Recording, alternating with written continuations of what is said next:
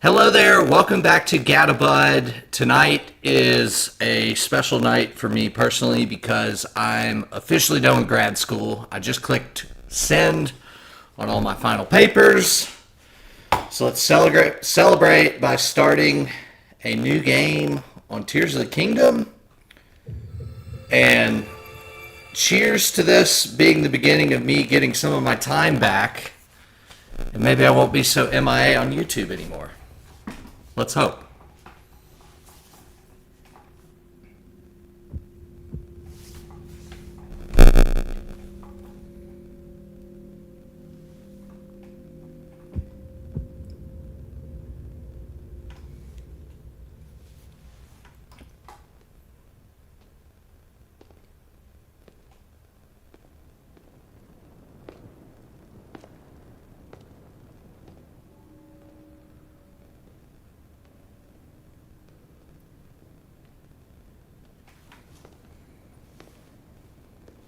This strange gloom keeps getting thicker.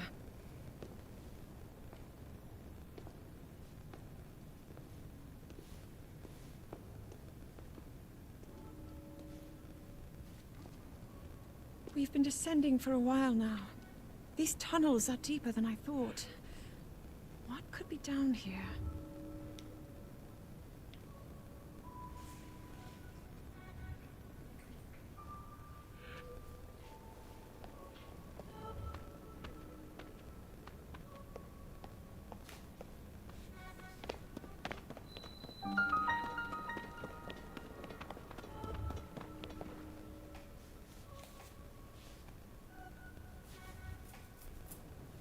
People have been falling ill after coming into contact with the gloom drifting through these caverns. Though here it seems almost misty and not concentrated enough to harm us. We'll keep going, with it coming up from beneath Hyrule Castle.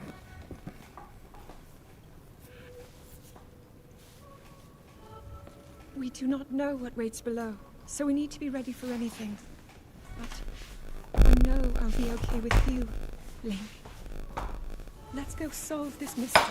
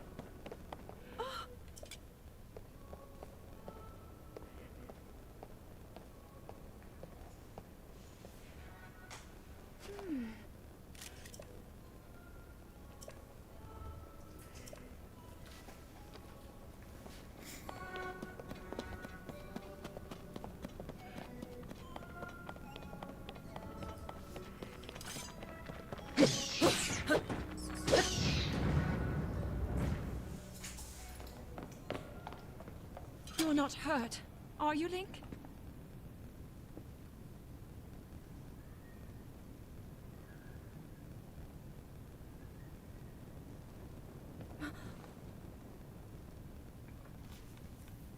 Look at these murals.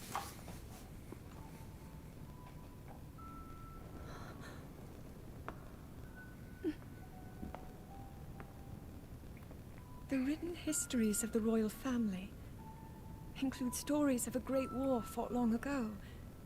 It was a conflict between allied tribes and someone only ever referred to as the Demon King. Is it possible? Do these murals depict the same legend?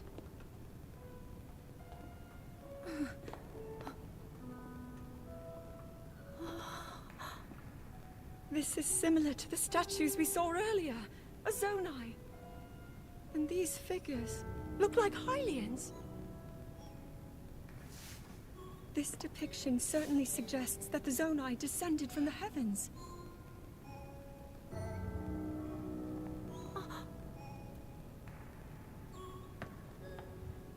It is said that my ancestors, the first of Hyrule's royal family, were born from a union with gods who had descended from the heavens. These murals tell a similar story, and if they are accurate, then the gods mentioned were the Zonai. They must have forged a relationship with the Hylians of that time, working together to establish the Kingdom of Hyrule. This figure, he seems to be stealing something of incredible power from the young kingdom. This all aligns with what I've read during my studies. And then this, it shows the Demon King. And a fierce battle against him.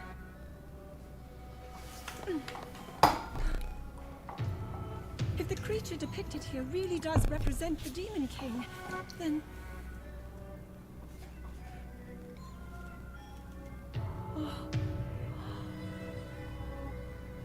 Incredible! This mural must be the Great War recorded in the royal histories. This is the imprisoning war, and the events that led up to it. Link! This is a huge discovery!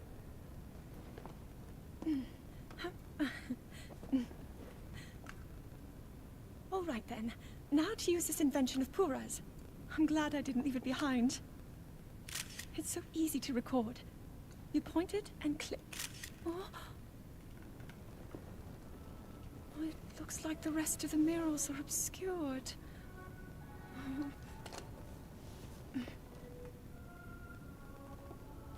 Just what is this place?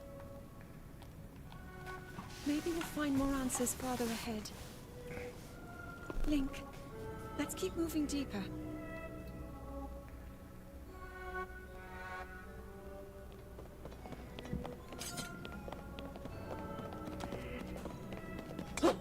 So it won't let you break these right now, but behind it is some pretty interesting murals, to say the least.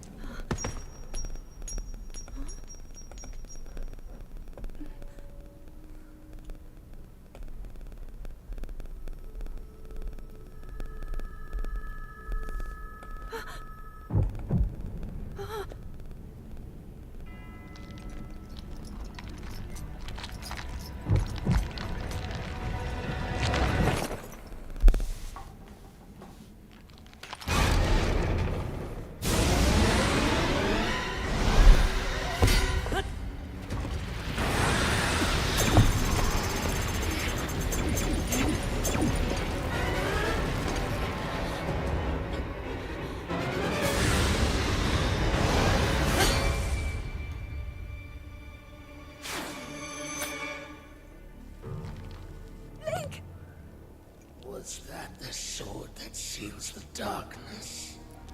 The blade that shatters so easily against my power cannot save you from me. Zelda. You who carries that fragile sword. A link. Raru placed his faith in you. And that was all you could do. How do you know our names?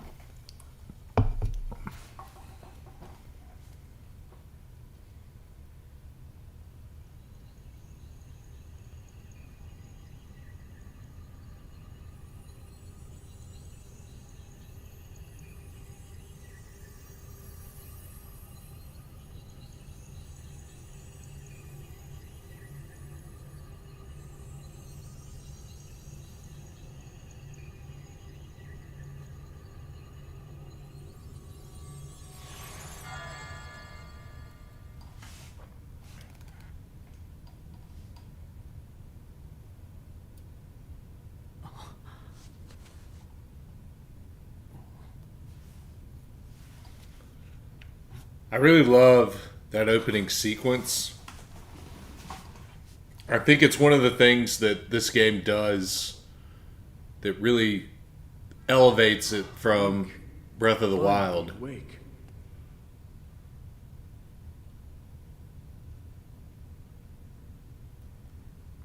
I've heard a great deal about you from Zelda.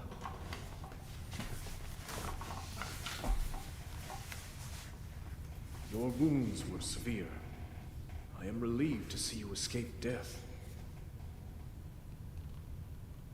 Your arm, however, was beyond saving. I had to replace it, lest the injury endanger you further.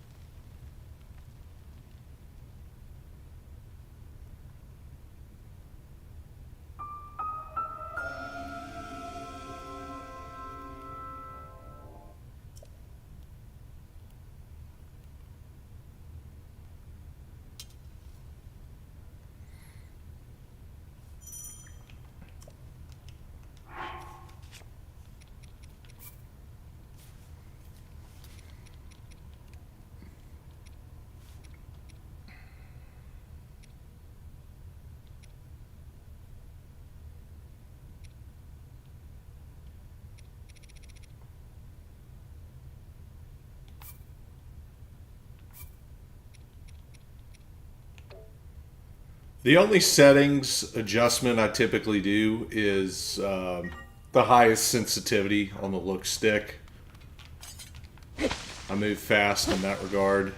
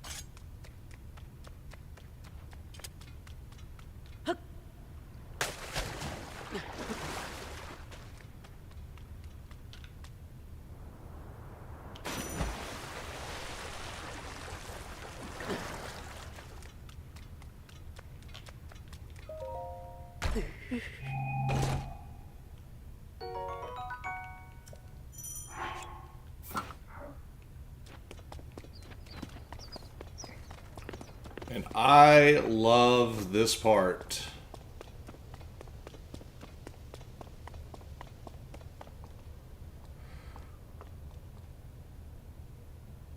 And look at how good Hyrule looks from up here in 4K on Switch 2. We are very spoiled to have this.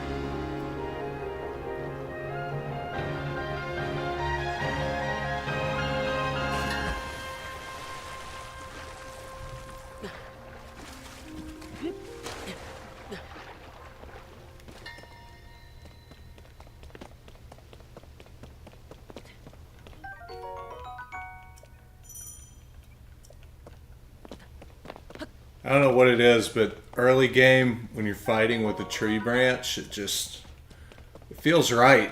It feels pure.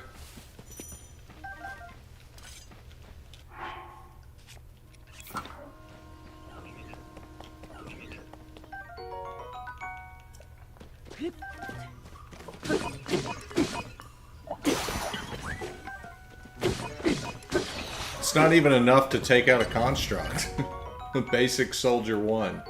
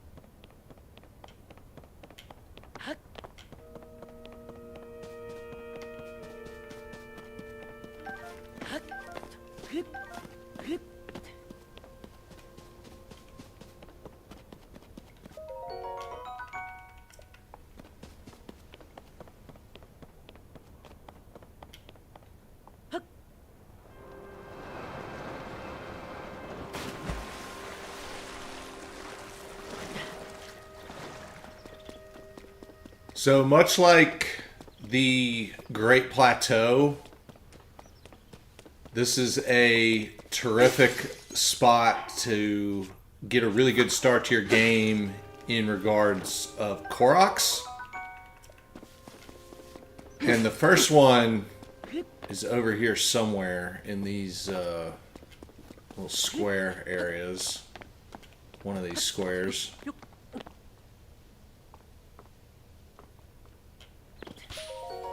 Yeah, it's a little leaf right there.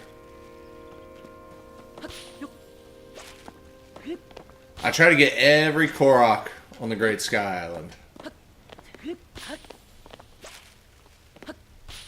Because when I get out of here, I want to do as many weapon slot upgrades as possible. Maybe a couple bows. But that's the first one that you can theoretically get in the game. Now, there's not a ton up here. Luckily, most of them don't involve you really going out of your way until really the snowy area. And also, a lot of them come with getting things like arrows as a welcome byproduct.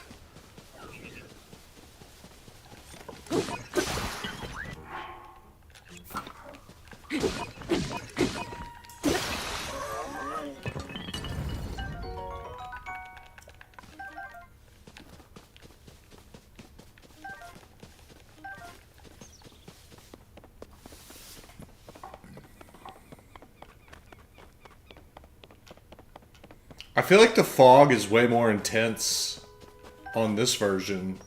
I don't remember it being that way on Switch 1. It's been a while since I've done this, though.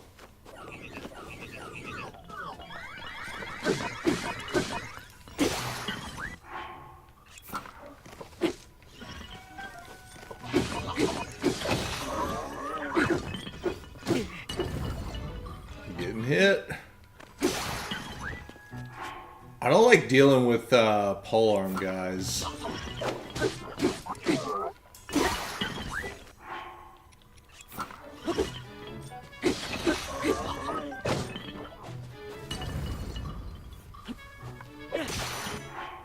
That's one way to do it right there.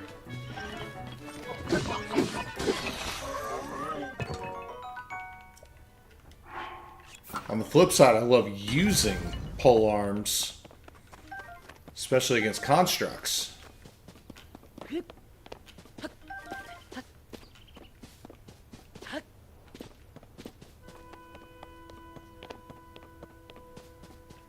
So one of the first things that differs about this game from Breath of the Wild,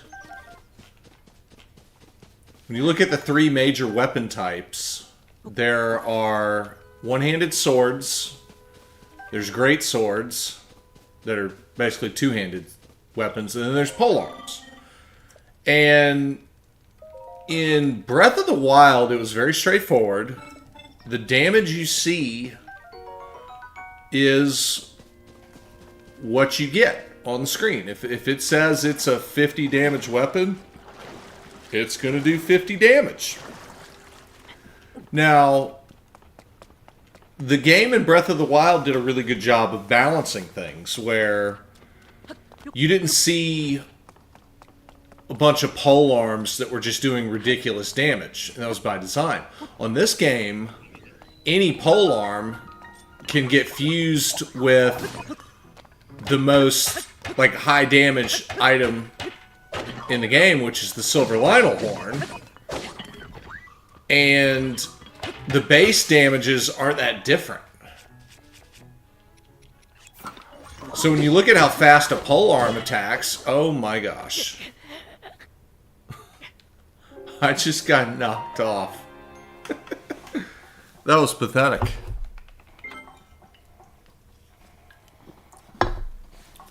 I just let myself get knocked off a cliff. Anyways, there's an invisible multiplier on these. That's what I was trying to do with the pole.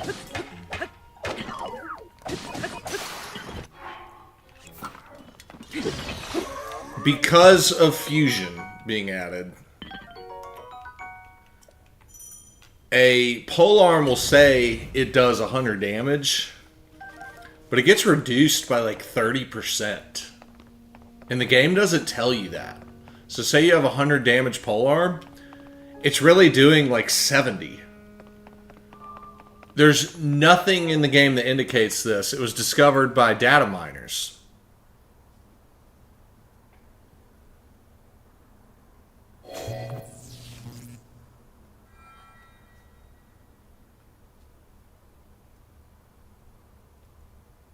That door will open only to those with sufficient power.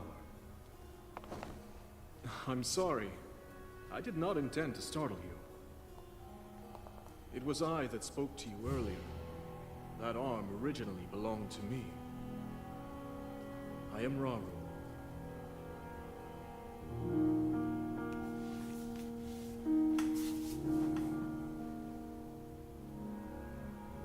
Forgive me for appearing to you in this manner.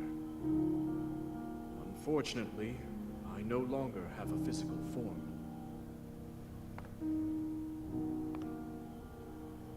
In any case, that arm should allow you to open this door. It seems to have lost the power to do so. You might be able to restore it, but you would need to enter a place filled with sacred light. Of course. Why not visit the shrines on this island?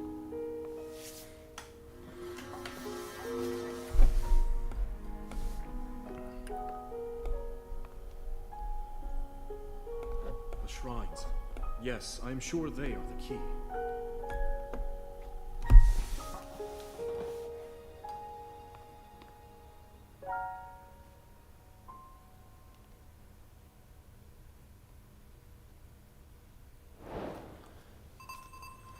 So yeah, spears silently have damage nerfed.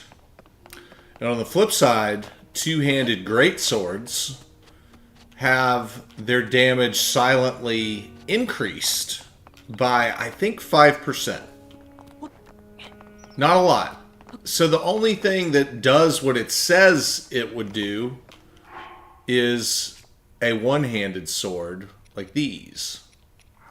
So, fun fact about that. Polearms aren't as good as you think they are, but they have that clear advantage as far as reach goes and getting to the enemy.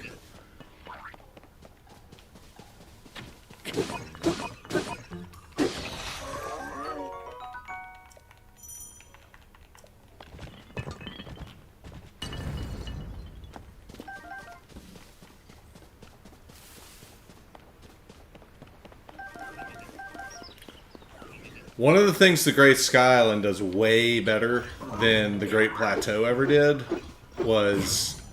There we go. The availability of arrows. Great Plateau did not have a lot of arrows on it. If you play your cards right, you can run out of here with like 100 arrows.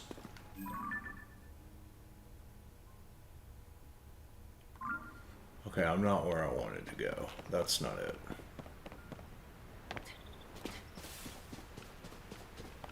I want to go this way to get second Korok without falling off a cliff.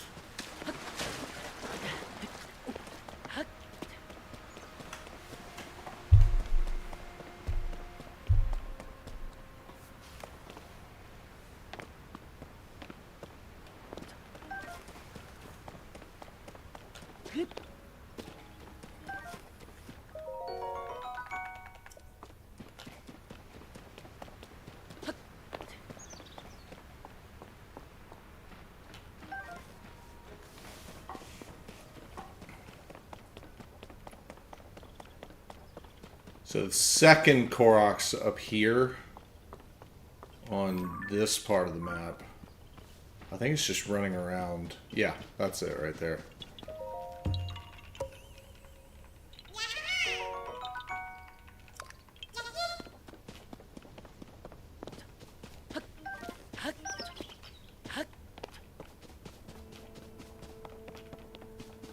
I just am incapable of ignoring anything that can be picked up. I know that sky shrooms are not that valuable of an item. I can't stop myself from running to get them. Like these rush shrooms right here, can't help it. I gotta go get them. These are actually valuable though. You can use them to upgrade the climbing armor in this game. And you can also make food that makes you run fast. So these aren't a waste of time. The sky shrooms absolutely are. I don't know why they're just a quarter heart. Yeah, I'm gonna pick up everything for better or worse. Oh my gosh. They're like down there.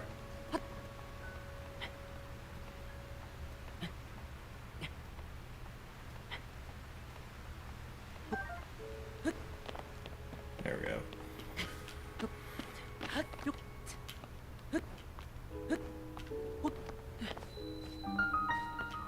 Alright, let's do this shrine before I see another mushroom.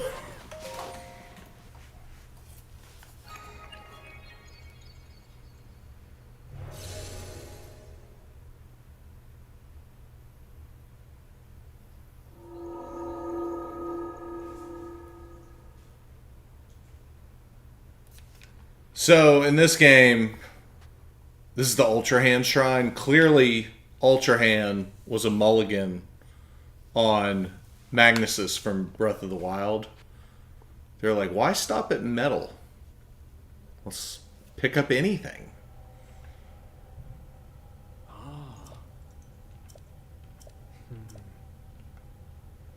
And I think when they say that this was supposed to be a DLC for Breath of the Wild, I think it's this stuff right here that was originally the DLC. Picking up anything instead of just Magnus's and putting them together and building stuff. And I think they kind of just got carried away, which as a software engineer, that's one of the most relatable things on the planet. You start making one little thing and it just it spirals into something else entirely, and I'm definitely guilty of that in my career as well.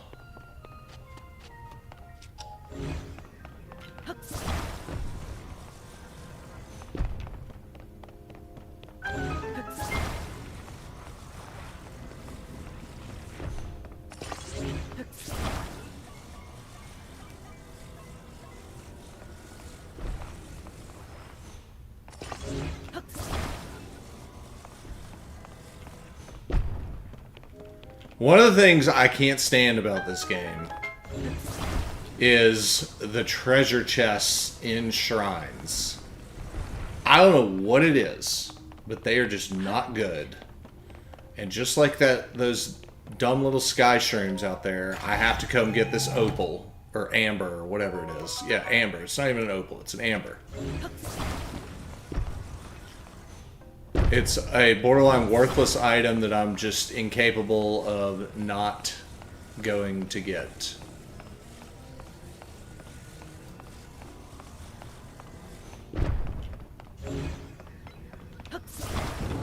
Now at this point I might have a long enough bridge, but I'll beat this the way that it is meant to be beat because my son's watching this tomorrow probably. And I want to set a good example. He loves doing new game as well. It never stopped. We're still playing.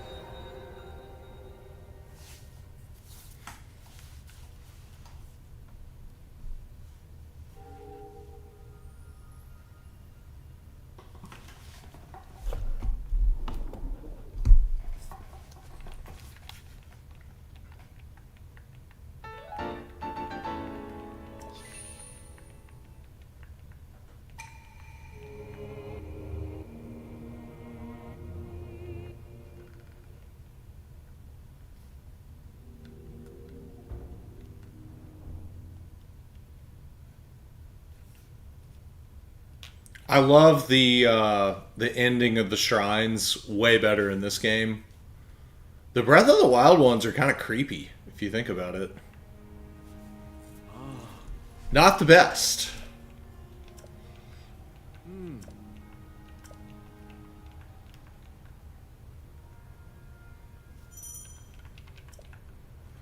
Alright, so now we get to go to the Fusion Shrine,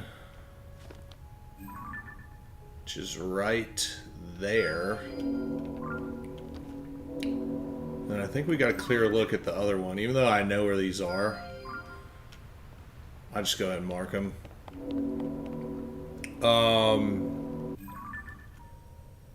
And then I am looking at a map to the side on Korok seeds because it has been a minute. I don't have every single Korok totally memorized. So the next one we're going for is like right here. And then there's going to be one like right here. And that'll get me to the next shrine.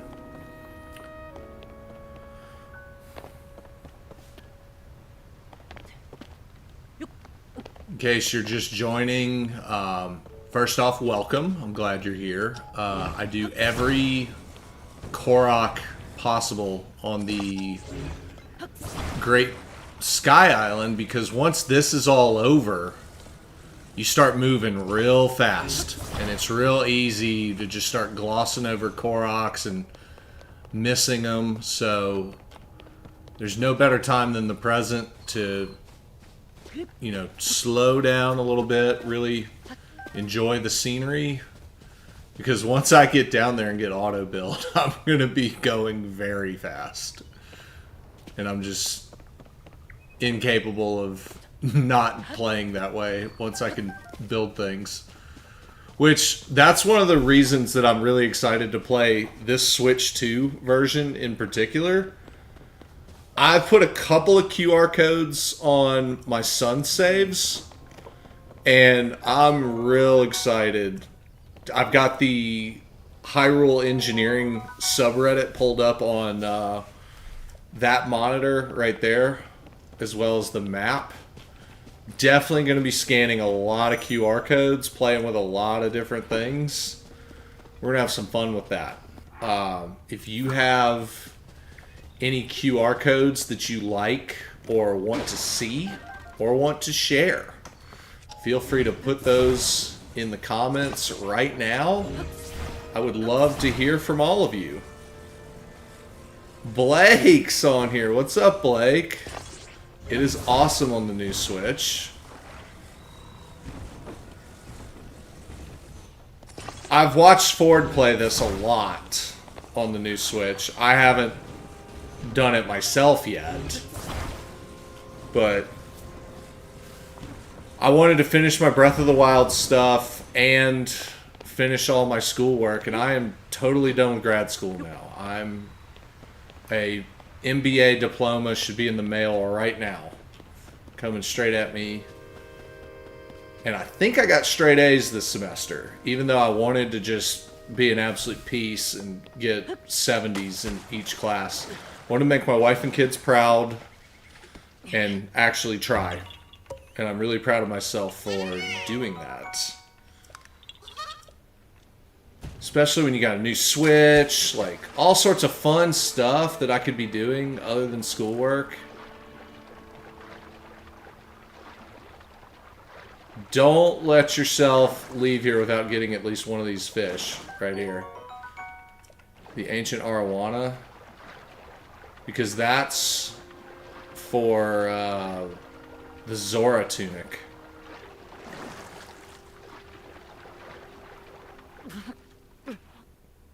Dang it.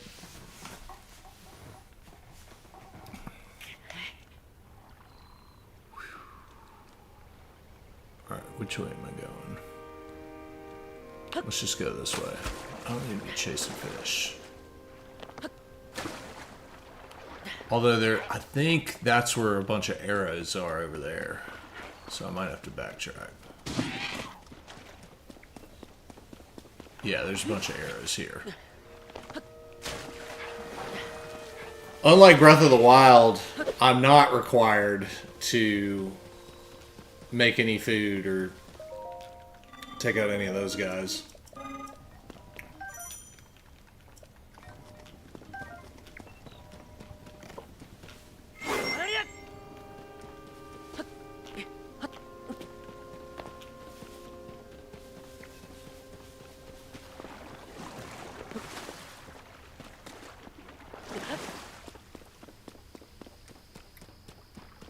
One thing I do like to try to do down at night is get some of the fireflies. But I think I'd bore y'all pretty quick trying to get a bunch of fireflies, so I'm gonna refrain from doing that. I'm gonna try to keep moving. Whenever you see the boxes, though, if you are going to go out of your way, there's so many arrows in these boxes a lot of the time. I think I got unlucky on that set, only getting a few.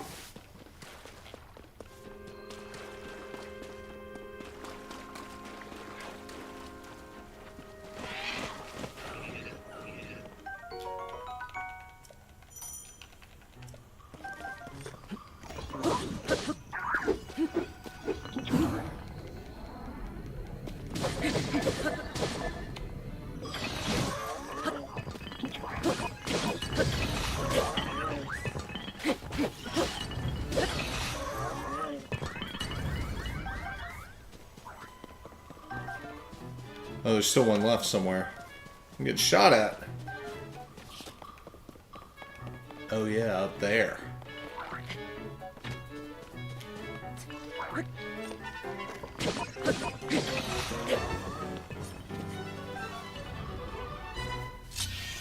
Got him. Pretty sure this is just an opal. I don't even know why I'm doing this.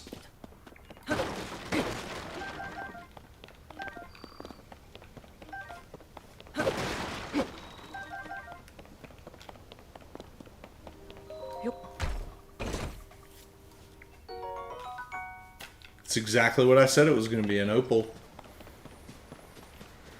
This ain't my first rodeo here.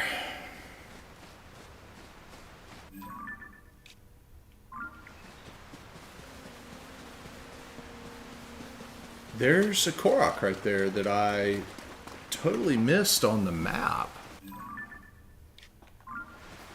Yeah, I did miss that on the map. I'm glad I saw it. You always want to get the doubles.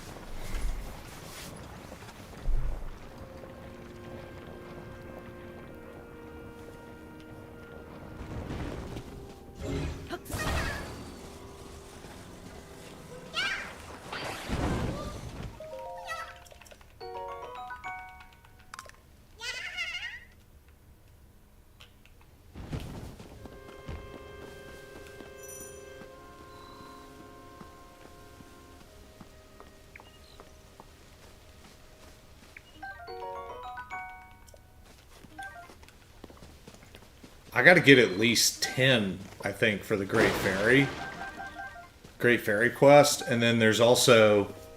You need like 30 of those for stealth armor. You need to get a lot of fireflies.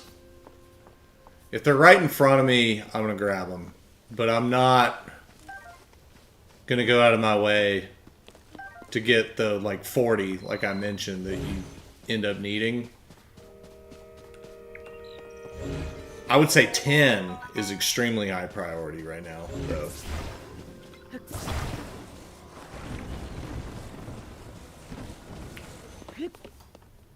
Although the area where that quest is, where the Great Fairy is, that's stable. There's a lot of them in that jungle area at night. So you don't have to really try that hard right now to knock that out.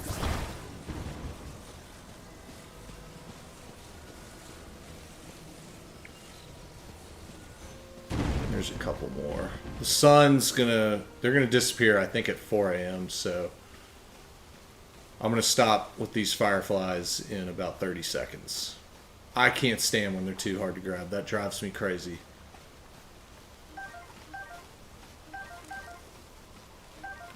Nice little cluster right there. Fairies drive me nuts doing this. So when they get close to like a wall or something. Yeah, 4 a.m. it disappeared. I tried to jump and get it. Alright, moving on. No more firefly hunting.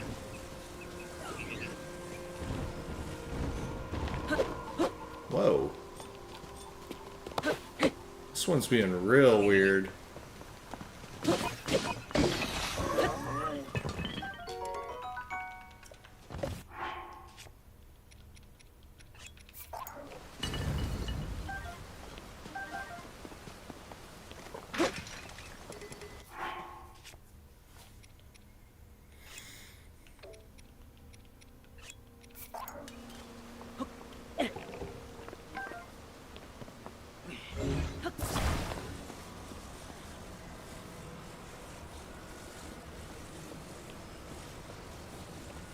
Where? Oh, yeah, there's the sail. I need to replace the hook with the sail.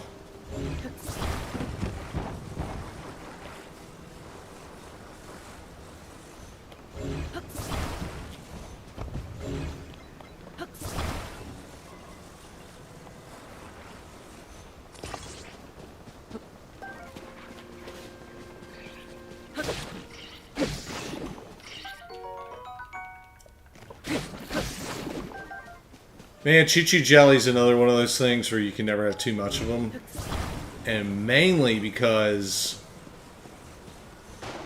it's even easier in this game to transform the blue water-based one into anything.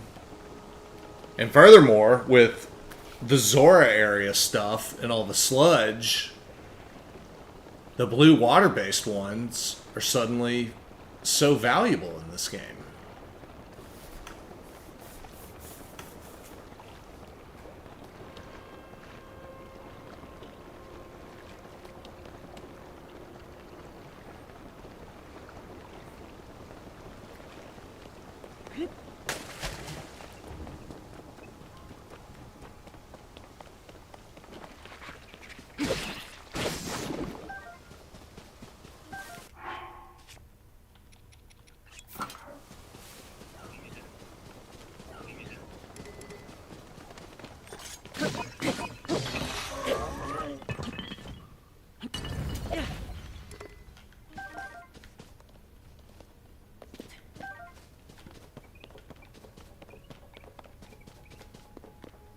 Okay, so we've got another Korok on top of this. I'm going to knock it out before I forget. And then go ahead and get Fusion. I do like to go in the Fusion Shrine with a lot of two-handed weapons because they've got those boulders in there, which is really nice. And they just do better on two-handed, but they're good on really anything.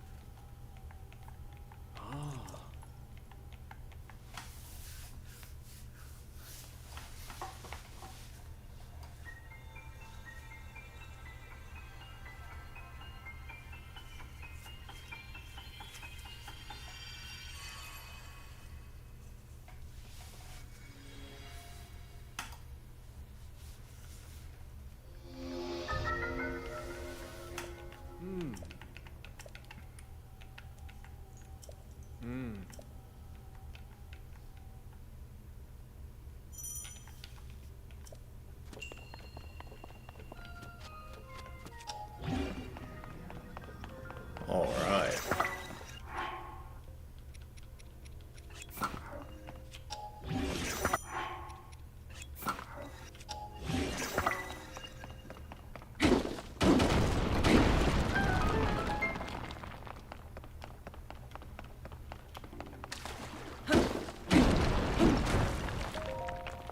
I really do love the dynamic that Fuse added to this game. Not just with weapons, but, you know, like with these fire fruits and whatnot. We have so many more arrows now. I remember how useless some of the items felt in Breath of the Wild, like the bat eyes, for example. Like, what did we even use them for other than to, like, sell?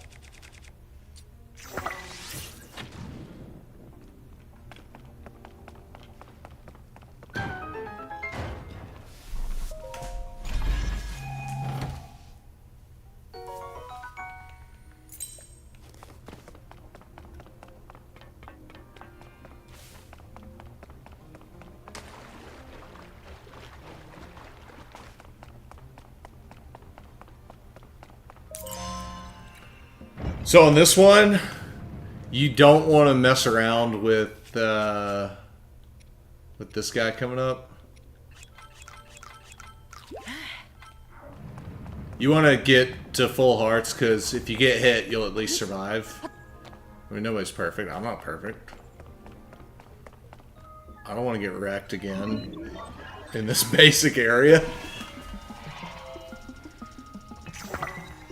I can't believe I got wrecked. Not even before the first shrine.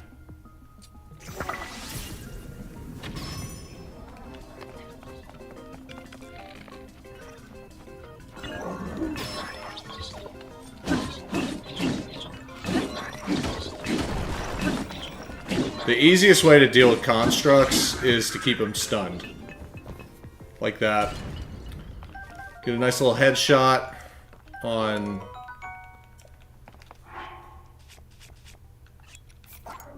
to get close, close the distance, and then go from there. It's kind of my secret sauce on those. Alright, let's just keep moving. Those 3 fire fruits can just stay there.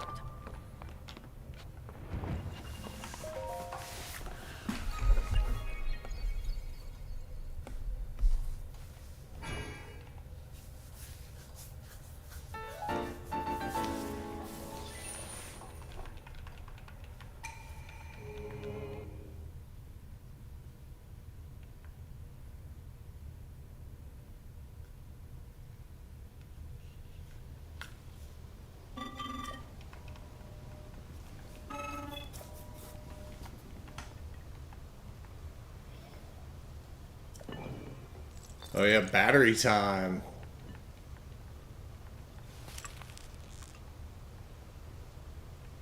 I put a very heavy emphasis on this early game. Getting even a few extra battery charges is just such a big difference in your quality of life in this game. I didn't need to talk to you again.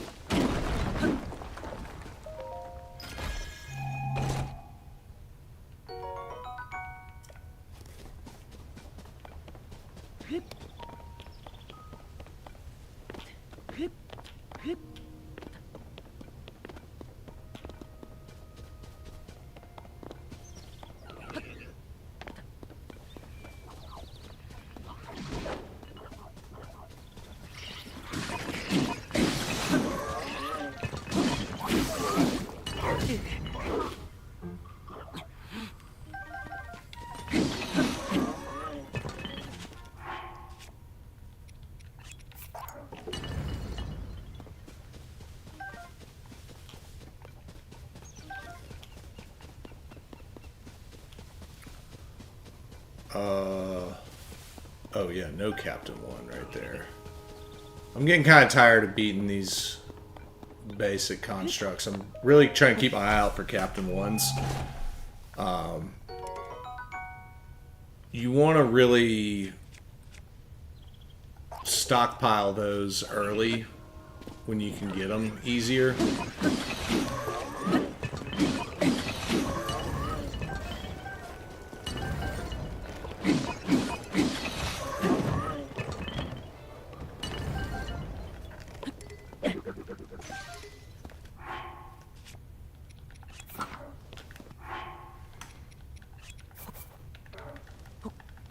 I really should cook just a few of these.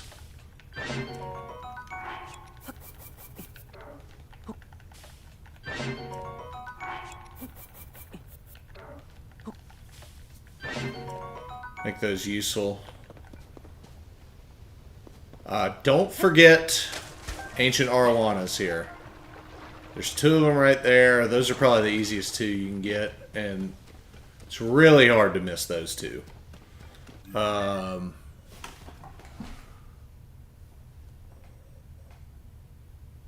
just checking to make sure. I think there's a Korok up here, like above the cave. I'm gonna go get it. I think you pretty much have to go through these caves, though. I don't think there's really a way around it. There might be. Maybe I can skip it. I'm not going to skip the cave, though, because, you know, you're missing out on bubble gems. There's a rare stone deposit in that one.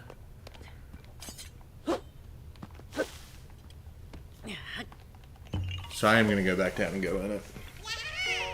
But I guess you could theoretically skip that cave going up this way.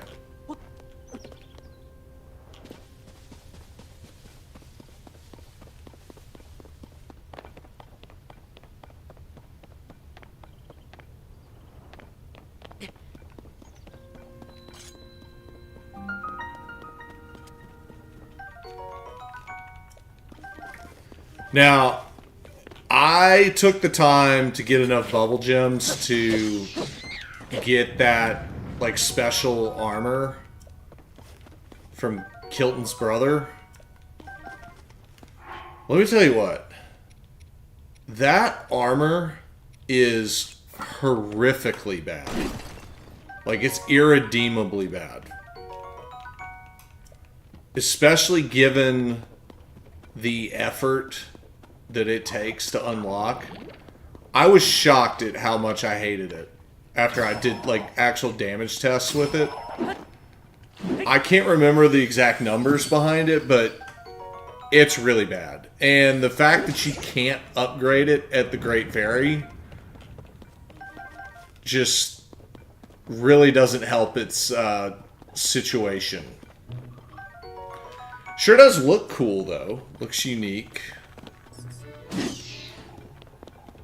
I think you have to get like 60 of those gems, something like that. So that means you gotta go to like 60 caves. I can't remember the exact number. Yeah, here's the rare deposit.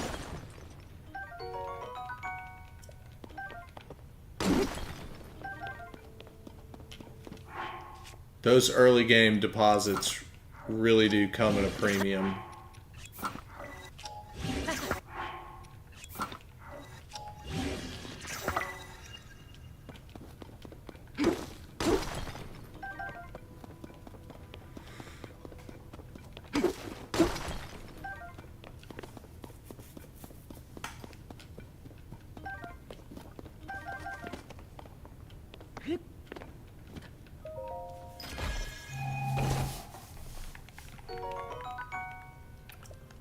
Finally put a shirt on. Oh my gosh, didn't mean to do that. Oh well.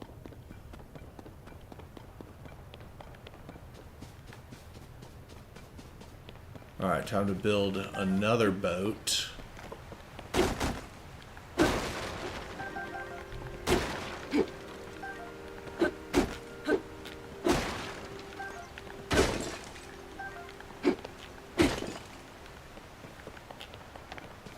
Oh, but yeah, there's the Captain 1 over this way. I do need to take this detour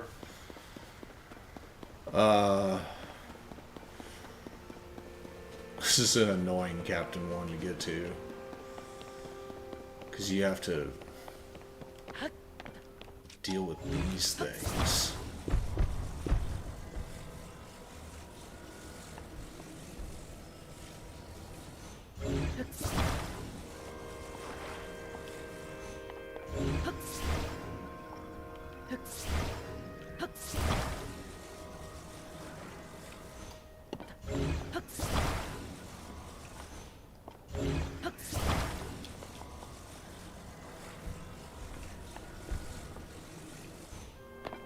Like, that treasure chest isn't even good. I think it's another opal or an amber or something like that.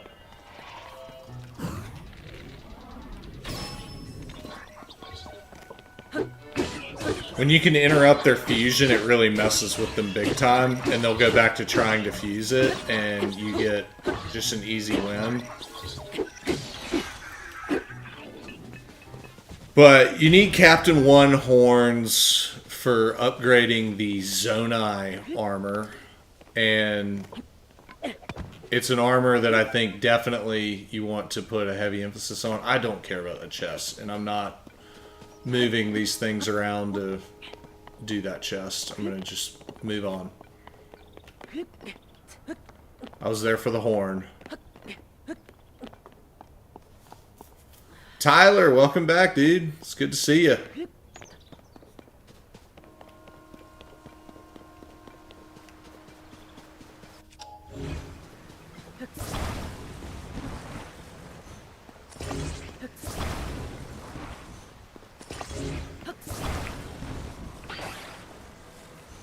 So I will say, as far as, you know, teaching a 4-year-old at the time how to play this game with my son, building was the struggle, for sure. He's gotten a lot better in recent years at building. So that's pretty cool, but that was probably the number one thing I'd have to help him with, is like even building that boat. You know, little preschoolers, they don't understand physics yet. It's understandable.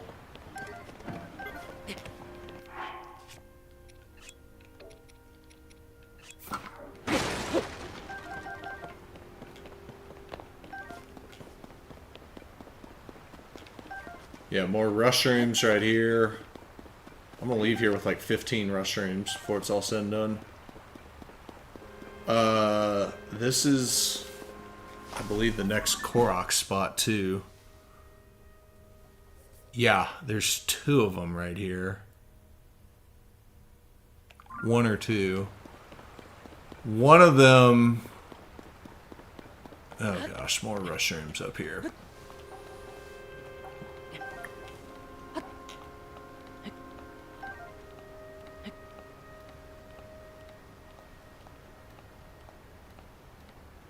I'm gonna fall. Got it.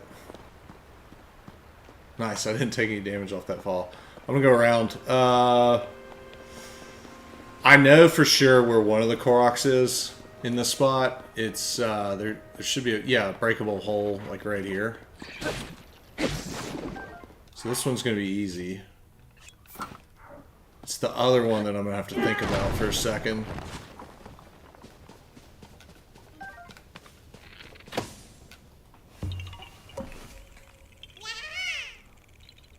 Liam, welcome to the stream. Thank you. You know, I don't stream a lot.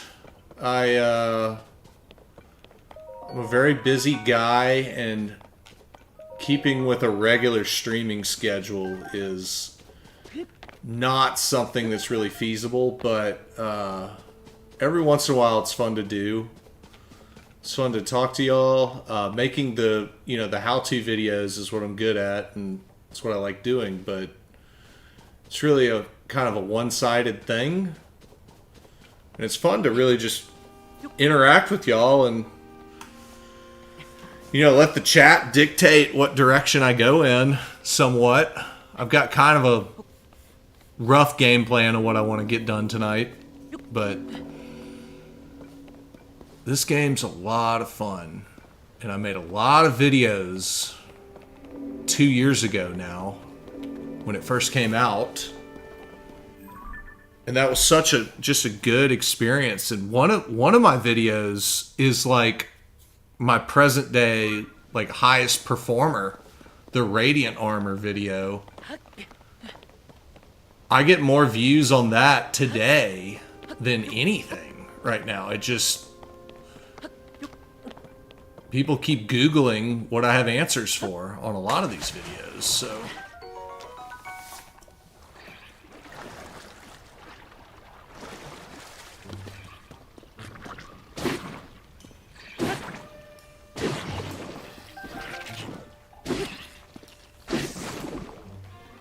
Alright, I gotta look really closely at this map. I don't want to miss this other Korok. Okay. So I got that one. So it's actually right there then. I think I gotta go back down. Or, oh yeah, it might be above me, actually. I'm gonna look real quick.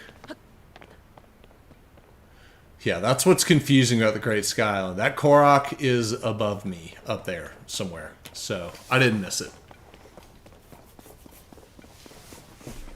But I like to try to get every Korok on the Great Sky Island, like I said earlier. Once you start auto-building and getting horses and all that kind of stuff, this game starts moving very quickly. And Korok accumulation is one of the first things that suffers as a result, because you don't really stop to, I guess, smell the roses, if you will. There's another captain right there. Captain 1. You want to go in quickly. Oh, he hit me. Glad I made some food. So if you have your hearts at full, you won't get one-shotted. And I let my hearts go down and I got wrecked on that one. I saw that one coming. I was trying to click pause and my thumb missed. I was trying to eat some food there.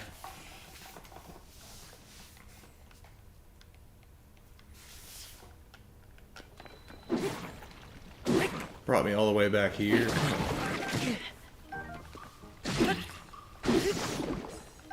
Alright, let me get a better combat weapon for this. That was not the best choice.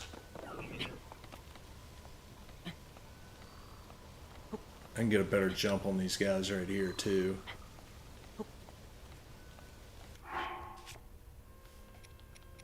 So yeah, when you have full hearts, no matter what, you'll be left with a quarter heart. I didn't do a good job at monitoring that.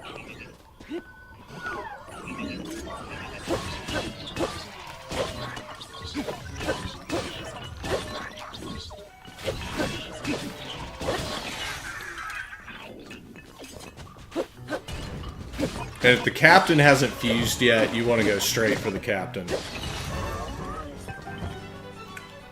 I don't really care about what's in the chest. I care about the Captain 1 horn that I just picked up. So I think I'm at 3 now. And I think there's like 5 total up for grabs on the Great Sky Island. I think there's 2 more over in that snowy area.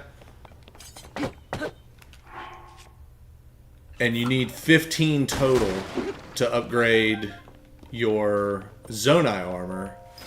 I made a really, really in-depth spreadsheet with my full construct audit. And that's in my Zonai armor video for how to get all of that like very quickly and very efficiently.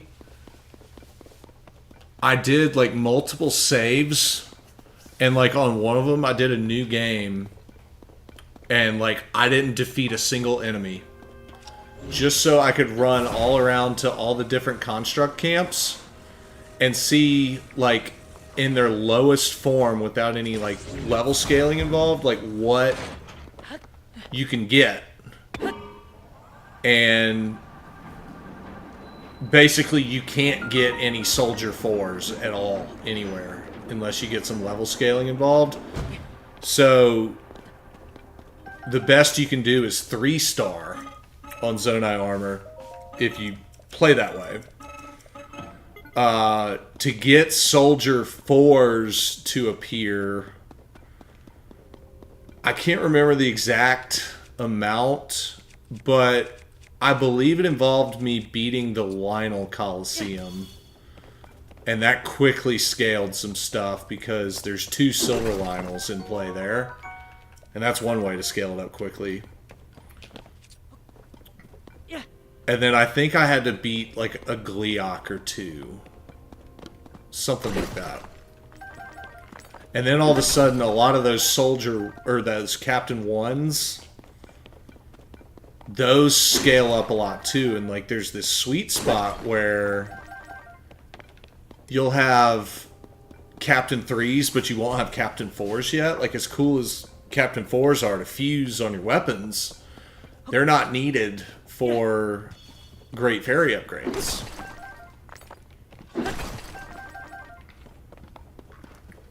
So all those guys that scale up to 4,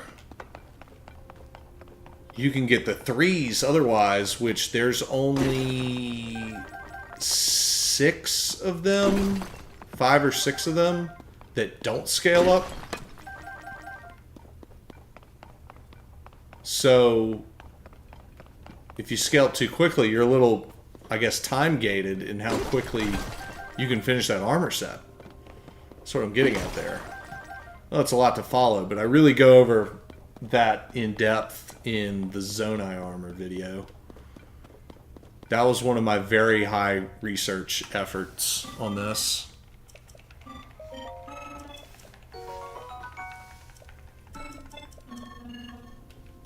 Did I miss? Yeah, I missed a block. You're supposed to exit, yeah, with 45-ish, depending on the drop rates. I knew I was on the lower end. It's sad how, like, insanely detailed I know this game, especially over Breath of the Wild. Like, I mean, I know that game really well too, but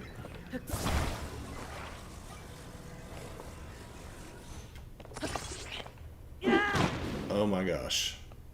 If that cart had gone off, I would have been so mad.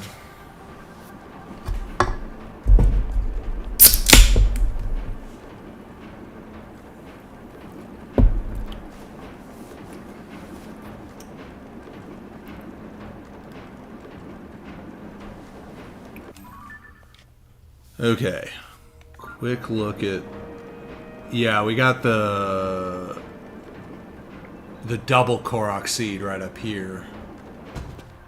I remember that this one's easy to remember.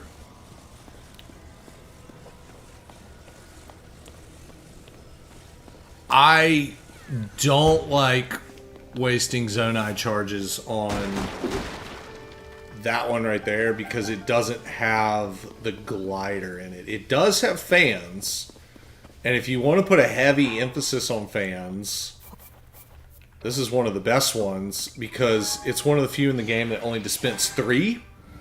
So if you're low on fans, this one's actually really good. Trying to make hover bikes. But early game, the glider is actually really, really, really good. It's a really overlooked Zonai part. People sleep on it a lot. I love the glider early game. And you're going to see why very early in this stream. I think this stream is going to end up being a fusion of my Fierce Deity video that I did that's like 45 minutes and my Zonai and my glide armor one all kind of meshed together with some other stuff too. Like I want to go to the Lionel Coliseum. I want to do a lot of stuff tonight. Probably have too much ambition for, what is it, almost 10 at night? Yeah, if I do everything I want to do, I'm going to be up till like sunrise. I don't need to go too hard, but we're gonna have a lot of fun tonight, especially once I get off this island.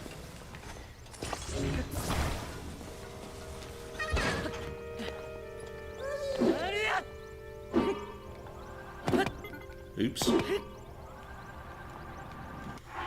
I need to stop using the two-handed right now. That's what's messing with me.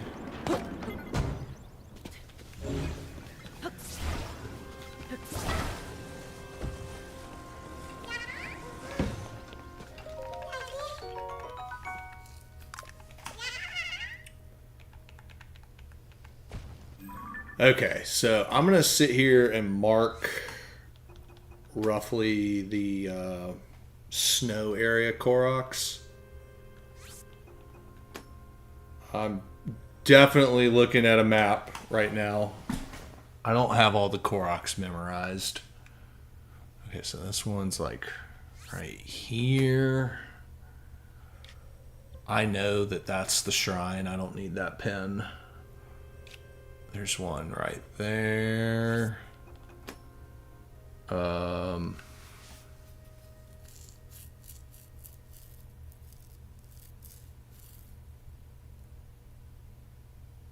then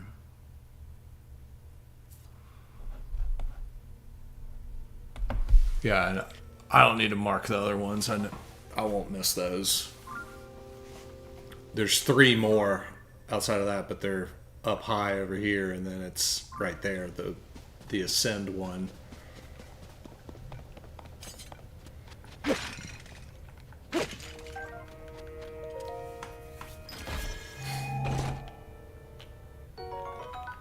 With all of the fusions and, you know, the pristine weapons in play, like, I feel like I can never have enough weapon slots in this game.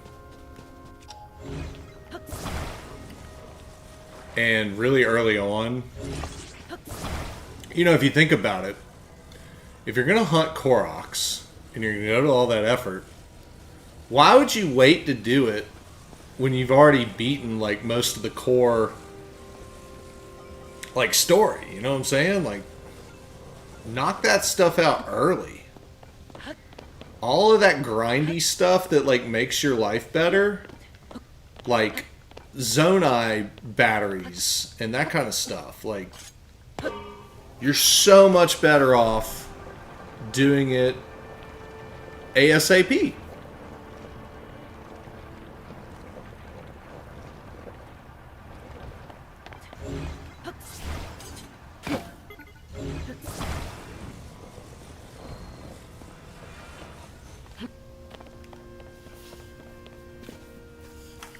Alright, I gotta get these fireflies.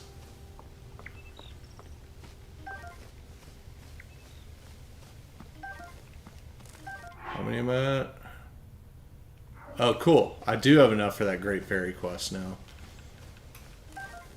You need 10 for the Great Fairy quest that has you going to the Farron Woods area stable to release a bunch of fireflies for that dude playing the flute in the tree.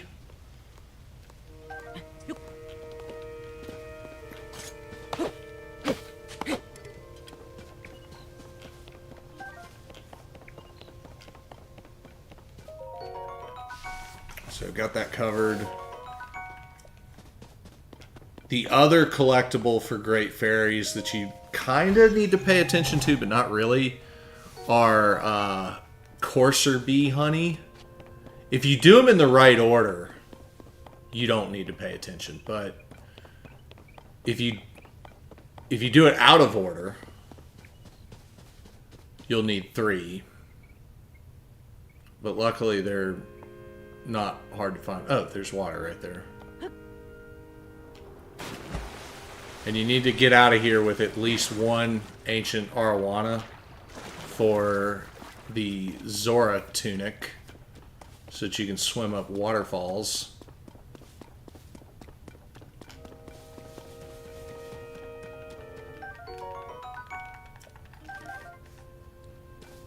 Okay, so time to go up this cave.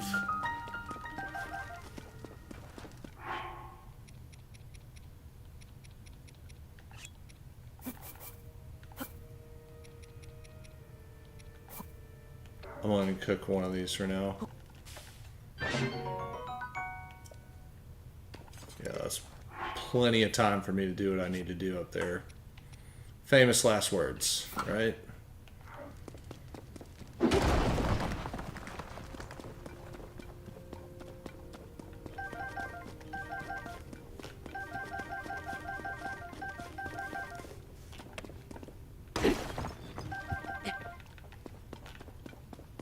I'm trying to avoid the urge. One of the things you can do, if you move really slow, and there's nothing wrong with that,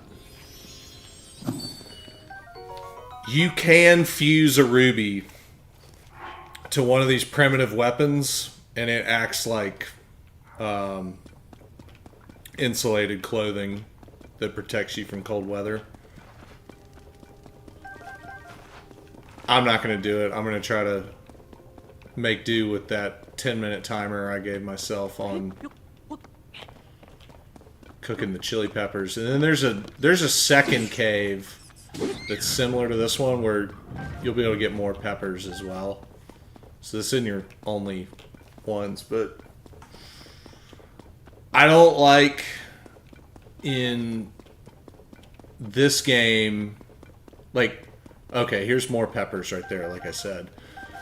You know, in Breath of the Wild, before you even set foot in the cold area, you can already have that that tunic by doing the secret recipe. On this one, you have to enter this cold area,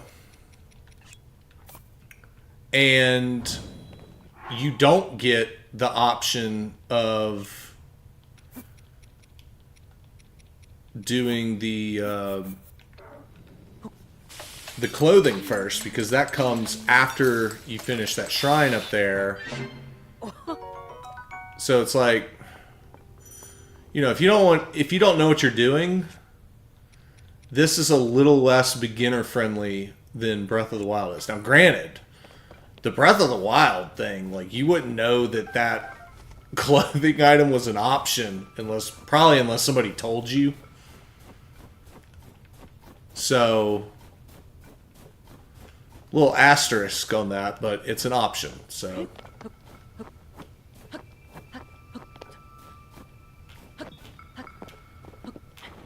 So we got a Korok right here.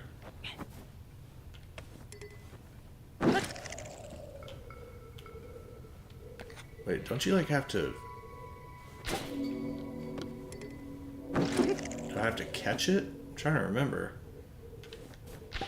Yeah, you just gotta catch it.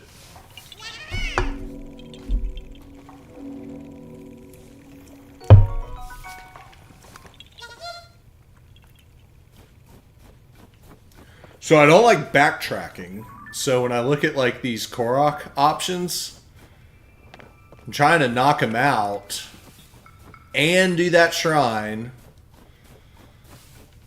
while running around slow in the snow and only using one of the foods. I don't want to have to get into that other food that I made.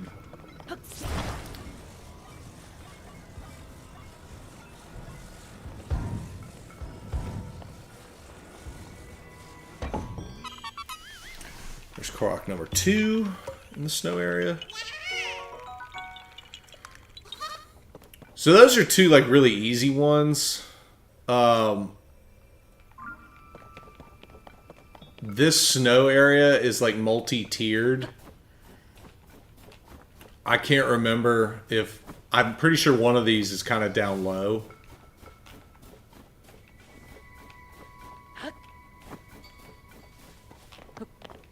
You know, if you're going to skip one, skip the one that's kind of out of the way. Yeah, like... This doesn't look like a Korok's anywhere near here. Right in this spot where I had it marked.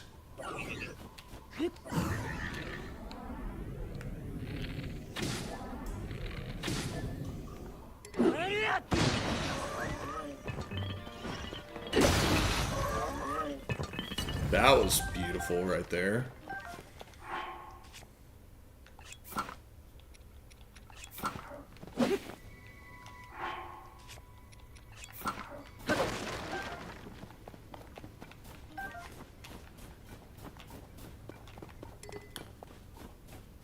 Yeah, so that Korok, I think, is down below. Oh, one of these. I don't know what it is, but these stones, whenever you need one, I feel like you can never find one. And they're just so useful for breaking boxes and all that other kind of stuff.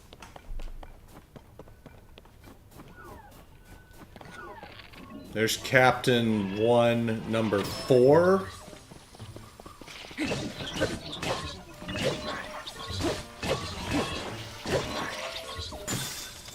Oh no. Oh no, no, no, no, no.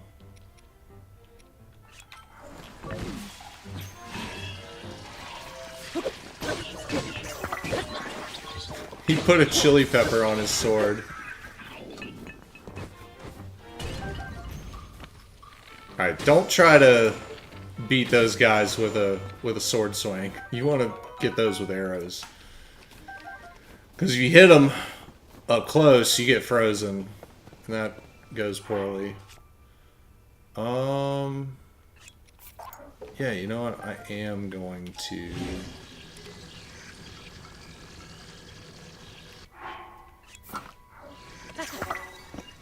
I will go ahead and get this fused on there.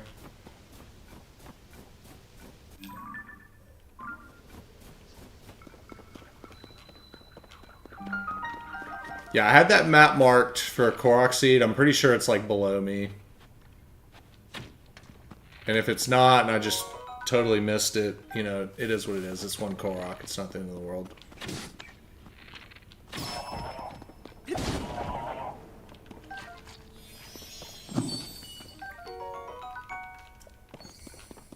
I got 6 minutes on my timer now.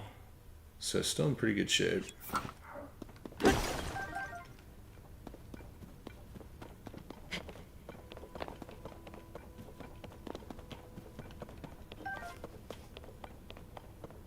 Yeah, that's where it would be, is down there.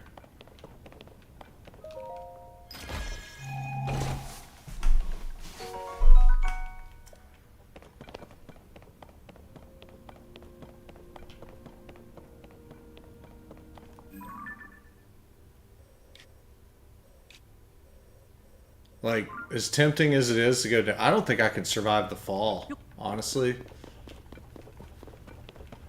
I'm just gonna finish this stuff up and get out of here.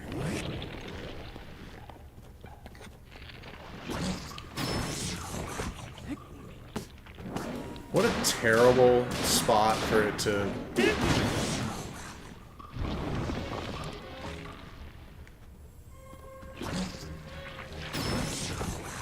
I'm probably wasting a lot of time beating this guy.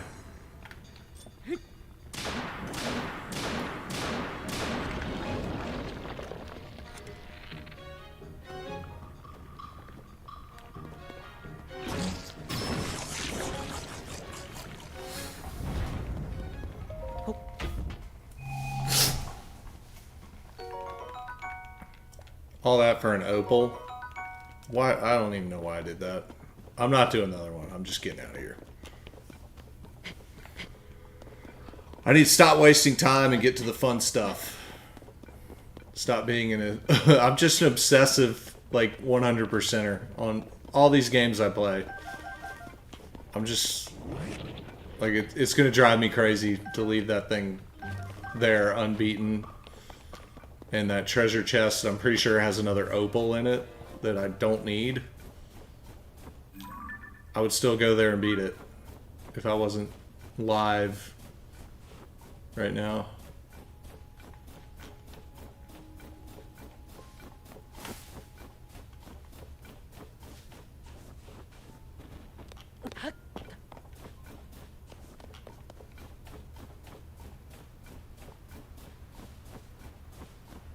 Oh, sweet. There's another one of those stones.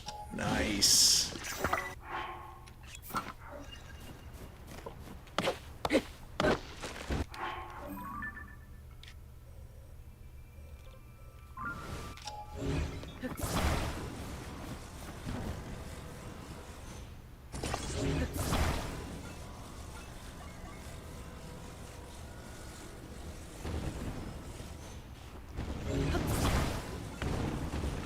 Totally saw that one coming.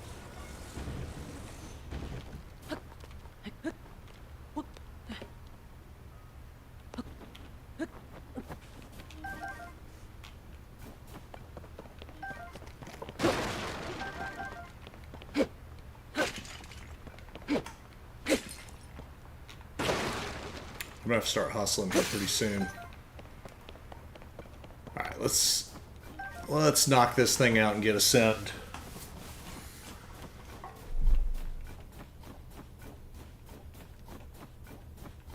I'm gonna start wrapping this Great Sky Island up.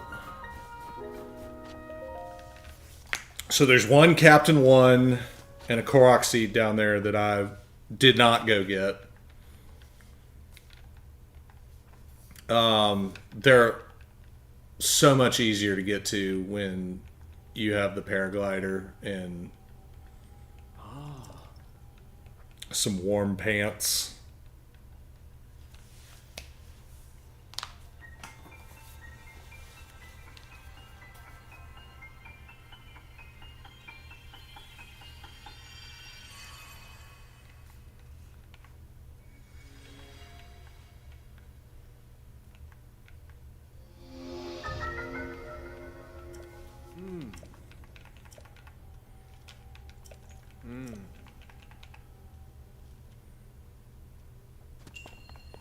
Luckily, this shrine is really fast, so if you're cutting it close on time, 3 minutes is an eternity in here. There's a chest here. I'm pretty sure it's junk, like the rest of them.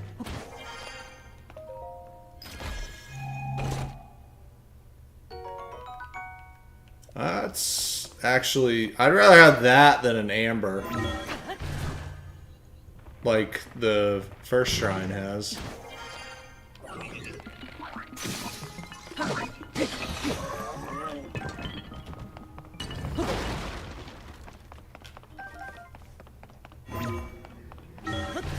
And there's something up here.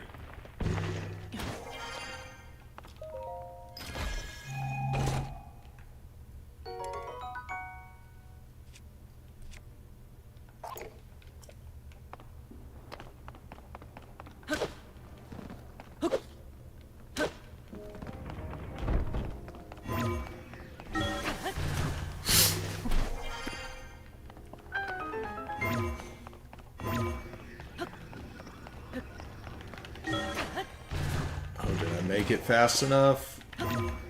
Nope. Just barely missed. So, wasting 15 seconds waiting for it to move back.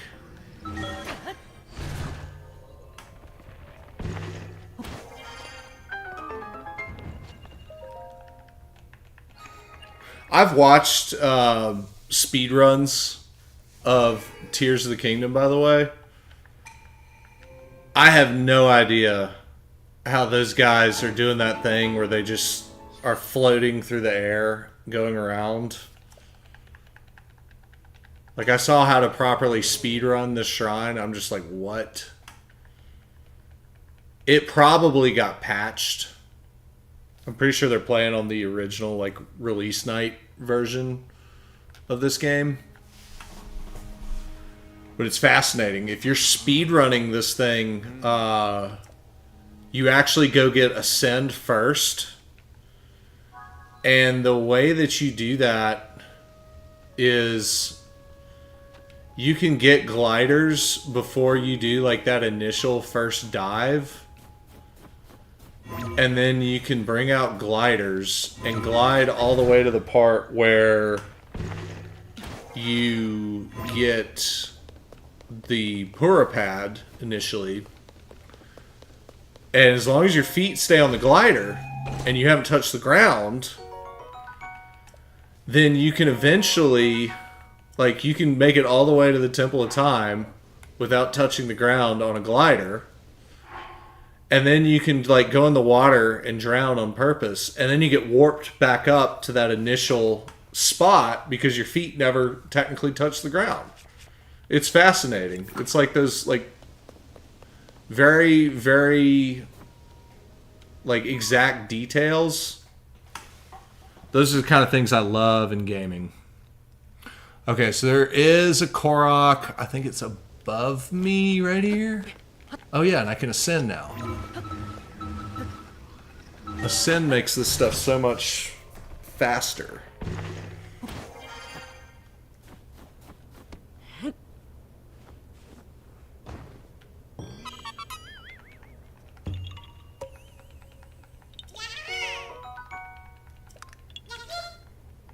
Nice, up to 13 seeds before I get out of here. Oops. Whoopsies. I do need to get a couple of these gliders before I get out of here, though. So, I'm a big fan of these gliders early game. A lot of people sleep on them. When you have no battery power yet, they are just so useful to do that initial traveling around the map. And additionally, one thing you can do is you can compensate, like, low battery amounts, like Zonai batteries, with you can go to a Sky Island above Eldon, the one that has all the Sundelions, and the dispenser there dispenses batteries. So let's take no, I was trying to pick up that thing right there. So let's take the Zonai armor, for example. The one, not that smokestack one, not the one in the ball, but the one that's in the Sky Island to the west. It's like way up high. Yeah, that one right there.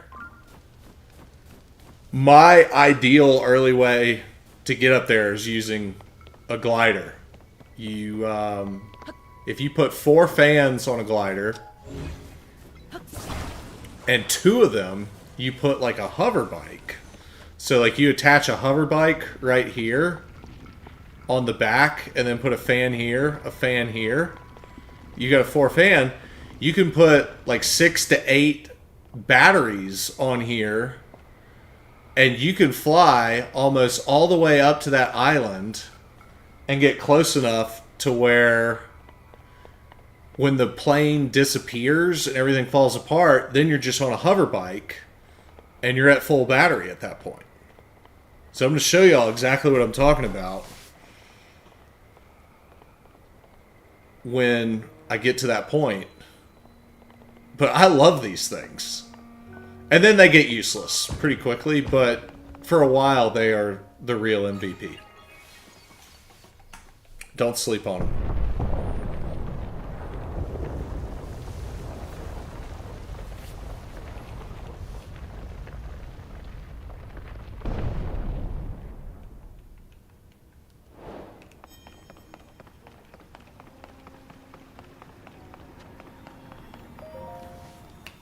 And I like to be silent during cutscenes.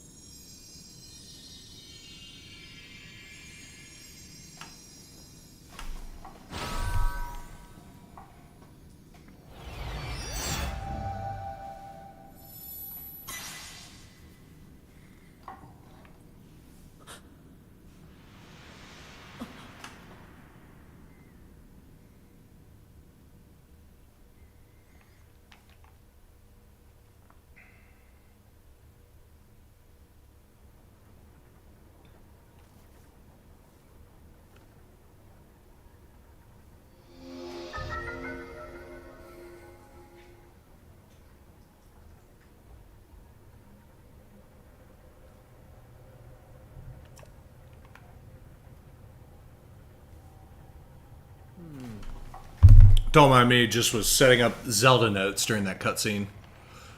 So I don't read out loud. I don't like doing that. And I certainly don't like commenting on cutscenes. I don't feel it's appropriate. If I'm going to show them on a stream, I'm just going to show them as they're meant to be. But I'm dyslexic and I read out loud very poorly.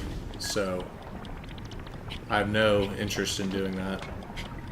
Now, I do these a little weird. I skip that part by going up that way.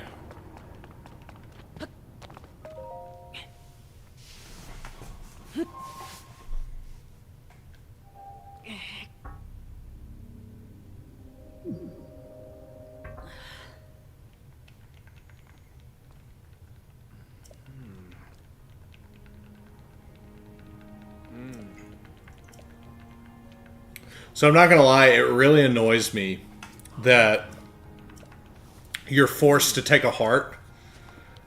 I would play this game with 3 hearts until I have completely full stamina. If it didn't force me to do that.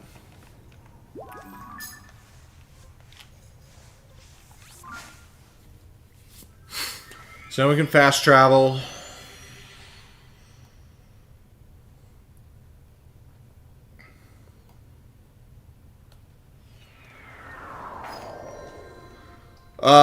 So the game, it wants you to do a bunch of recall stuff on that. I'm not doing that. This is my ascend spot right here.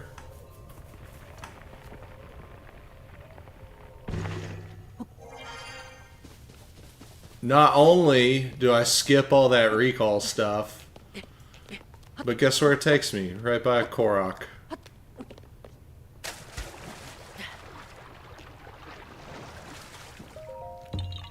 There's one. And then I think there's a second one right up here too, actually. Yeah, real close. To the southwest. So this way. Oh, the southwest one is... You gotta come back after... Just like in Breath of the Wild.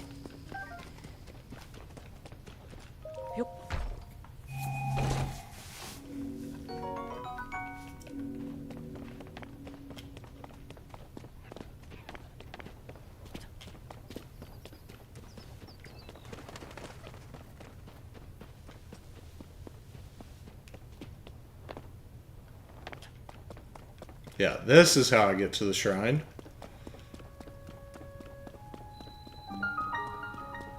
So if you did it the way that the game wanted to, you'd be coming through that cave right there. Honestly, I don't even know what's in the cave. I don't think I've ever done it the right way. I realized probably like 5 playthroughs in that, oh, it wants you to recall here. That's what you're supposed to do. Completely oblivious.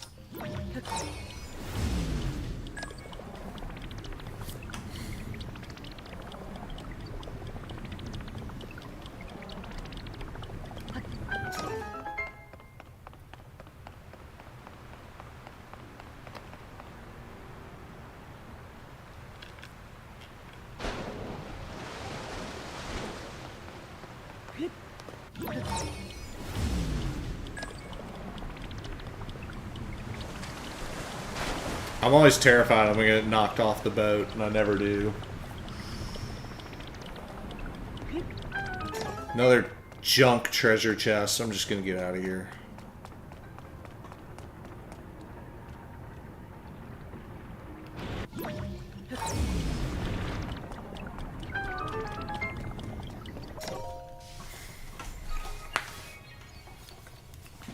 Chris, what's up, dude? I love this game on Switch 2. I haven't personally played Tears yet until tonight. I was doing those Breath of the Wild ones. But I've been watching Ford this whole time, and I've been helping him, so it's not like I haven't seen this yet. Ford plays this game all the time. But it looks fantastic. And I just set up Zelda notes. One of the things that I'm really looking forward to is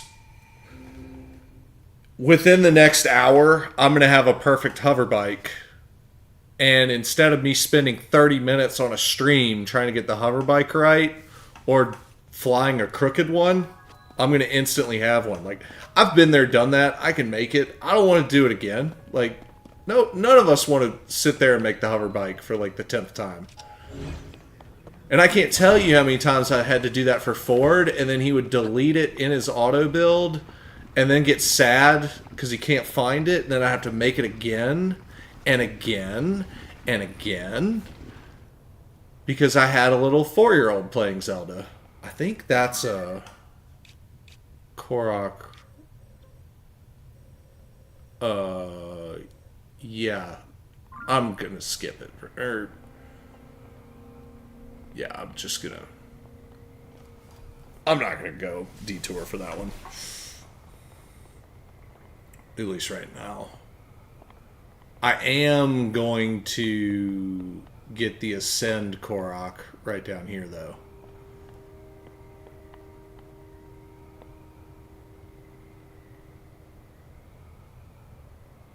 So it's kind of hard to see unless you look at your map where exactly you are. I'm looking at the bottom right. I went a little too far. Almost messed that up. So like right here, it looks like I'm going to land on the platform, but I'm not. I might hit that stick, though.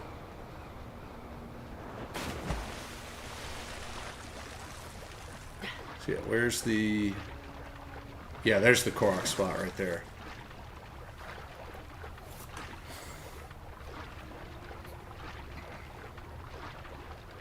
Chris, are you back in America yet?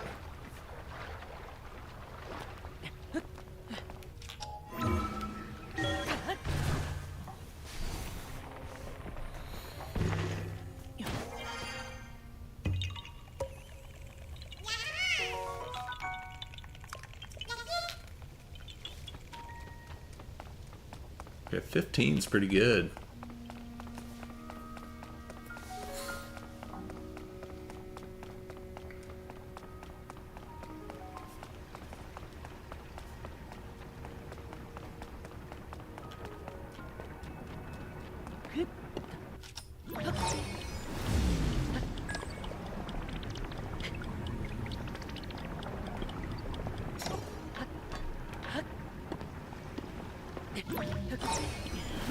Ah, I messed that up.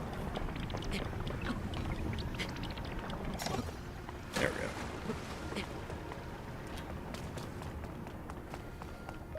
So yeah, I don't want to be forced to get this hard. I just want stamina. Like, I always pick stamina in Breath of the Wild. It's not even the slightest hesitation. And I know that there's the thing that you can pay at Lookout Landing, but you don't actually get that until after you beat the first dungeon. So the one time I would want to use it immediately when I get to Lookout Landing, I can't use it. So it's not useful to me. But my fifth heart almost always comes from Tulin and that dungeon.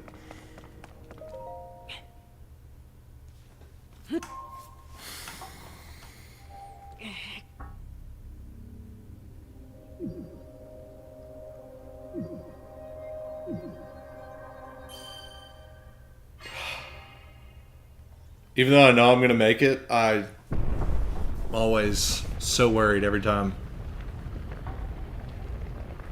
You're going to San Fran now? Dude, you're all over the place. Congrats on the new gig.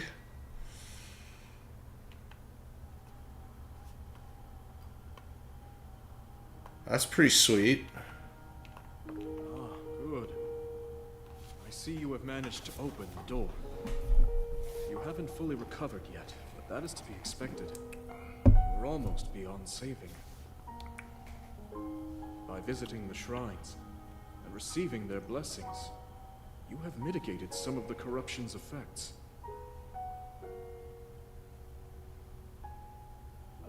though our time together has been brief, I am so happy that we finally met.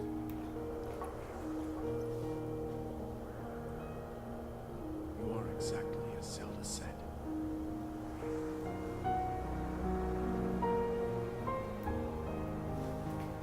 I've done everything I can for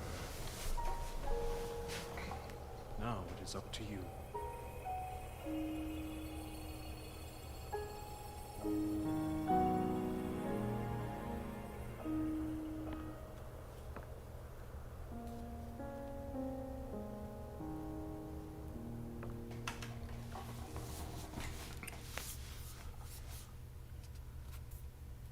So Fraffa just asked if I have voice memories turned on. I guess you're asking about a Zelda Notes feature, because I just literally opened Zelda Notes probably for the first time. I didn't use it once on Breath of the Wild, except for every time I used amiibos to track that. So no, I'm not sure.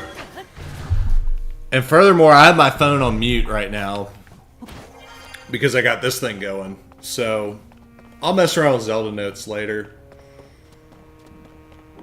The biggest thing I'm excited for is the QR codes.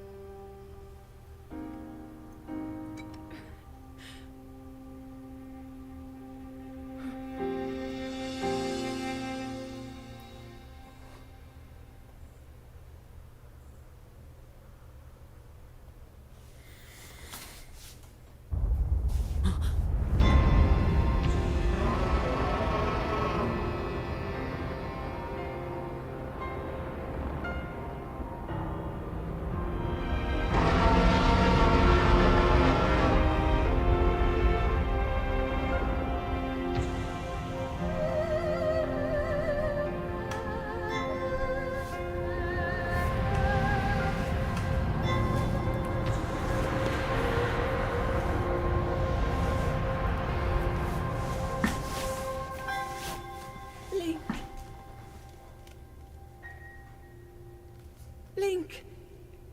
You must find me.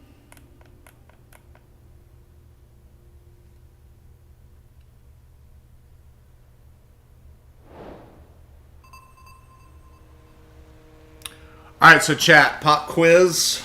When the Master Sword was making those noises, what is the symbolism of those sounds? Can anybody answer that?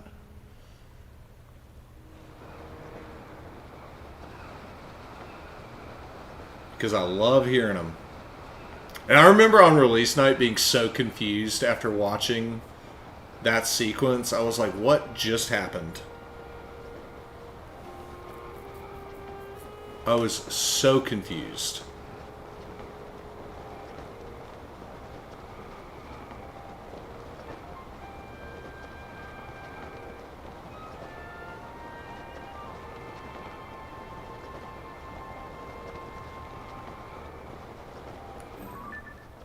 Oh yeah, that one's a stable. I am going to go ahead and mark a couple of these. Why not?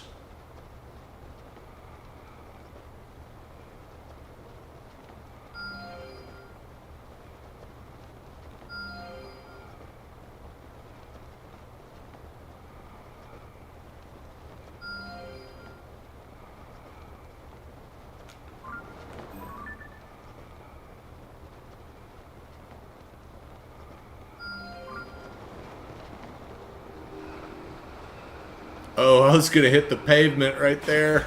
I was very close. That would have been really funny if I'd done that after spending that time doing the marks. Fraffa, you are correct. Fee, thank you. That is the correct answer I was looking for. Or Fi, you know. It's not voice acting in Skyward Sword, so... Fee, Fi, something like that. I was explaining that to my son. He hasn't played any of the older Zeldas. We tried Ocarina a little bit, but I've tabled that until he learns how to like fully read, which he's started to do in kindergarten. Now he's going in first grade, so he should be a really good reader in the next couple months, and we're going to pick that back up soon. That's going to happen.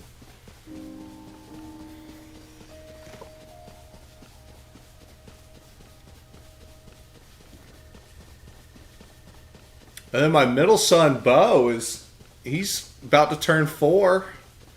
I think he's started to play this a little bit, so I'm going to do this all over again 2 more times coming up.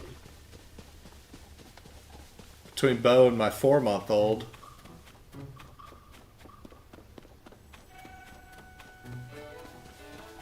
So sometimes if I really want to flex, I go over there to the tree and I get the first Fierce Deity equip before I even go to Lookout Landing. But like, it's so unnecessary to do.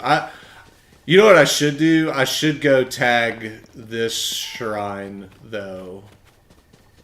At least tag it. Because I'm, like, right here.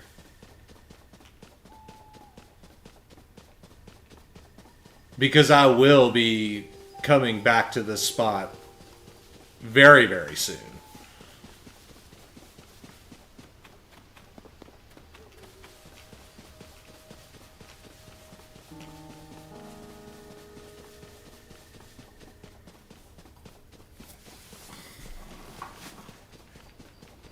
I really miss the infinite sprint glitch from Breath of the Wild right now.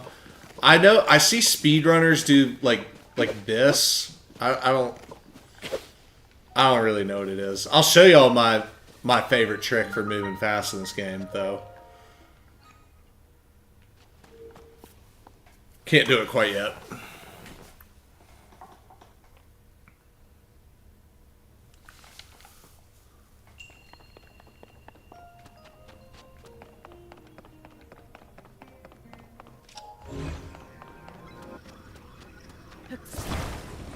Yeah, this is one of the shrines that doesn't need the paraglider.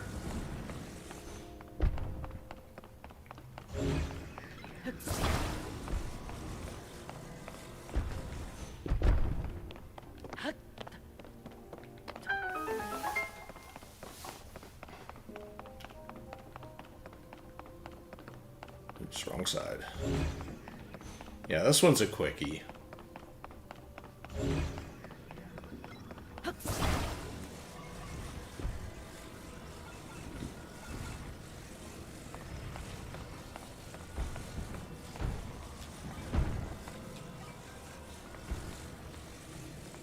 I got it stuck.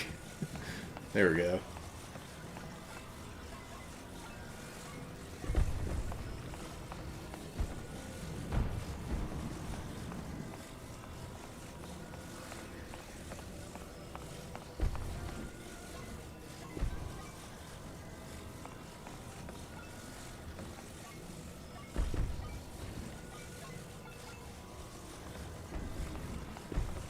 think it... I always forget how it's supposed to fit. Doesn't matter, though. You can just do this. There's one specific way that it fits in nicely.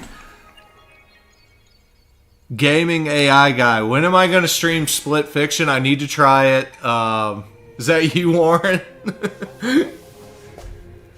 I need to do that. So Warren, I just finished my last assignments tonight for grad school. And, you know, for streaming, I don't do this very often. And if I do it, I like doing it on a game that I can spend the entire time, like, just sharing knowledge. Very rarely do I do one, like, sight unseen. Like, I did the first night of Final Fantasy VII Rebirth. That's the only time I've ever done that. But yeah, I do need to try that one. Now that I'm done with school, I have a lot more free time now, all of a sudden. I should have a diploma in the mail coming in hot pretty soon.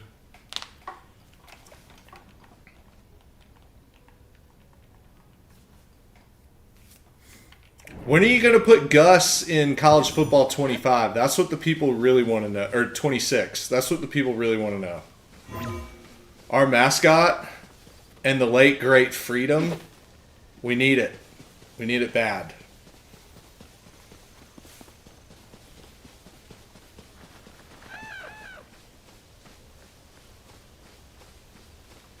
Oh, there's a courser bee, honey. So you need 3 of those. There's one. I'm gonna get stung by a bee.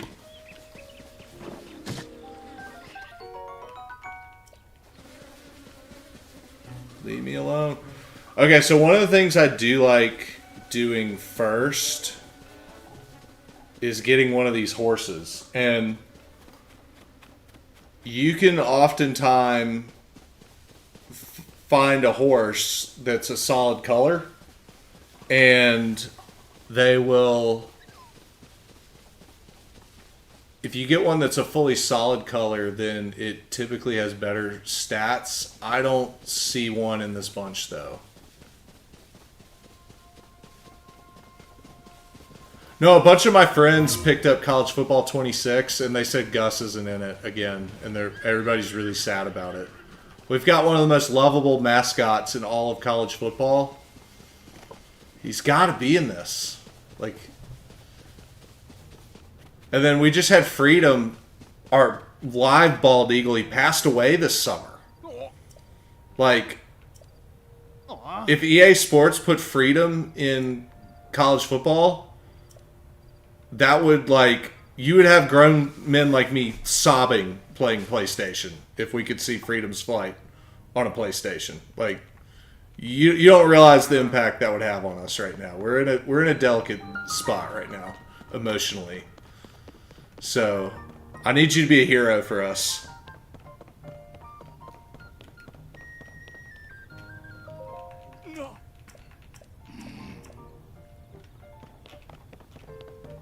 I know you're cool enough to make it happen.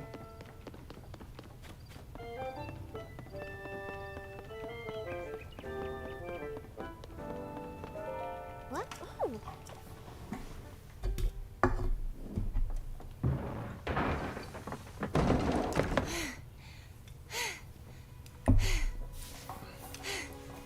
Okay. Now where have you been? Linky, you're not a ghost, are you? Hey. Yeah, of course I'd stream it on beta. I'll test that out. It's been a while since I did a legit shooter. Phew. One step at a time. What exactly happened?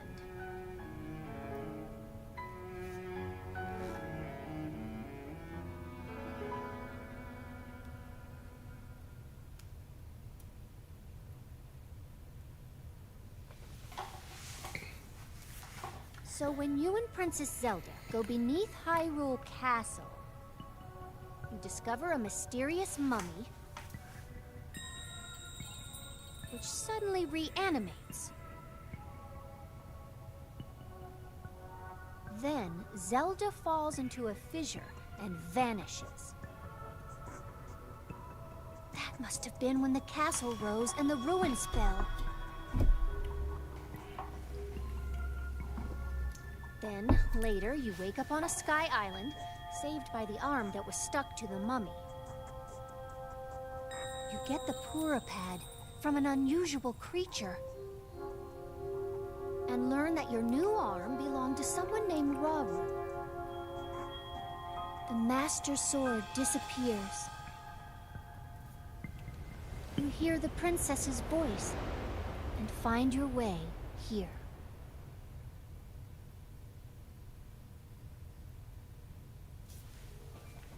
Huh? What?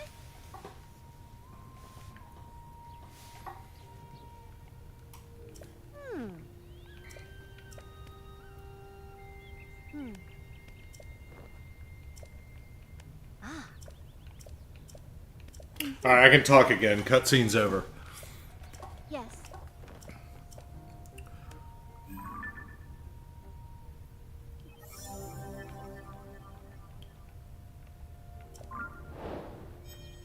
Yeah, last year for College Football 25, I did a stadium review, and overall, I was really impressed with the level of detail that the EA team did in recreating Paulson Stadium. Like, the stuff that I could find that was just weird was like, it was just me nitpicking. Like, you know, it was a really good job. Like, there was just like a random like big building where a gas station is outside the stadium. Like, not important. You know, it's a Parker's gas station right there, and it looked like it was like Parker's like global headquarters right there. But that was it. Like, it looked great. And then there was like a random house outside the stadium. But they did such a good job. And, you know, I'm just playing Georgia Southern, so I wouldn't have known any different on the mascots, but eventually I moved Georgia Southern to the SEC so that I could start beating Georgia all the time. And all of a sudden I start seeing Uga, I start seeing Bevo, I start seeing all those mascots. And then you see Southern run on the field, and it's just them running on the field. No mascot, nothing like that. I'm like, oh, that's depressing. But I know the realities of engineering, and I understand that all of those little details take a lot of time. And I figured it would hopefully come this one. I thought freedom being in the game was a safe bet because it's a bald eagle, and I know that somewhere in EA they have assets of a bald eagle. It's the symbol of our nation. How could you not? But now after freedom passed away unexpectedly during this off season, like that would have so much more significance to us, because at Georgia Southern, freedom flew around the stadium before every game at home, and it's a really powerful thing to see the symbol of our nation fly around and mingle in the crowd at a football game. And it was so cool, and I don't know how long we're gonna have to wait till that can happen again, because, you know, having a bald eagle in captivity, you can't just go to the pet store and get a new eagle. It's a very highly regulated, strict process where the eagle can't be like viable to live in the wild. And most of the time it's because they can't fly. They have a broken wing. Freedom had a broken beak, because he fell out of his nest as a little baby eaglet. So he's one of only a small handful nationwide that could fly, and I mean it was a big loss for us. And if we could get that on PlayStation, if there's somebody out there at EA that can watch what I just said on the replay, like, it would be a profound and appreciated thing to us.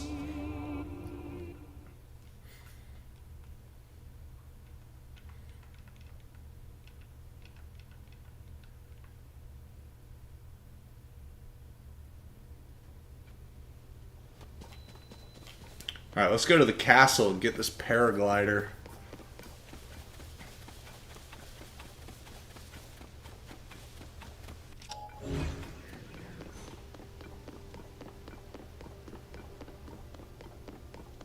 I do think it's cool how the castle's just kind of floating up there in this game. I view it as an homage to Ganon's castle in Ocarina of Time. How that one was just kind of floating above lava. And I remember playing that as a kid. Just becoming adult Link, trying to jump across the lava a zillion times, falling in the lava, like never succeeding. I was playing that when I was like 8, 9 years old, something like that. I remember at one point playing Ocarina, I couldn't figure out what to do after the Great Deku Tree. Like, getting Saria's song.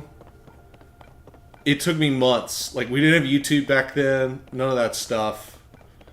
And at one point, I thought if I left my N64 on overnight, that Link might just grow up into adult Link, and that's how you progress in the game. I was just grasping at straws.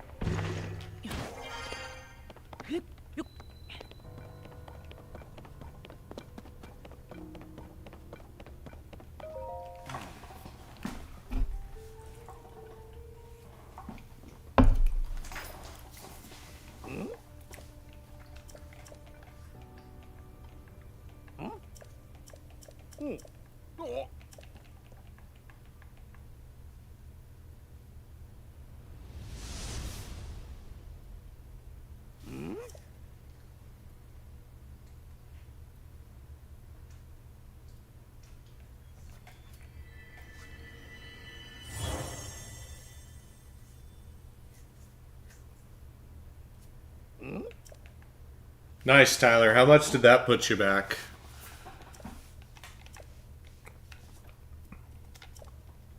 I wouldn't mind playing that on a real N64.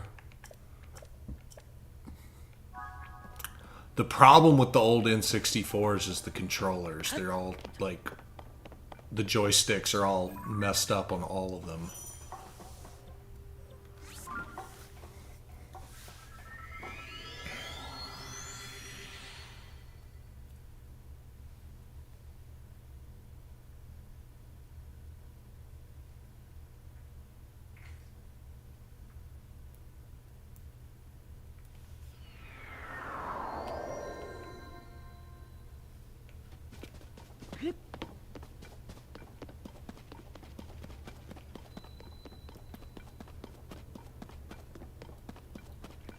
I think there's a Korok right up here.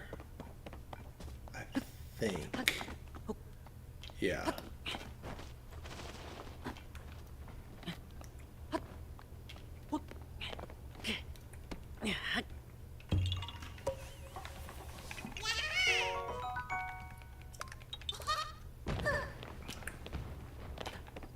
Making good progress on the Koroks. Alright, so nine of them gets 2 slots of each weapon type, I just need a 7, so then a 3, and then a 4 or a 5 for weapon. That's gonna be...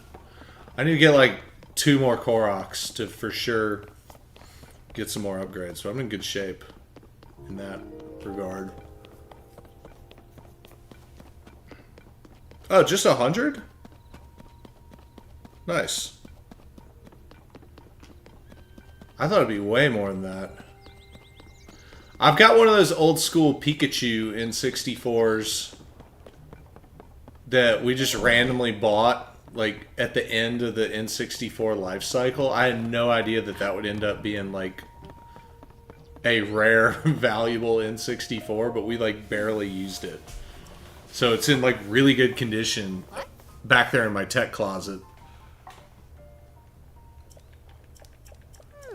The only problem is I just don't have any games or controllers to go on it. All those got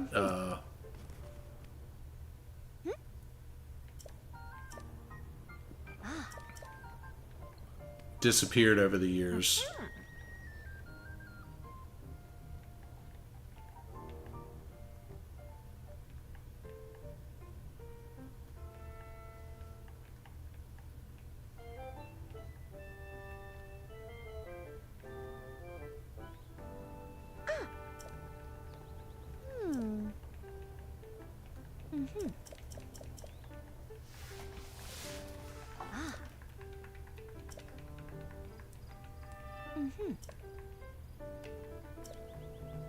Yeah, check it. Woohoo!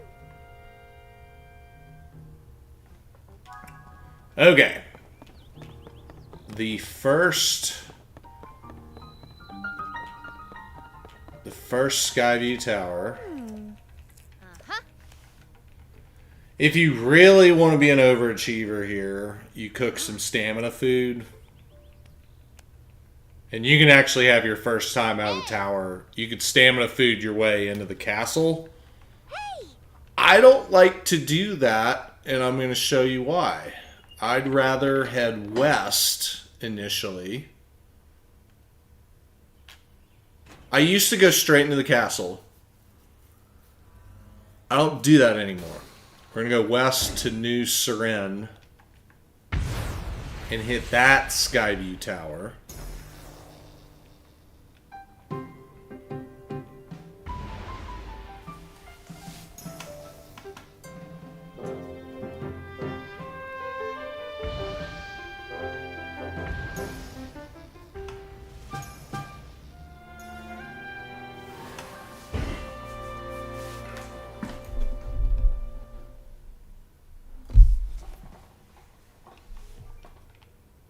Oh.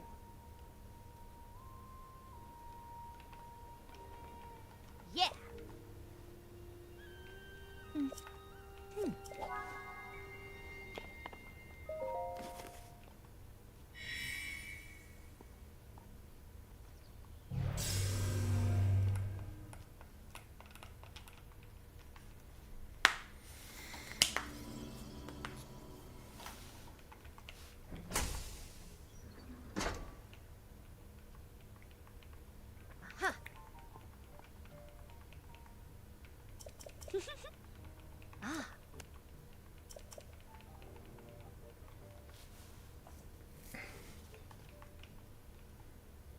Now, it would be my preference to have a horse to ride that way. So, I like to do one of two things here. Yeah.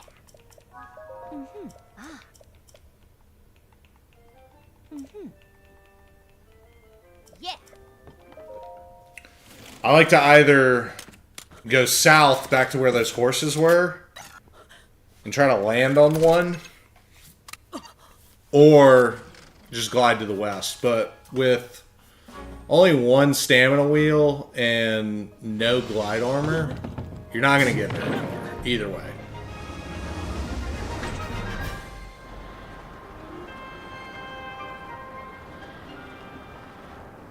So let's just go south, see if I can grab a horse.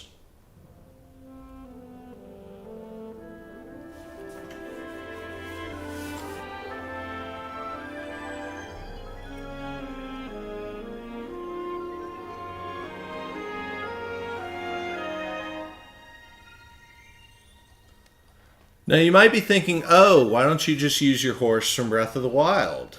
And it's like, that would be nice if Master Mode's data got ported to this game, but it doesn't.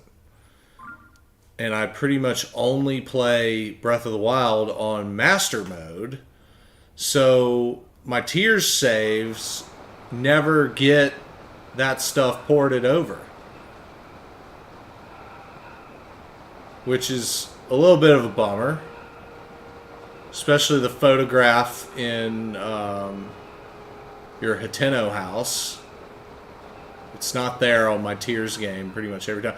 It bothers me so much that I almost want to play Breath of the Wild on normal mode just to get that photograph.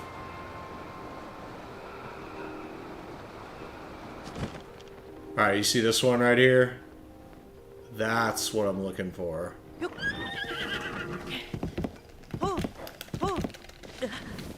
Oh, I couldn't get it.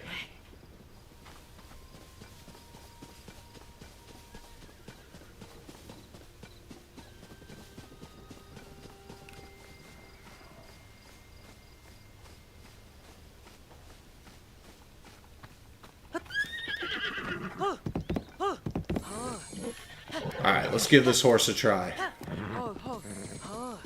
It's got 3 staminas right there.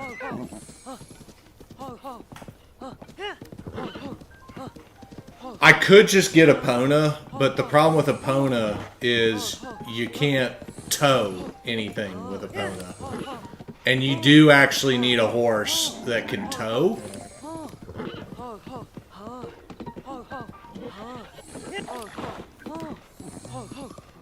So I wanted to attempt getting a serviceable horse.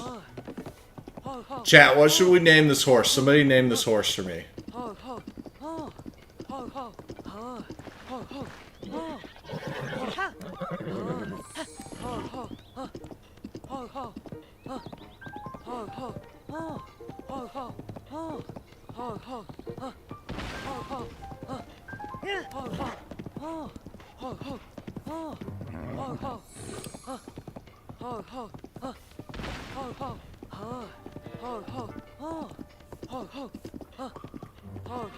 Oh boy.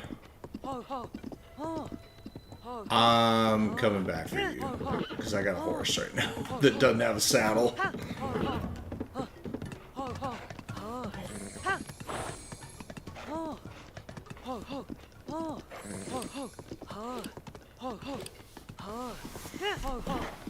Y'all know what I'm doing right now is just mashing L to quickly bond with it so that it starts obeying me. Connor Stallion? I think that's... I can probably name it Connor, but there's a character limit. So we'll name it Connor, and it's implied that it's Connor the Stallion. Oh gosh.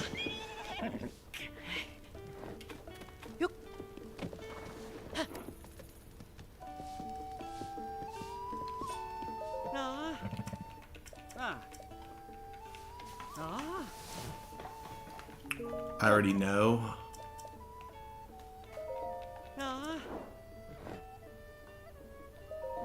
Oh, wait. Oh, yeah, free horse. I was about to say, I don't have a single rupee yet.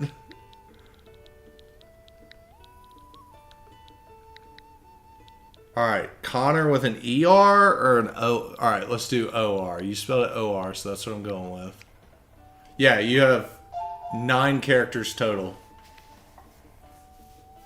Yeah, I like it. Connor the Stallion. Take the horse. Alright, cool. Now I can go back to my detours.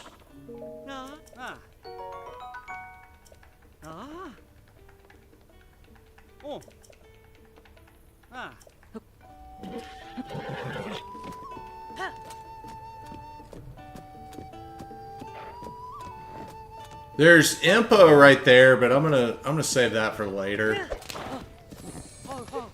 And now I can get off and I need to get this shrine and ideally one more. Oh, I know what the fourth one I'm going to get is. I know exactly what it's going to be. Oh, but I can't stand this shrine. I like to just burn through these shrines, and this one takes a couple minutes.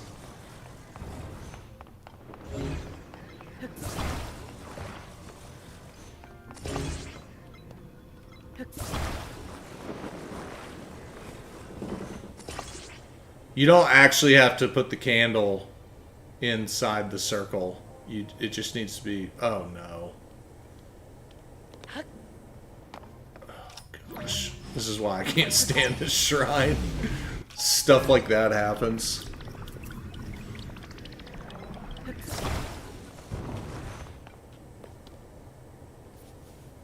And then they float away from you.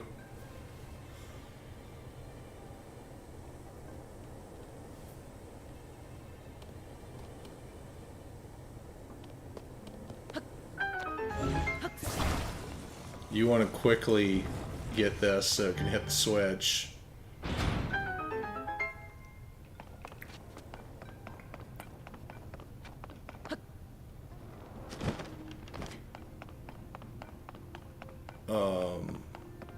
Wait. Oh yeah, the fire's over here. That's what I'm looking for.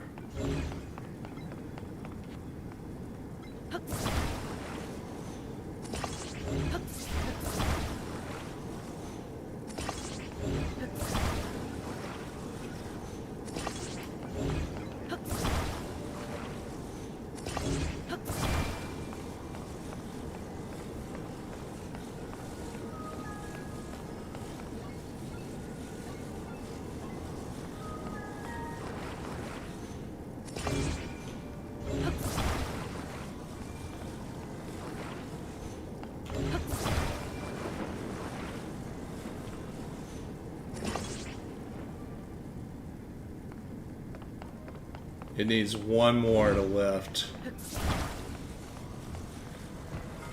This is the best way I've found to try to do this one quickly. Come on. Yeah, it doesn't have to be perfect. And then you just ascend right here. You don't actually have to ride up with it.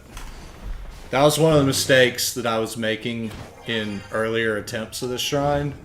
And then you just grab it like that. And I can't remember which ball's which. I just take both of them. That's a junk treasure chest. That's probably something like an opal. So it's the little ball that you actually need. But the little ball is so small that you have to... I mean, you're going to have to attach it to something anyway. So I just bring the big ball up in that case.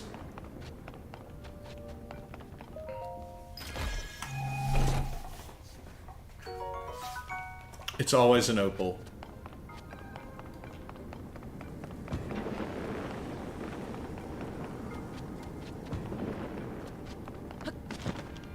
I think those sell for 40 rupees each.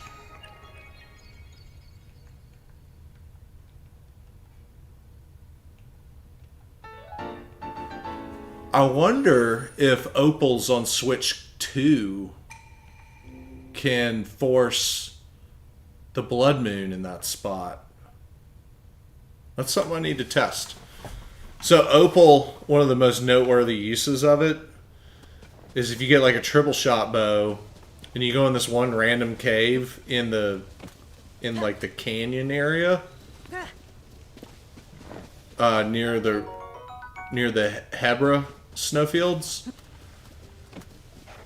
It like if you start bullet timing opal triple shot arrows into there's a Korok right here. I need to get it into this wall. The frame rate will drop so low that it'll force a blood moon on the spot. And the reason, like, yes, there's a story purpose for a blood moon, and it respawns all the enemies. But the primary programmatic reason for a blood moon was always to restore the map to its initial state to avoid bugs and memory leaks and that kind of stuff. So it's like a game reboot of sorts.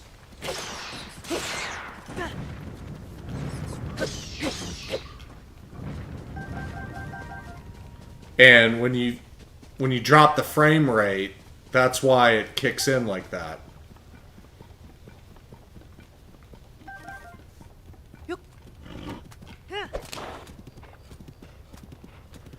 So the reason I come here first off, this poor little Hestu lost his maracas again. And I can't stand to see him sad for even a minute. We gotta get your maracas back, buddy.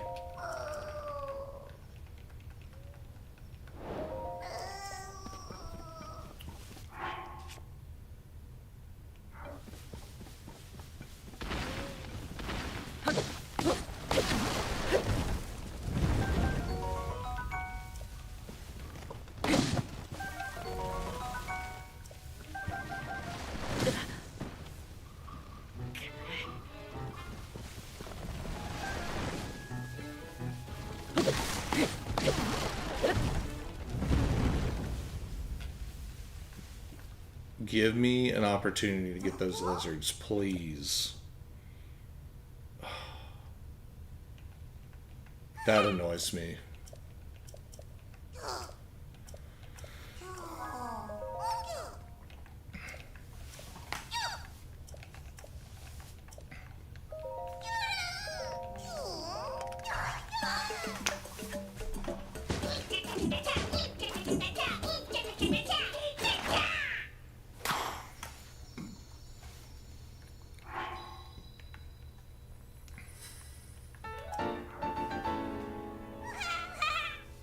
What's up, Keith? That's my brother-in-law right there joining in. How you doing, buddy?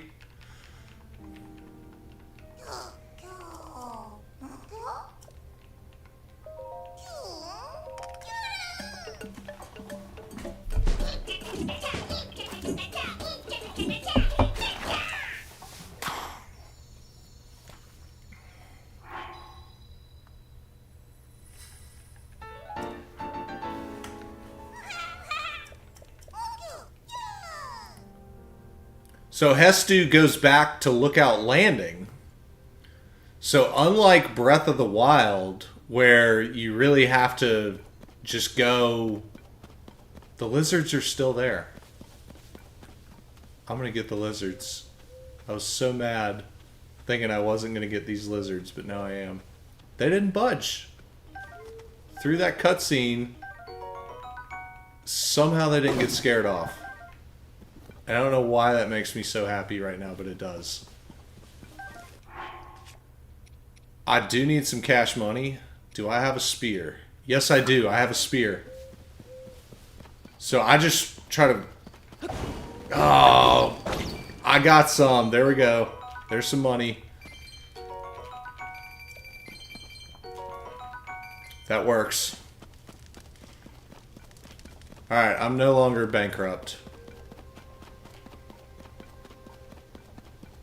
I don't remember what's in this cave, but I can at least use it to ascend. Oh no. Oh no. Oh, it gave me my stamina back. I thought I was gonna drown.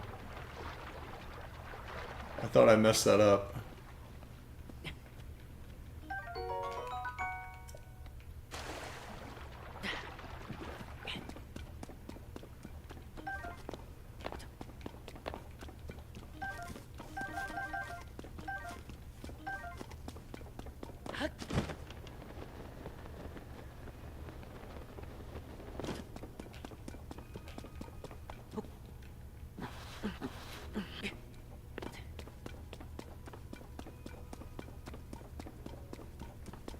Yeah, I'm just gonna get the bubble in here. There's not much going on in here unless I'm missing something. I don't remember this cave being significant at all.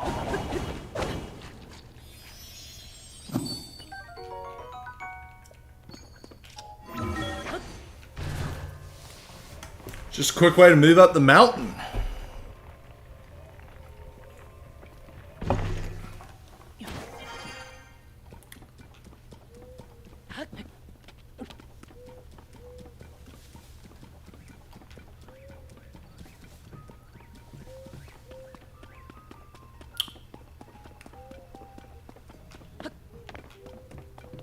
So I like that the Skyview Towers, most of them, you know, they have a little puzzle, nothing crazy.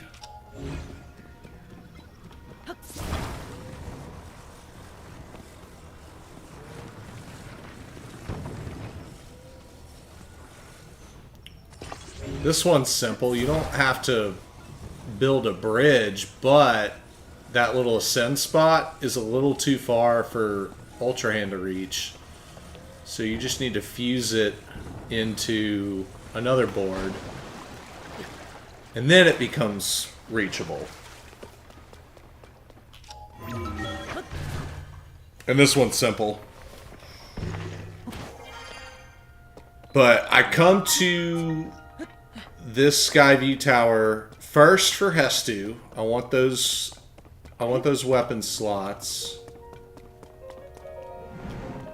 But then I also want the opportunity to get the first of the 3 glide armors.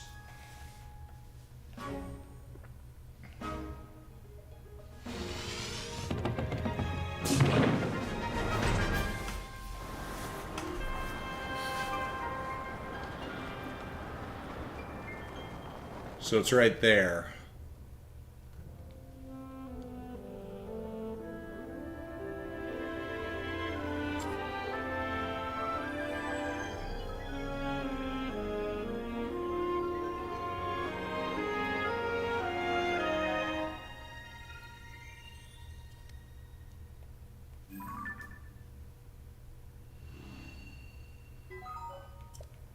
And I like the glide armor.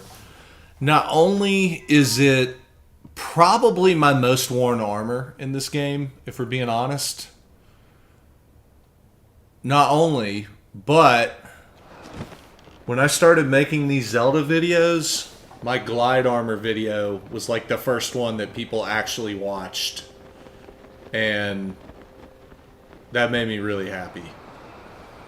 Because when you start on YouTube and you have like no subscribers, like you're happy if your videos get like 100 views. You're like, wow, that's incredible. And that's like what my videos were doing up until that point. And then I dropped the glide armor video and it went crazy and got like 10,000 views. And all of a sudden I had subscribers. I had like 200. And I'm like, wow, I'm doing something right. And that was just really cool for me. And Chris, one of the guys that was on the stream earlier, he was actually part of that video. Sent me the tip about how you can respawn stores by fast traveling away and then resting.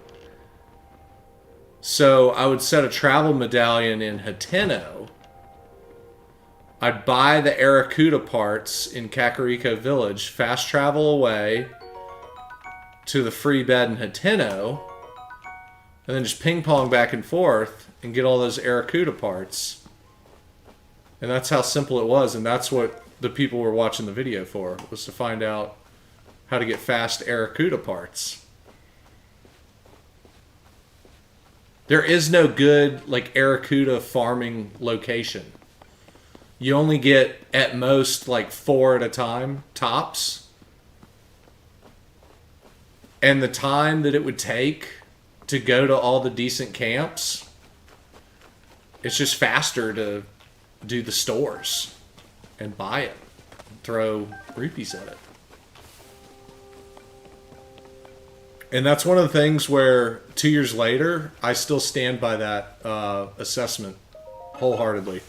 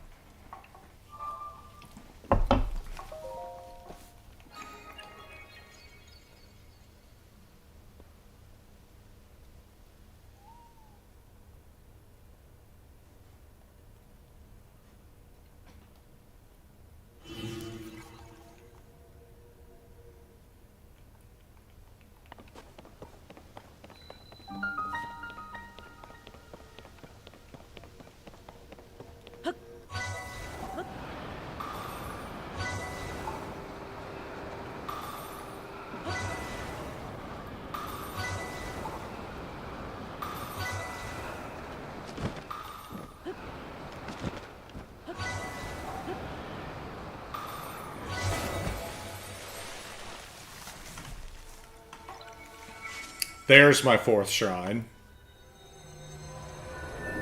That's the exact one I had in mind.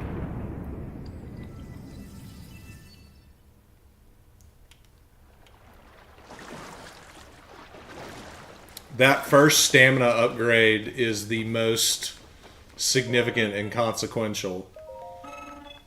Because it's literally a 20% boost in what you can do. Each one after that gets a little bit less significant.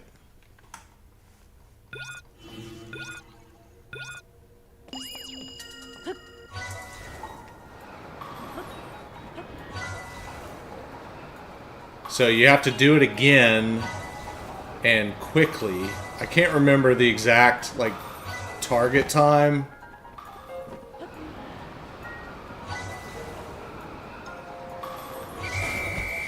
I almost missed the final circle on that. Trying to go fast. I think I missed the bonus. Yeah, I missed the bonus by 0.7. So I'm gonna come back and get that later. I don't really care that much right now. Now I don't have enough charges. Usually I like to use a few charges on any new machine just to have it on the map. But I don't have enough to justify doing that right now. There is a Korok right up here. Oh, but it's one where you have to dive off, so I can't get it yet. I'll come back for that. Because I gotta get this. I think this is... Oh, no, it's not. It's not the... One of these 3 islands has one of the Proving Ground shrines. That's the Darkness one. This isn't it, though. I would like it to be it, though. Because not only does that Proving Ground shrine have a Captain 1 horn, but it also has 3 rubies on the floor as well, up for grabs, which is easy money.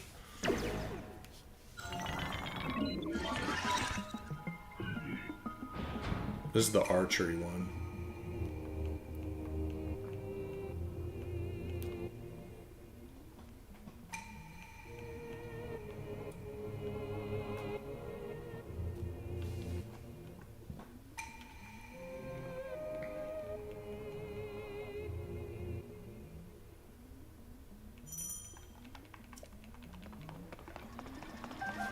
Don't forget the free arrows.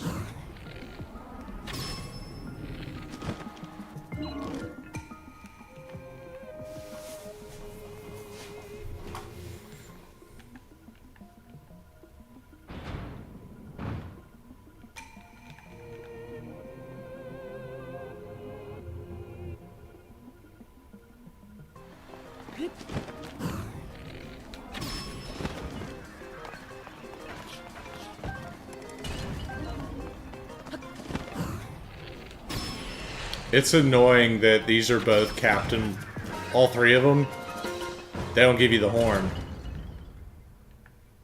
At least they give me the Zonai charge.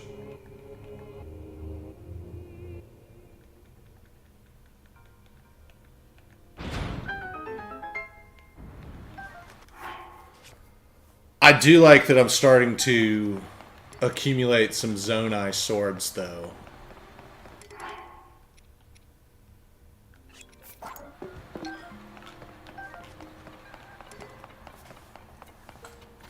Even though I'm about to drop them on a castle raid.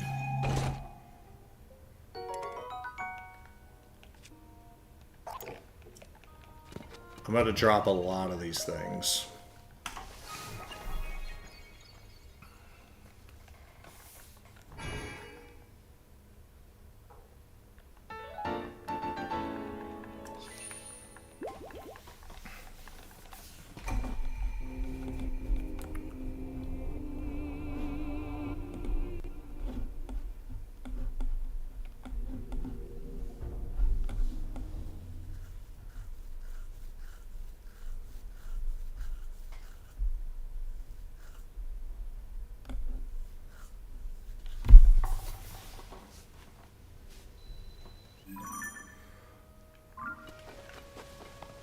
Okay, so now I can dive off for this Korok.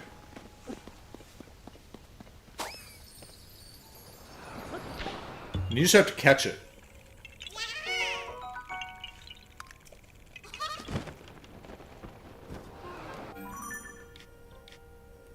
And then I want to go way south to that mountain right there. It just stinks how little distance I can cover right now, even with the glide upgrade.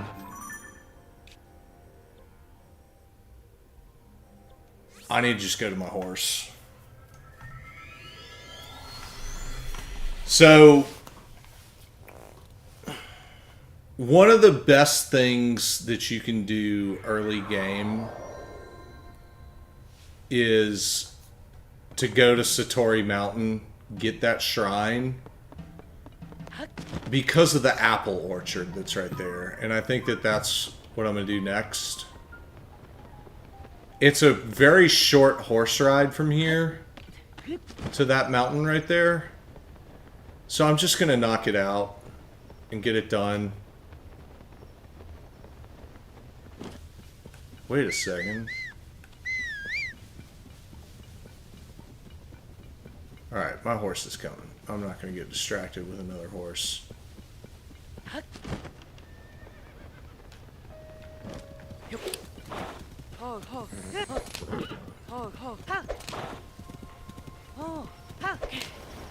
I do like... Oh my gosh, I wasn't paying attention. I do like on this game how there's the... like the horse fairy. And you can cook her food. And then, like... have a perfect horse after that. Like in Breath of the Wild, you couldn't do that.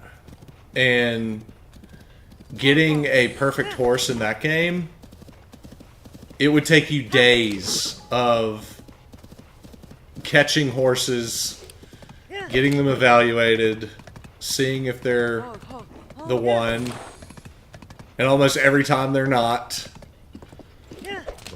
And on this one, you just feed a weird fairy thing, and you're golden. So it's a really nice addition.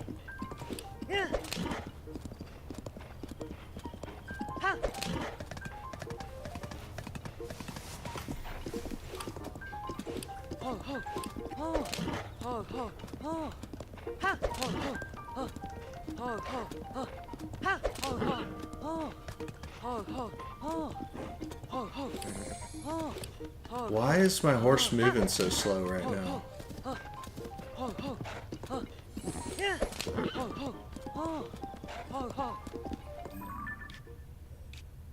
Yeah, so I take this path this way to Satori Mountain.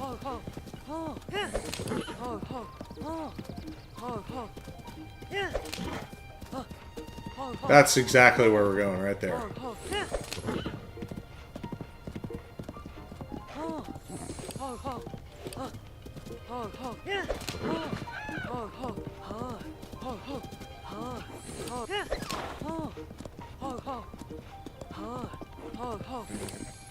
That's a quest shrine right there. I can't remember what it is.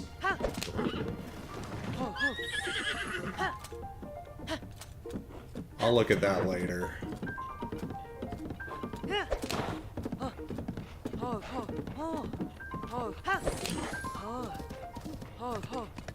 Uh-oh.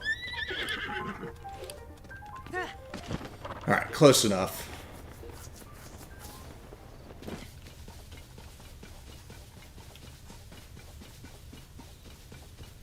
Does that Korok need to go up?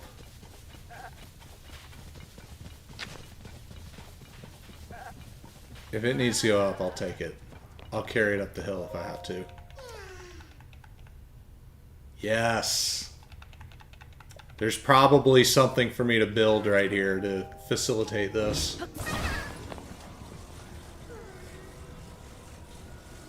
Usually when I go to Satori Mountain, it is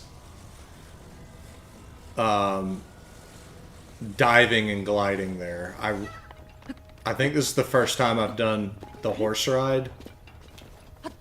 I don't see any, like, thing other...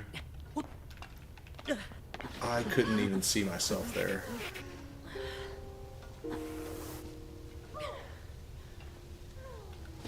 Yeah, I don't see, like, a rocket or anything to go with those, like, little panels.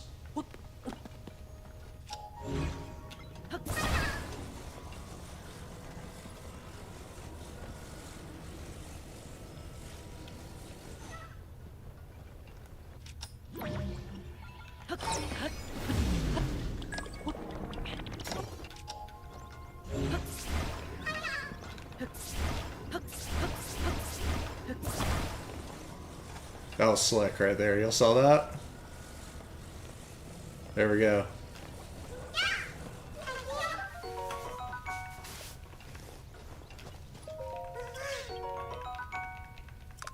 Thank you.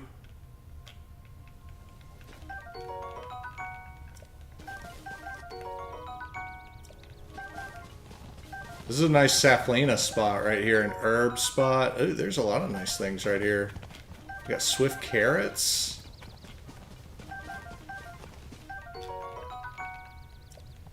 Whenever I find a good spot like this that just has a lot of random good stuff, just put a little like leaf on your map just to remind yourself that hey, there's good stuff here. There's also like a mushroom spot on this mountain too. This mountain has a lot of good uses.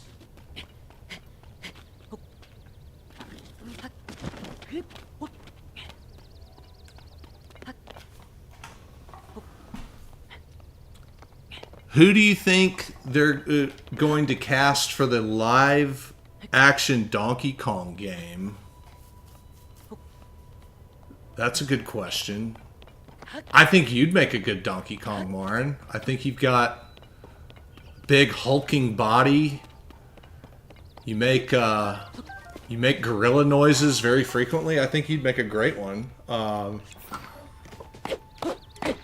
In fact, I can't think of anybody better. I think I'd make a decent Donkey Kong too, truth be told.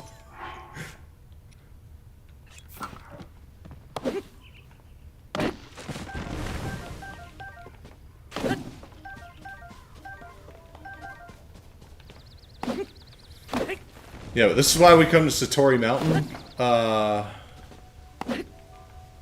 This is infinite hearts, basically, from all these apples. And what I really like here is, on any given trip, you'll probably run out of here with about 10 golden apples as well.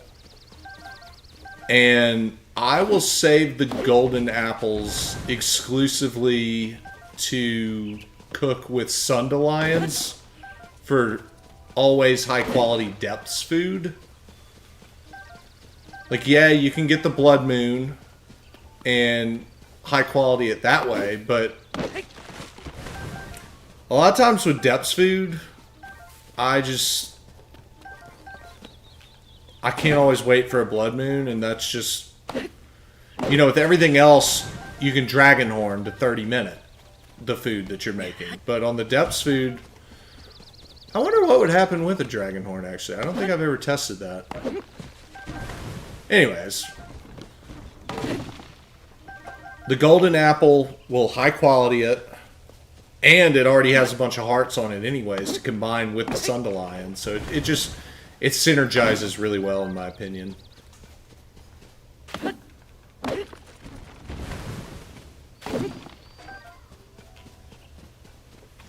So I wanted to come here while I still had all these axes. Because every time I want to come here and get the apples, I never have the axes. And I would have been really mad at myself if I go up to Hyrule Castle and just throw away all these axes and then wish I had it for this apple orchard.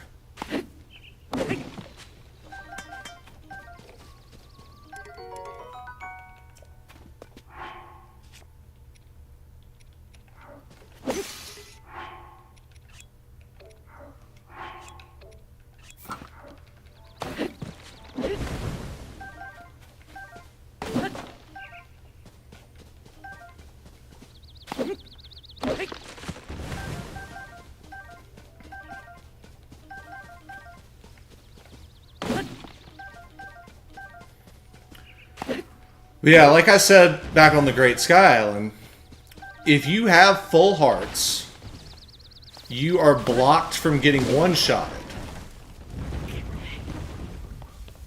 So, if you're doing like a low heart save, like I am right now,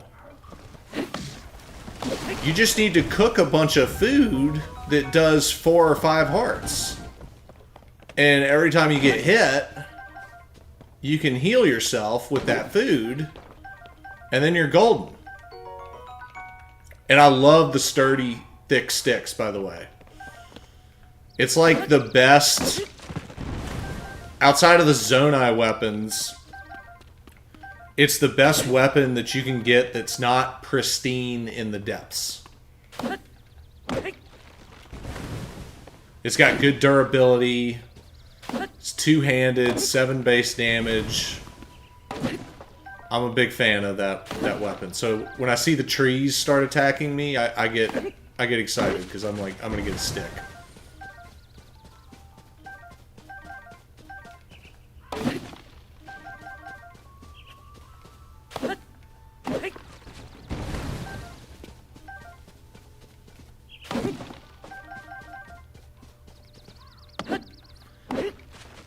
Every weapon in this game has a hidden durability value, and they're not all the same.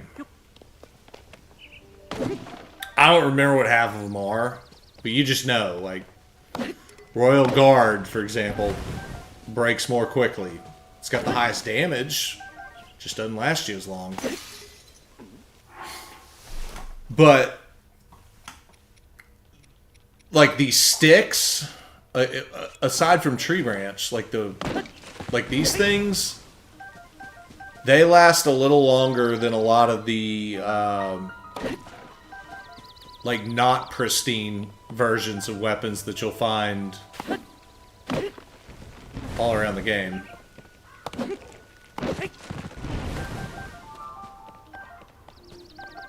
I keep tossing that Tree Branch and then picking it back up.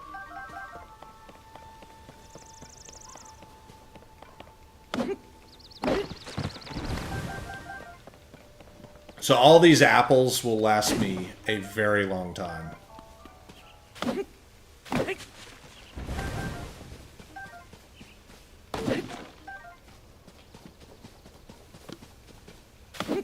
And this is exactly what I was stockpiling axes for up on the Great Sky Island.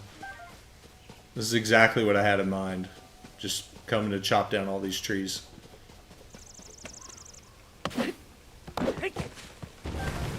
Because oddly enough, in this spot, where you need it most, There is not a single one of those sharp stones that you can fuse to a weapon. They give you a bunch of useless stuff like those pitchforks that can't cut trees.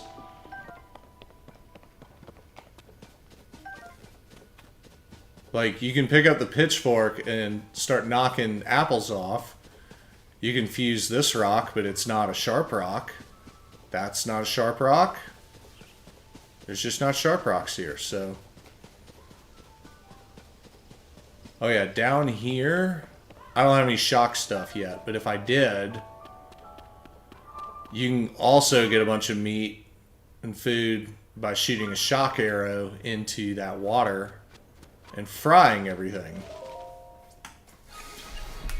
So, this spot gets even better when you can do that.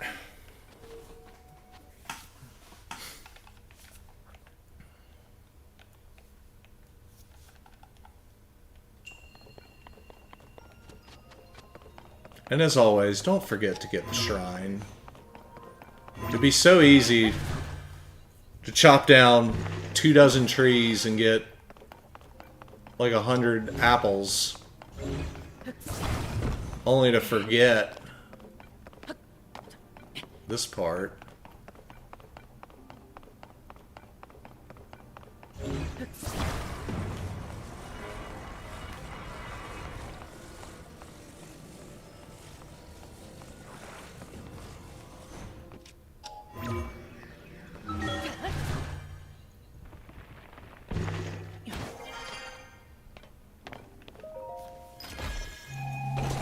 Is this chest good? No, it's not. It's just 5 arrows. Like, it's insulting how bad these crates are in the shrines. It's like, why are we doing this? I think the crates would be a really good opportunity for like a lot of Zonai tech.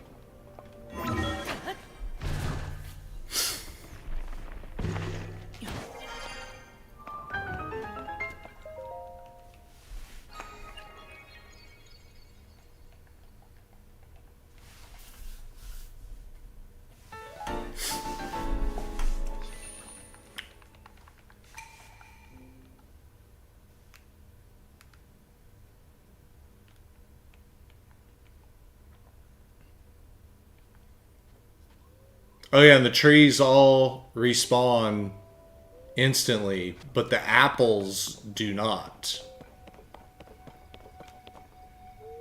So if you need wood, all you gotta do is enter exit that shrine. You get plenty of wood. Okay.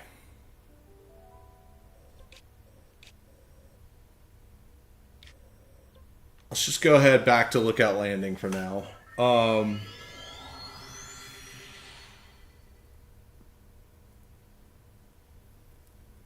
There's a couple quick random things that I can do in this general area. But the first thing I want to do is get that stamina upgrade. I want to start the camera quest. I want to... and cook a couple apple dishes. I'm not going to do the whole thing.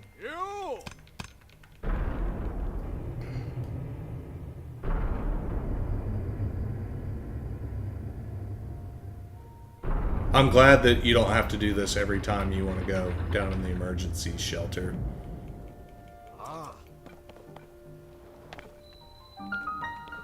So there's a goddess statue right here.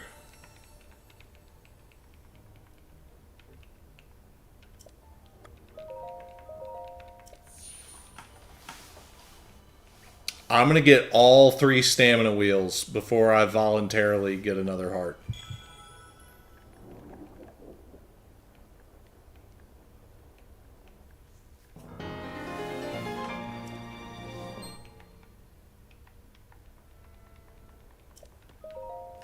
Oops.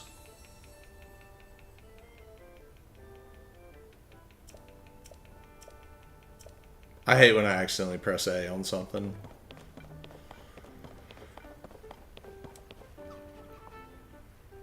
Yeah, so they got some random stuff right here, but it's not good.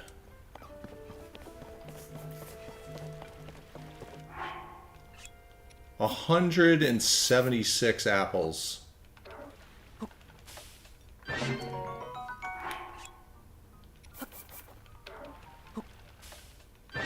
So you just cook them 4 at a time for as long as you have 4 hearts. You don't have to do the 5th one. Be a waste of an apple.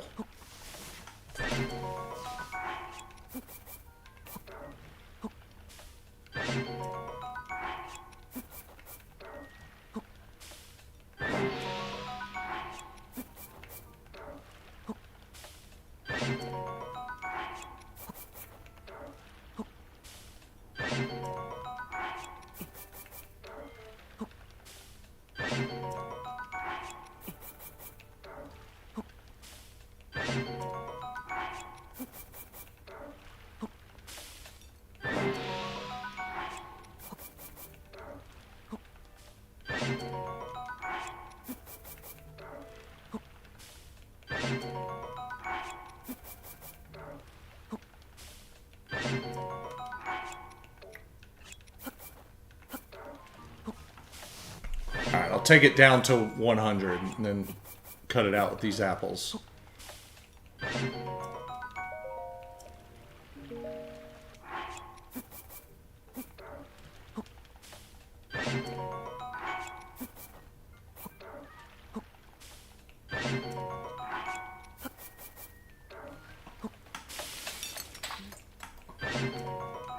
And then...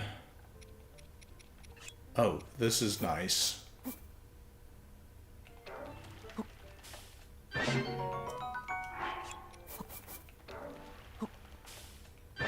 Having this as an option is... This is good.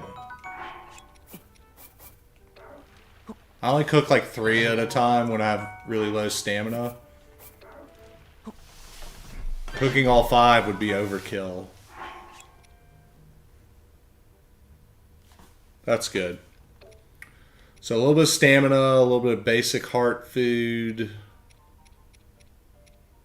I think I'm good. I want to keep stockpiling everything else.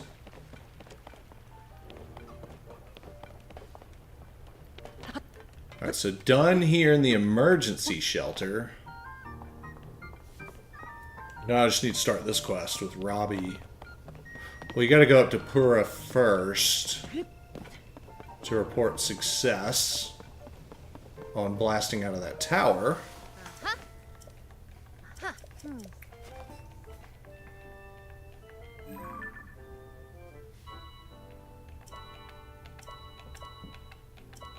Yes.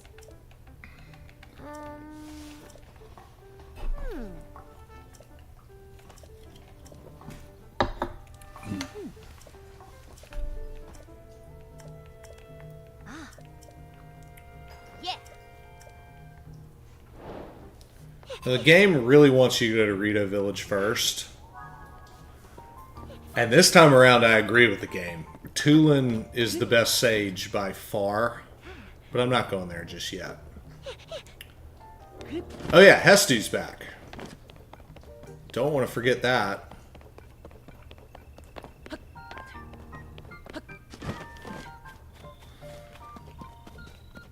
So I will do 2 upgrades to bow, 2 upgrades to shield. When they're cheap.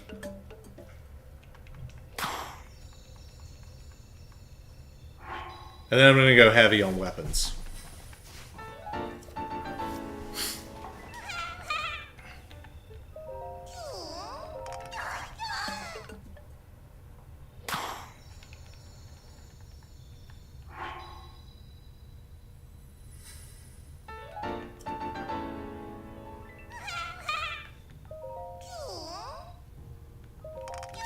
I did not mean to click that technically, but yeah.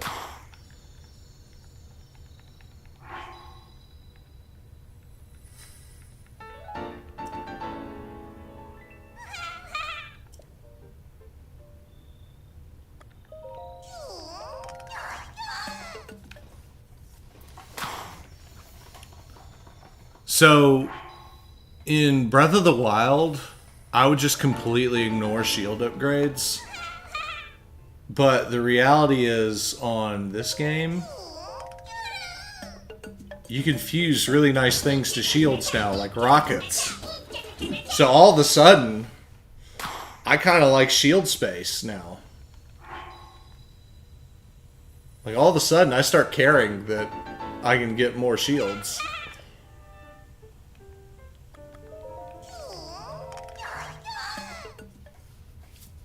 I'm going to save these last 3 for now. I'm not committing to anything.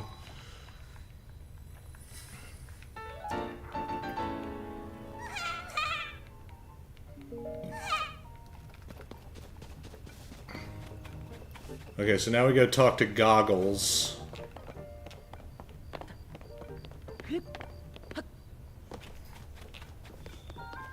To start the camera quest.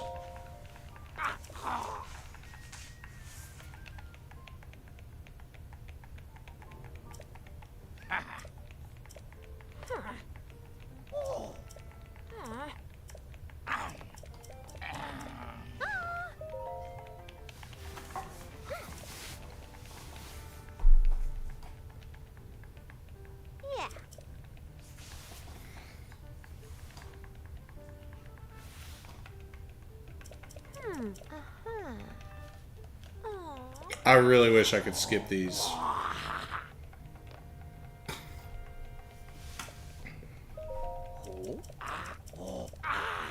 What? Alright, so they were talking about the depths, camera, blah blah blah. Yeah. These seeds make it bright. You can shoot them on arrows, look for chasms, blah blah blah. Y'all get the gist. So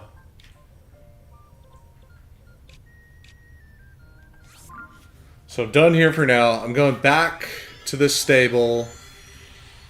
There's going to be 2 random equips that are local to this area that I want.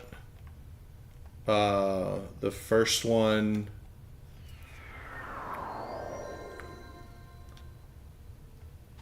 So, Zonai Tech really makes climbing way less of a thing. But there's still value in getting the climbing armor. And when you bother to do it, when you actually need to have it, you're glad that you have it.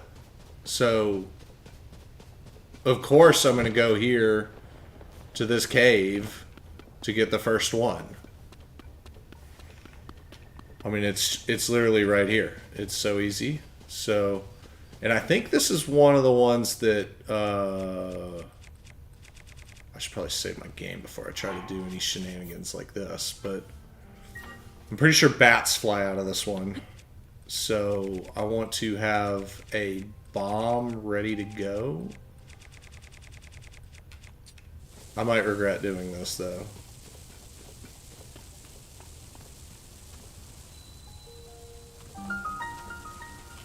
Nope.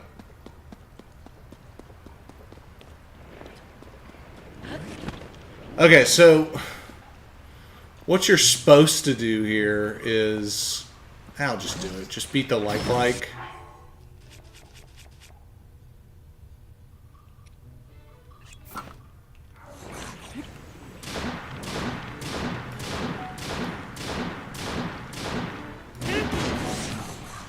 And then just ascend up.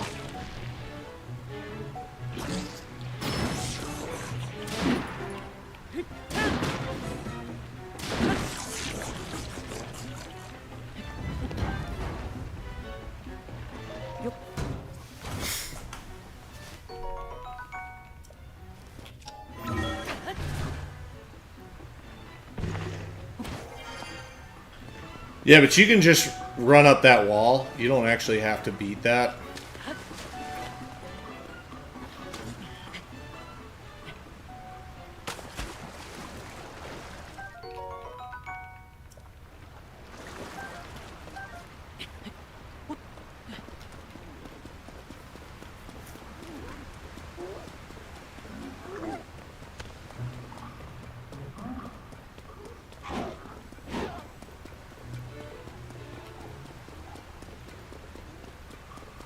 Then I think it's under that waterfall right there, but I'm just going to go ahead and knock this out.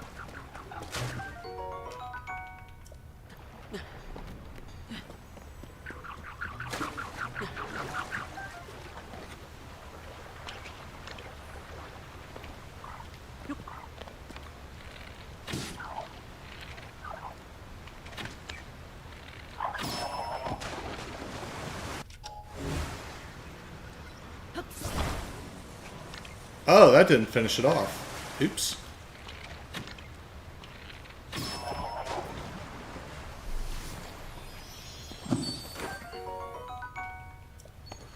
Fun fact, you can never get rupees out of the little blue things that pop out. It never happens. So don't waste your time and energy.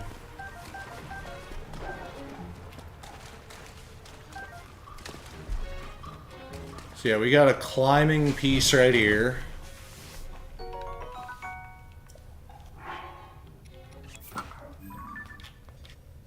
And then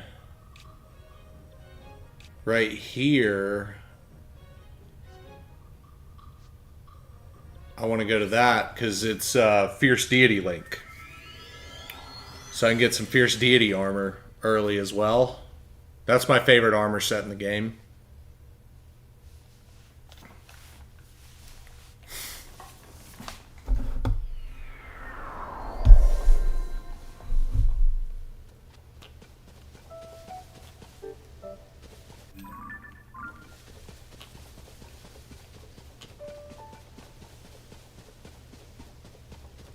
So I'm going to end up coming like right back to this because I will go in that chasm for the camera quest.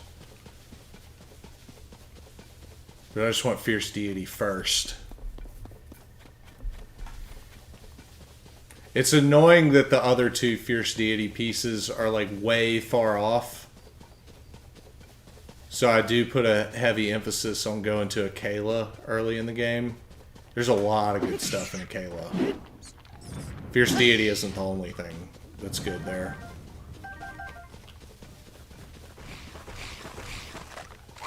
Oh, nice.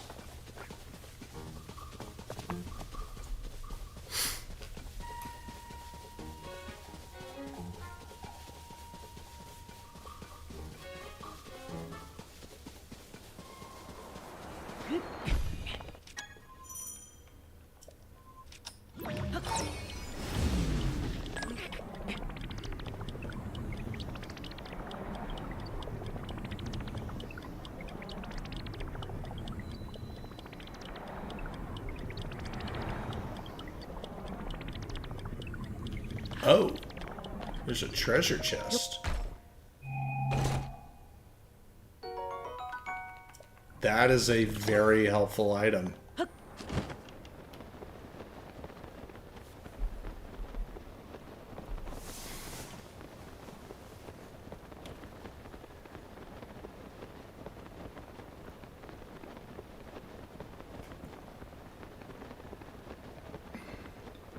Yeah, I know I just skipped over this shrine. I'm trying to move quickly. I'll get the shrine on the way out.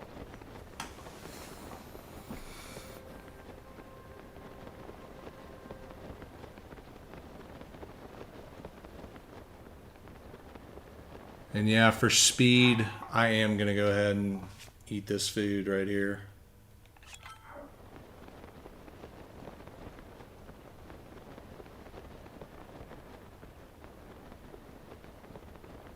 Because otherwise I gotta run all the way over there, cross the bridge.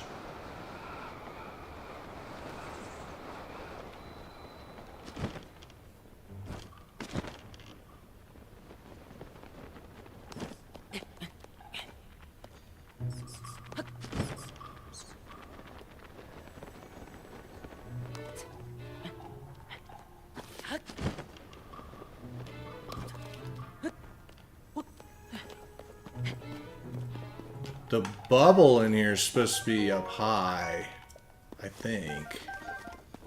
That's what I'm looking for right here. Yeah, I think it's up this.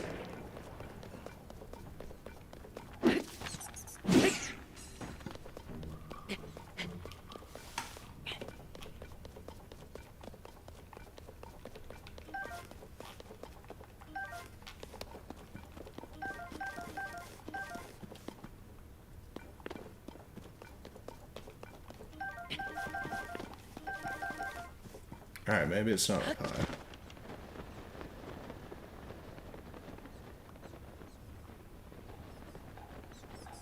Where I actually want to go is to the south, right here.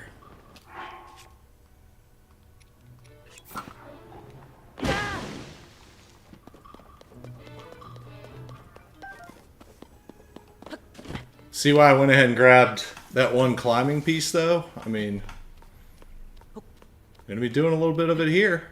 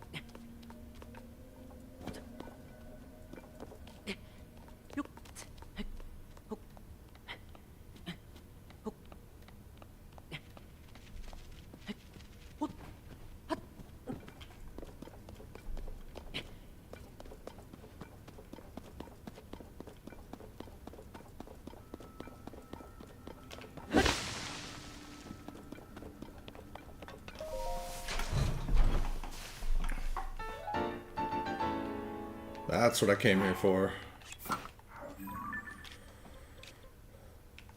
Right, I gotta get that shrine on the way out. Almost left without the shrine.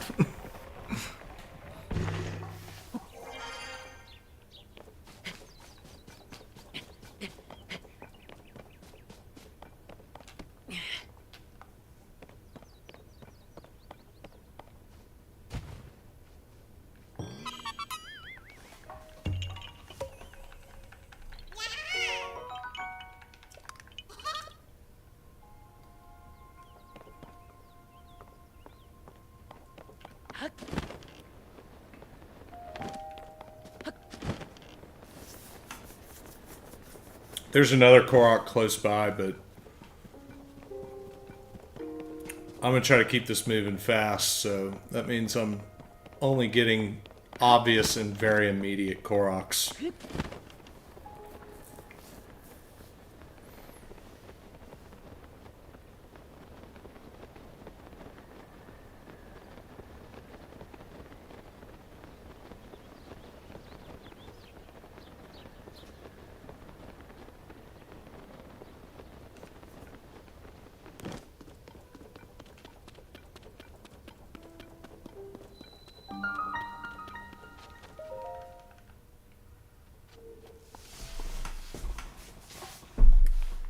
I'm glad I hit this shrine, though, because now I have an easy mark of where the light root is. Not that I couldn't see it to begin with, but, you know. This is one of the easiest shrines in the game, though.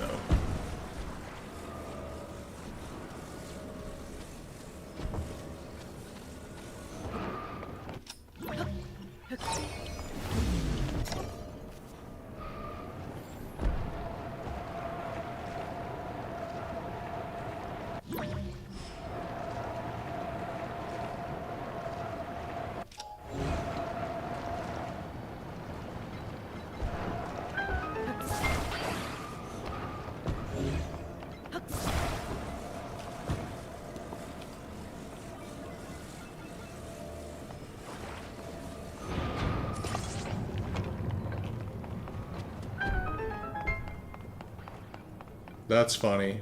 I just ran that treasure chest off a cliff and have nothing to show for it because I never bothered to open it.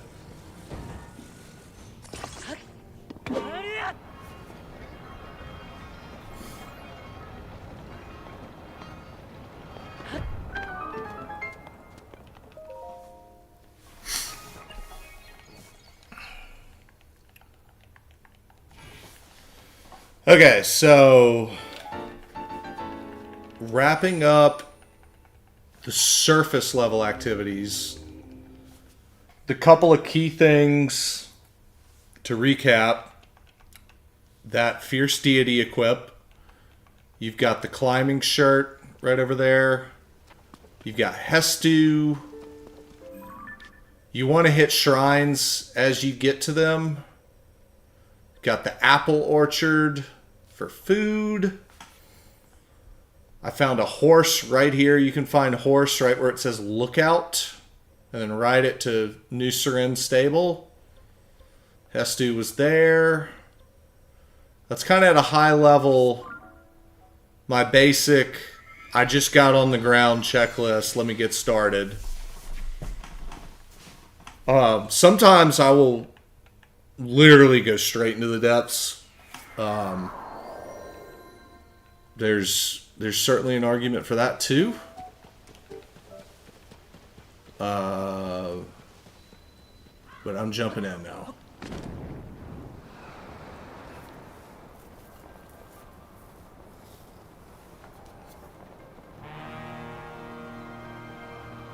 Right here is a great place. Oh my gosh.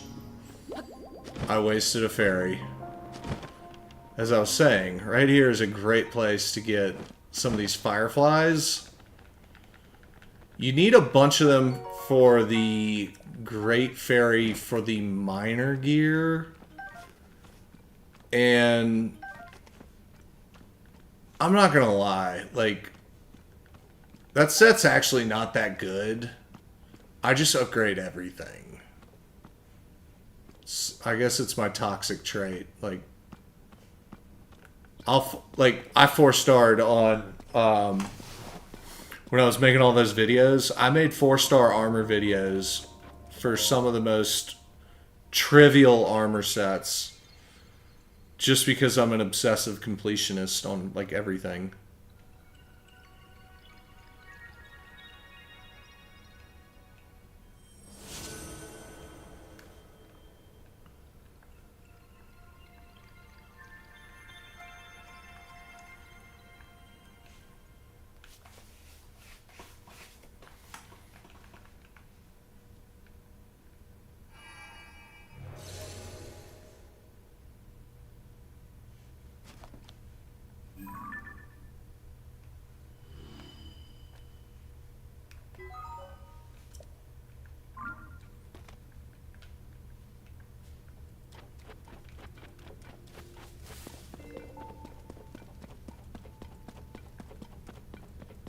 Okay, so I gotta talk to homeboy over here before I run off, right?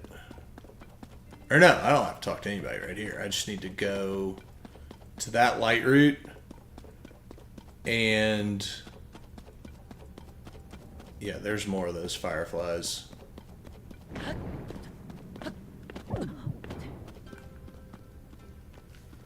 These fireflies, like when you actually want to find them, you just never find them.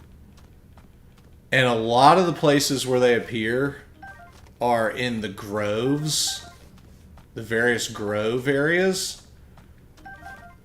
And they'll have those trees that attack you. And the trees mess it all up. So like right here is one of the random places where they're just like really easy to get and nothing is messing with you.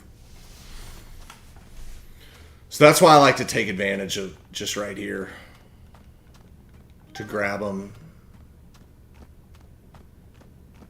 It's not enough for the Great Fairy in one trip, but, you know, time will pass by and then you can come back.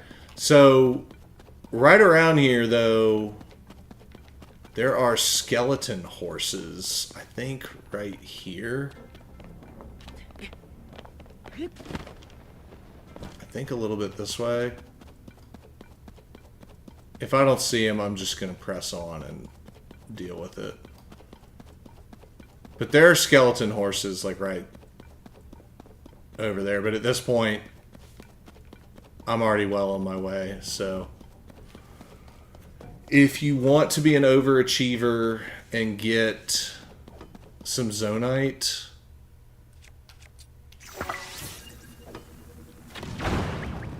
Honestly, this is a good spot. I'm gonna do it. If I'm not on the horse, I'm gonna at least get some Zonite out of this.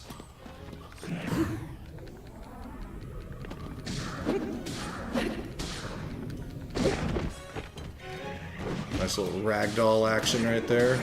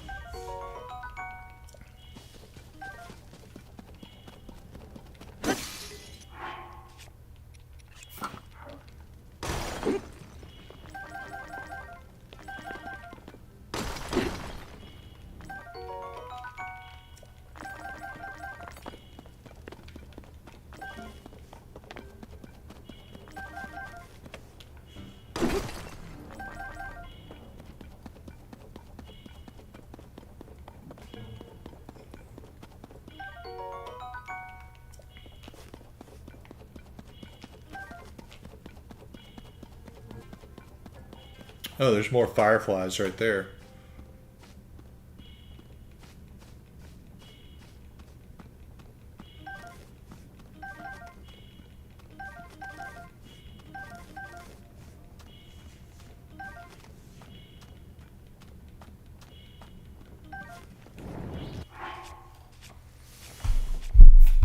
Alright, I have nothing to heal gloom damage with right now, but...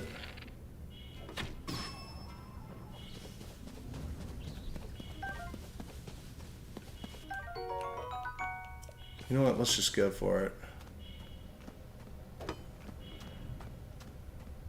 I took out the scout.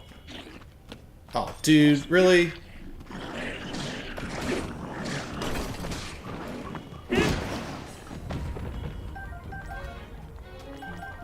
I thought I had a sneak strike, like, in the bag.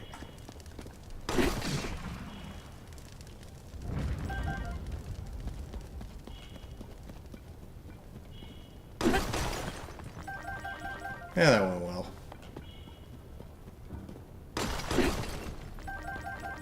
So these are like the easiest two enemy clusters in the entire depths right here.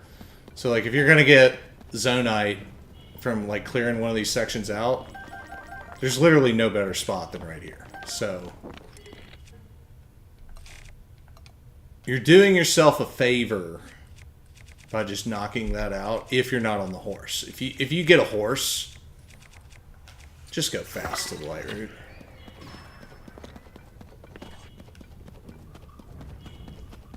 I'm not going to that encampment over there, though. I'm going to the light route now.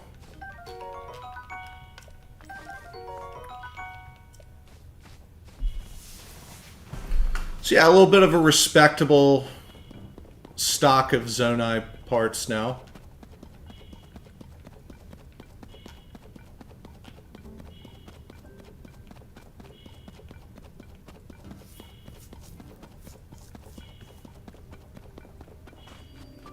There's Goggles. So I'll get the camera. Goggles is going to say, take a picture of that statue, blah, blah, blah.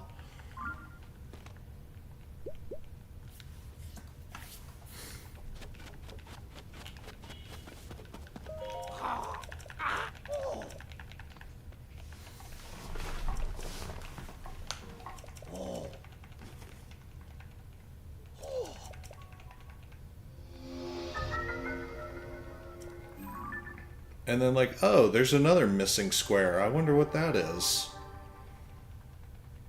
I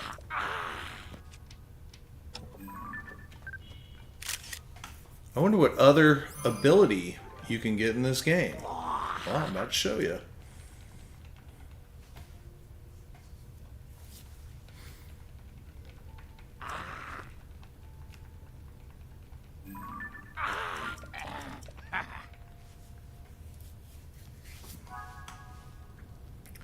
Okay, that's done.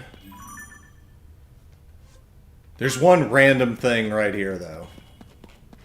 This is a little bit of extra credit. But down this hill, there is an armor piece.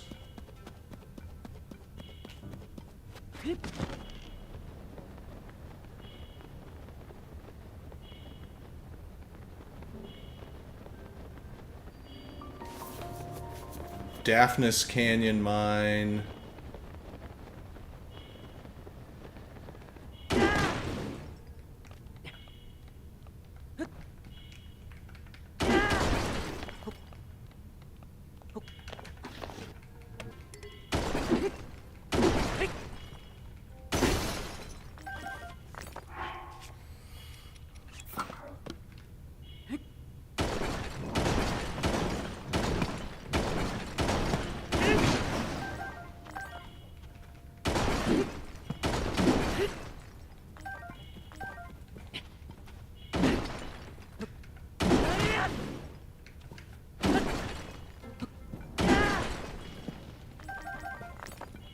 Alright, that's good enough for right there.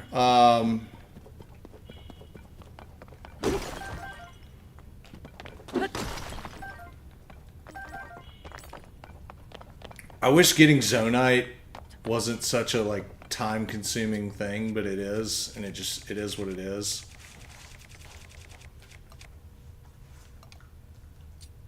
I'm trying to find where to go. Alright, now that I can actually see, I think we go right here. Yeah, over here.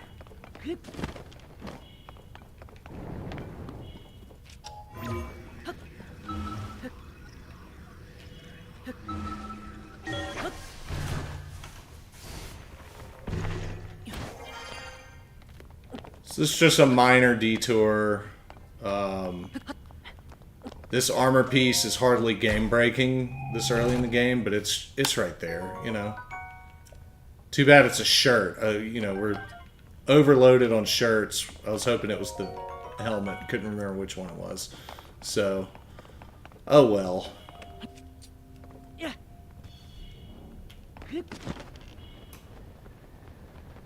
You know, when you're running around in the dark, it's not bad.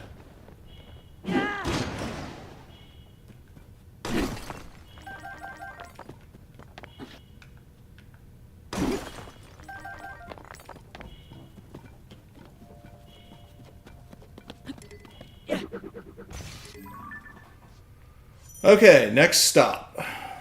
Let's go.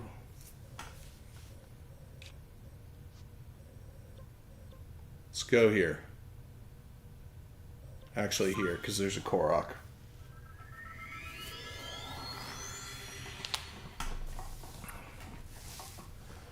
So, got the camera quest done.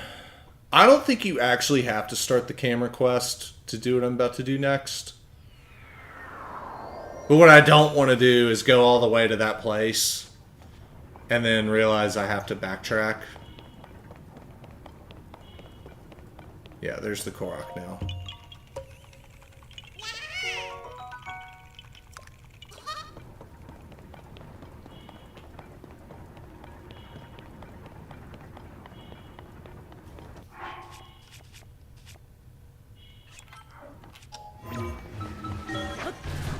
Wait, wrong spot. This is my spot. Oops, I pressed the bumper button and it canceled ascend. I don't know why, but I guess I have B assigned to it. Okay, let's take a look.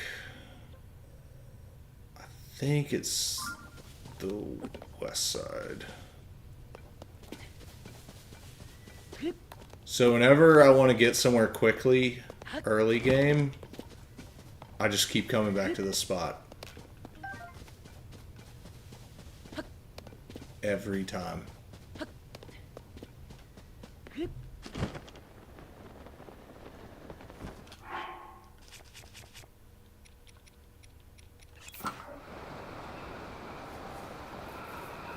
I think I can make it there. We're going to the Great Plateau.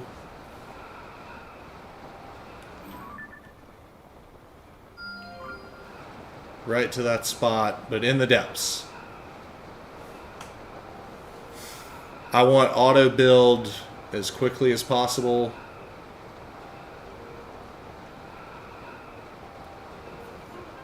Oh my gosh, there's Feroce. Okay, brief detour.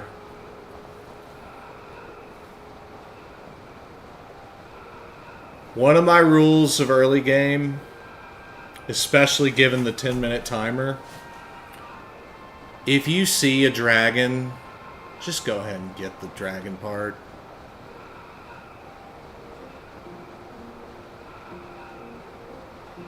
Because later on, you're going to find yourself riding the dragon and waiting 10 minutes to get the part you should have just knocked out when you had the chance.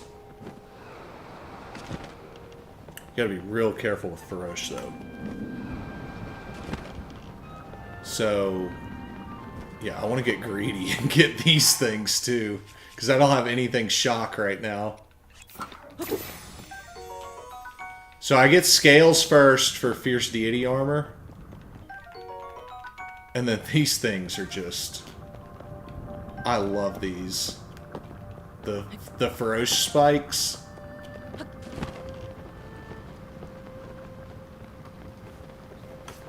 Shoot these at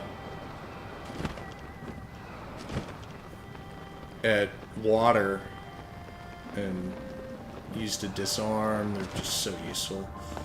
Okay, it's faster for me to run than it is to glide. I'm gonna get blasted by one of those if I don't get off of this thing soon, though. Alright, let's get out of here before I mess this up.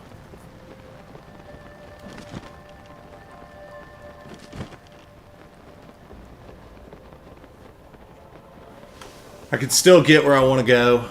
Luckily, that detour was very convenient. Very, very convenient.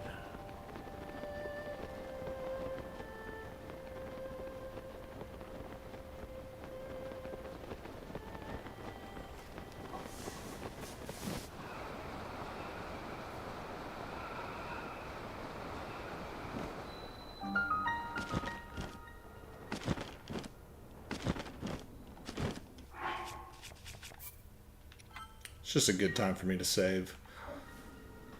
I like to let my stamina refill and try to glide as much of this as possible.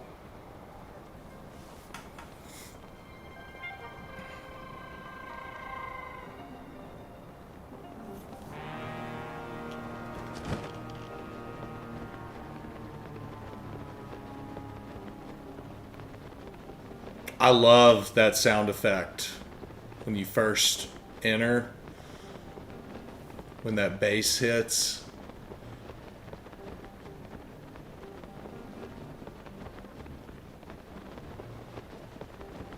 Yeah, so you can just glide straight here. It's not hard. We're right below the Temple of Time up top where I put that mark.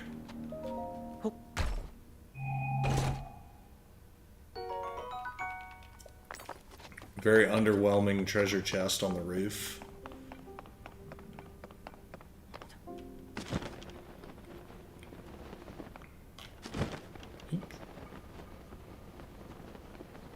This is what I'm after right here.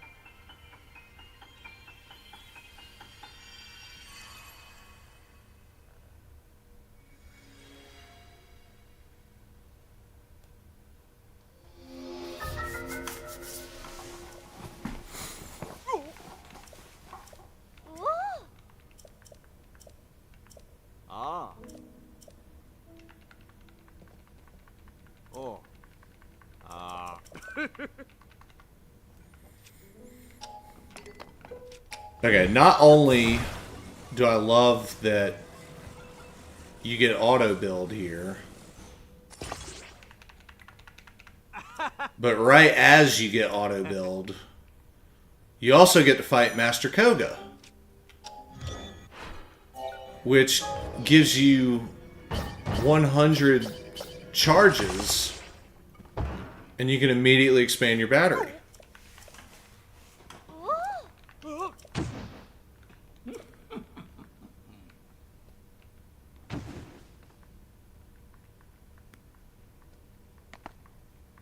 I will say though, my weapons situation is very bad right now. I need to stop and fuse. I mean, I'm not going to blow this guy out, but I can fuse some Soldier 1 horns on some Zonai swords and at least have something right now. That's better than nothing, right? Alright, blah, blah, blah, blah, blah.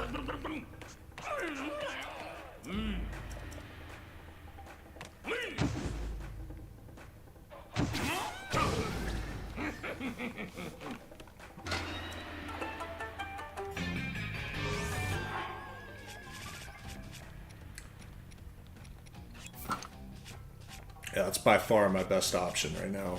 So I'm not going to waste a captain horn. Wait.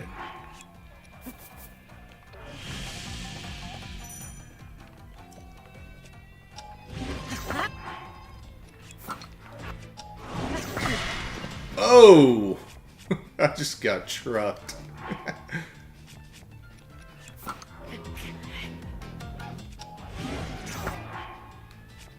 Alright, I have one more.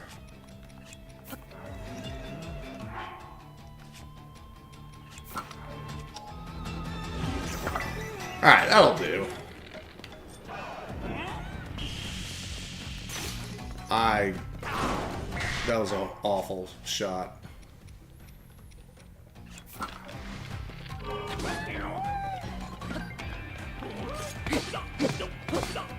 Yeah, that's plenty good.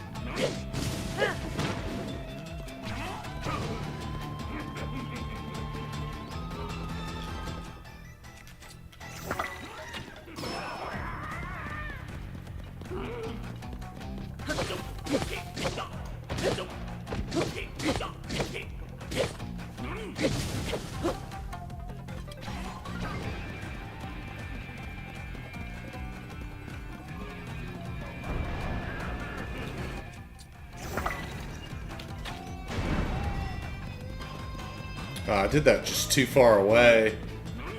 Yeah.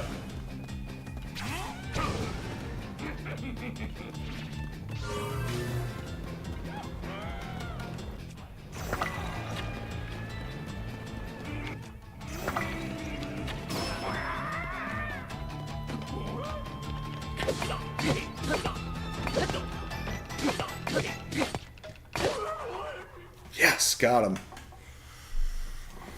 Alright, not bad. Not bad. So now auto build is in play. It's time for me to whip out that Zelda Notes app.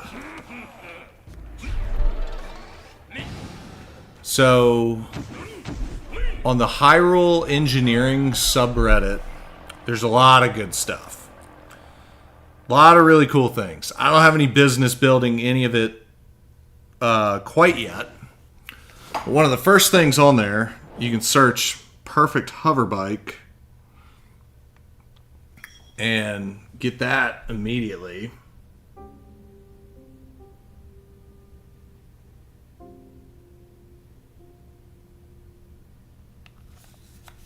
Come on. Got it. Just took a picture of the perfect hover bike from Hyrule Engineering. Add design. And then you have to actually send it to the game. You have to click that button. Sent to game. Please accept the design in game.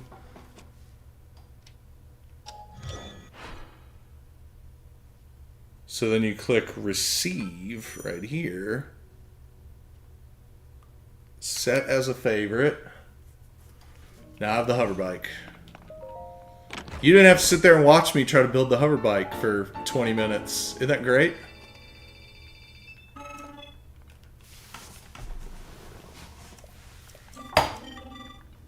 Because that's usually what I do next. I'm sitting here trying to get it right, driving myself crazy. And that's not fun. Don't forget the schema stone right here.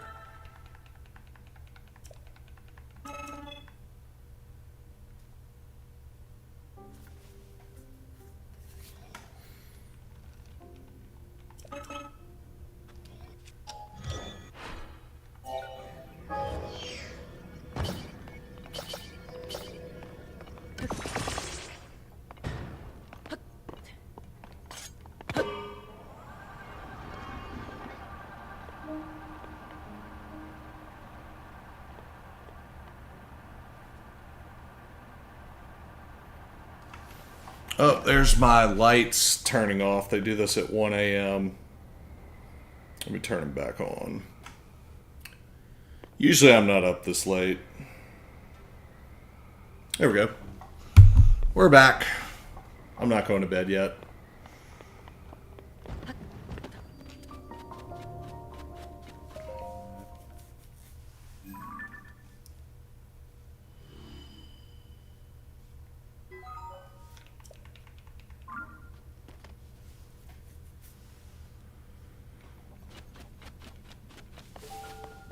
Now there is a another mining armor piece. I think it's right over here.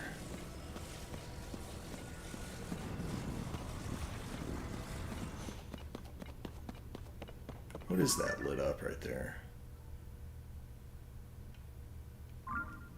It's not that. It might be right here, actually. I think it is. I think it's this mine.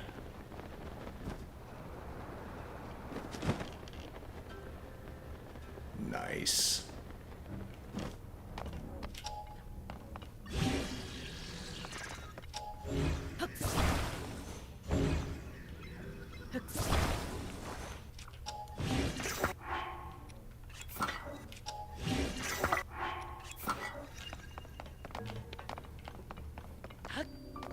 I love having just a ton of rocket shields ready to go for whatever I need. So yeah, miner's trousers now. Still nothing to wear on my head right now.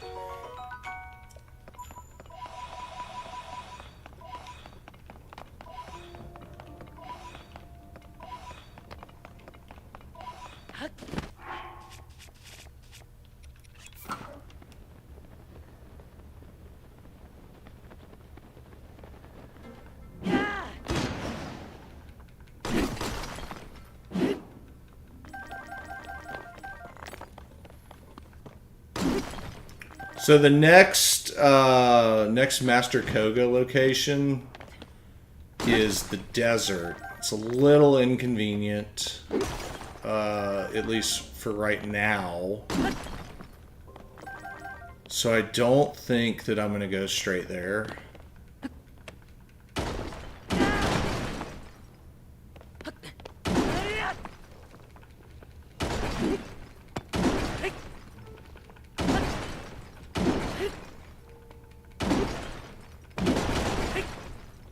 I think what I'm going to do next, I got a good idea. I know exactly what I'm going to do next. So, first off, I have the ability to upgrade my battery. You get my first battery expansion. I think this is a wonderful opportunity to do that. And since I'm here in this spot, if you were with me earlier, I talked about how I really like the glider early game when you don't have a lot of stamina and battery upgrades. And I'm going to show you exactly why right now.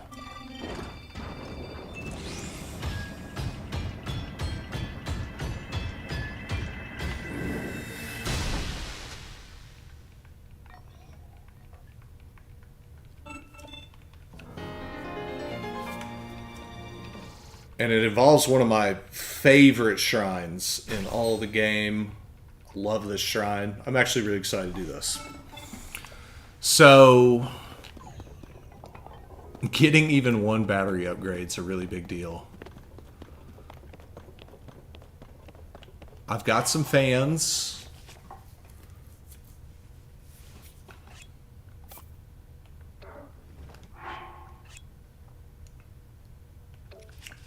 Yeah, when you have this little battery, you just need the one.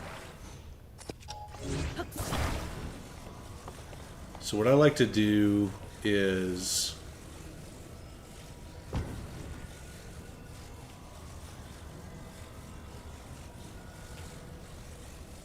you can get these planes off the ground using recall.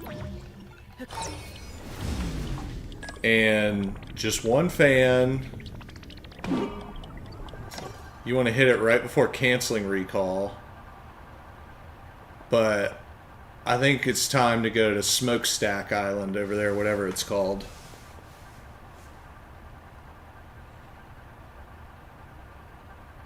Does anybody in chat know what's at this island? If you don't, you're about to find out.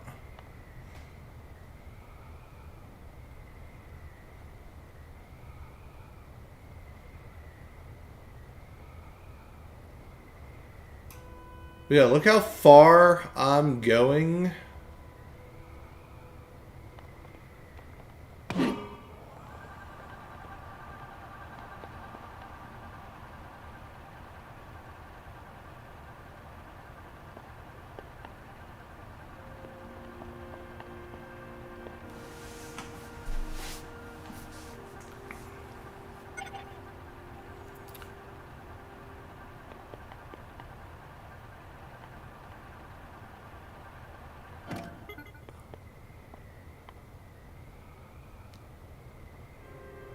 Alright, gotta jump right now.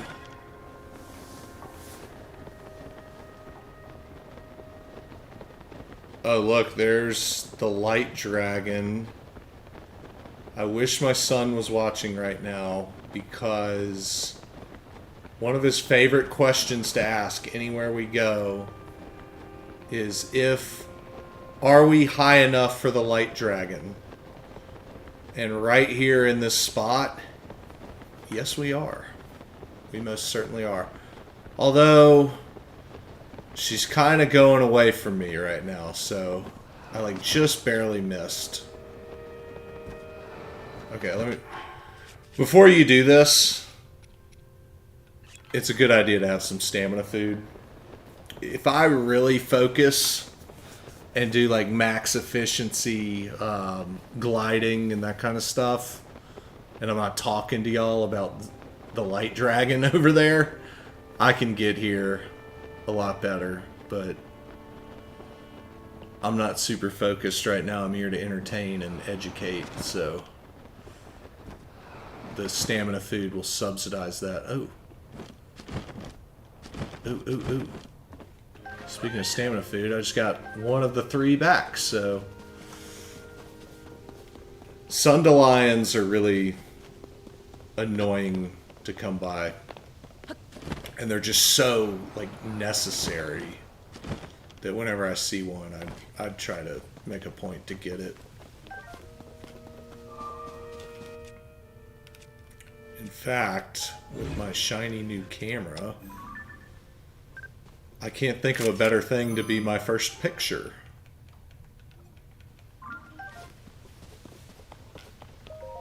Even though I don't have the scanner yet.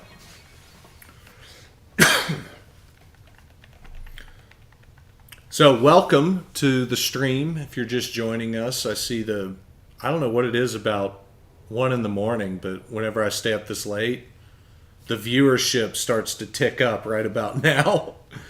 And it just keeps going up the later it gets. I'm glad y'all are here. I'm up late tonight. Probably going to be doing this for another 2 hours or so. I finished grad school today, so this is my way of celebrating right now, playing Tears of the Kingdom with all of you. What started this YouTube channel 2 years ago, I am starting fresh, and so far in this stream, I've obviously done the Great Sky Island. I collected pretty much every Korok minus like 2 or 3 on the Great Sky Island. That's something I like to do. After getting off the Great Sky Island, I obviously went and, oh my gosh, the Light Dragon is just right there. But I don't have the stamina to do anything with it, if you know what I mean. If you know, you know. I'm trying not to do any spoilers. Anyways, what I did immediately after getting the paraglider was going to the new Seren stable and going to see Hestu, expanding my inventory immediately, and okay, alright, I got the teleport. I'm gonna go back and at least get a scale. I'm going to get a scale since I have this easy access. You almost never get this kind of unprecedented access to the Light Dragon this early in the game, because the Light Dragon flies around 2,000 feet above Hyrule until you've met certain story conditions. This island, the Great Sky Island, and the really high up mountain above Rito Village, I can't remember its name, are like the only 3 like reasonable places that you could actually get to the Light Dragon this early in the game. And the Light Dragon does like an hour-long circle around Hyrule. I can't remember. Yeah, there. Oh my gosh, right there. I'm gonna have to clip this and send it to my son tomorrow. Like, put a timestamp on this recording. He would lose his mind seeing this.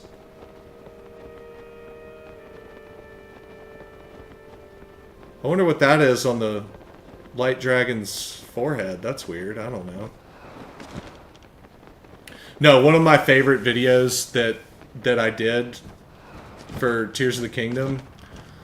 So my son is now 6. He's turning 7 this fall. Wait, where's the scale?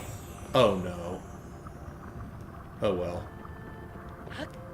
I guess I'm not getting the little shards.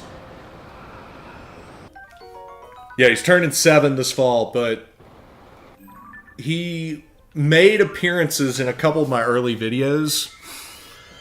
Both Ganons from Breath of the Wild and Tears of the Kingdom, I recorded him beating those for the first time. And he did one other video where he developed his favorite thing in the game by far is getting the Master Sword. Like, he loves it. I mean, and I totally understand why. I love getting it too. It's a wonderful thing. But he kind of concocted his own method where he really likes to get it early, and he also really likes collecting the 12 tiers. So what we realized is once you get that 12th tier, there's a unique opportunity to get on the light dragon at a very low altitude after that cutscene. So what we did was we made his Master Sword video, which we called So Easy a 4-year-old Can Do It. And literally it's him getting the Master Sword on that, doing that method where we get the 12 tiers. Oops, I was trying to do a little trick here. Run off like, uh-oh. Alright, we're going. Stole it. You can steal a fusion if you move quickly. Uh-oh. I got hit, so I can't get hit again.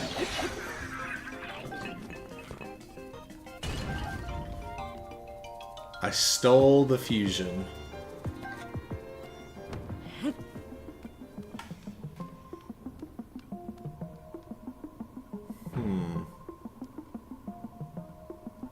Oh, I know what I'm gonna do.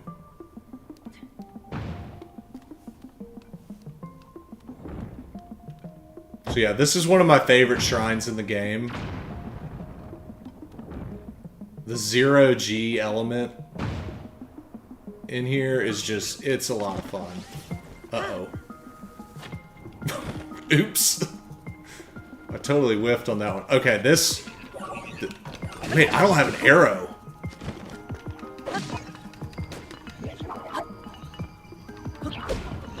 I should have side jumped that. I was trying to stun him with an arrow, and then I realized I don't have a single arrow yet. But if you get hit by the sword that one's wielding, it's a one-hit KO if you're only at 4 hearts. Yeah, I don't have arrows. Where are they? This guy's got my arrows.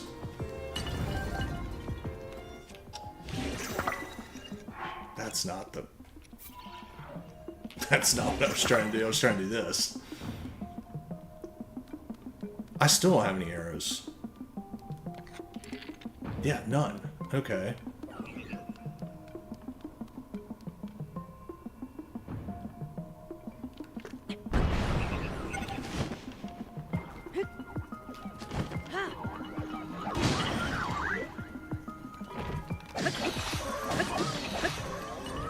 That Soldier 3 sword is also a significant danger here. So there's a Captain 2 sword, there's a Soldier 3. This is one of the best single sources for a variety of construct horns, as seen in my Zonai armor video. Still have an arrow.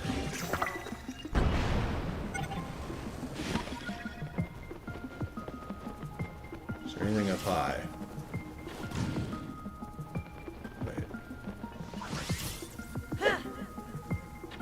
That guy's got my arrows. They're gonna fall off, yeah.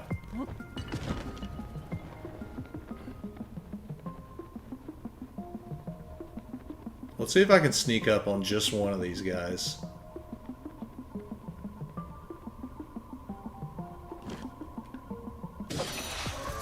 There we go.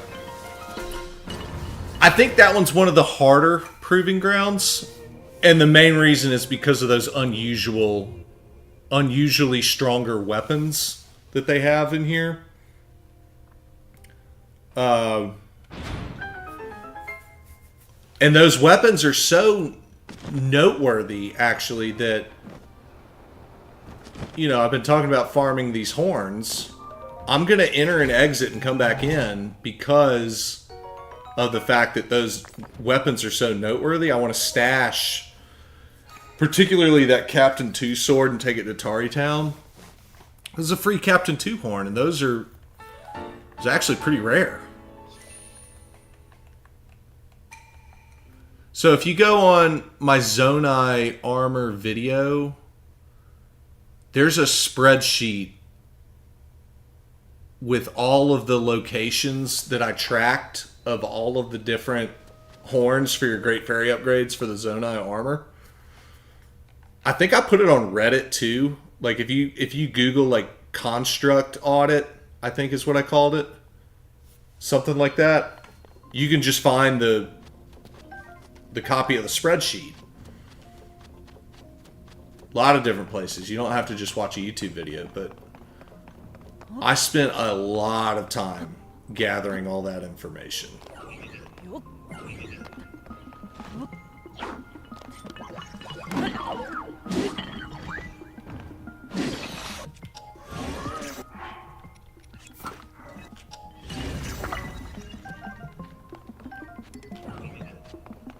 So yeah, I want this Captain 1 right here. Don't you fuse that.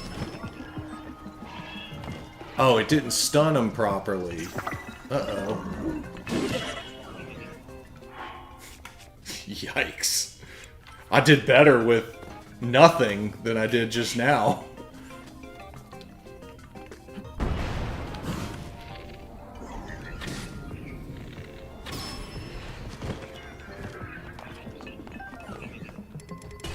I would have really liked to put that on a respectable weapon, but oh well.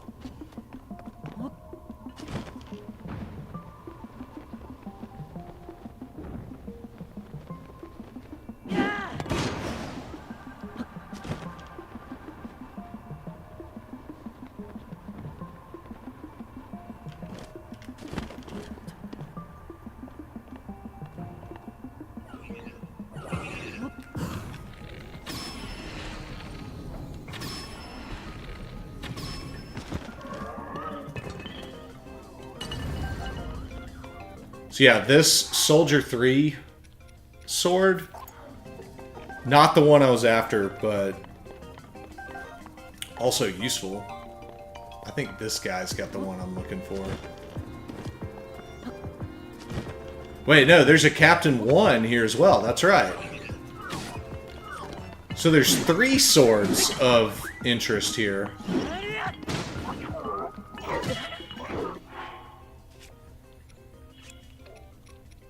I get so mad when I play sloppy. Give me that sword.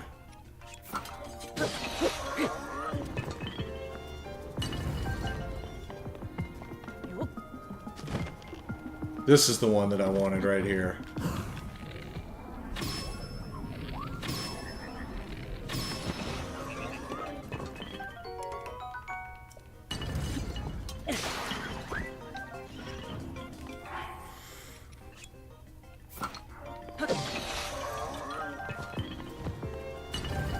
Alright, so now I can get out of here. So you go in there, you get 2 Captain 1s, 1 Captain 2, 1 Soldier 3. Out of all the locations I listed for fast, reliable construct parts, this is like at the top of the list right there. But that's not actually why we came here. That was a distraction. We came here to do this.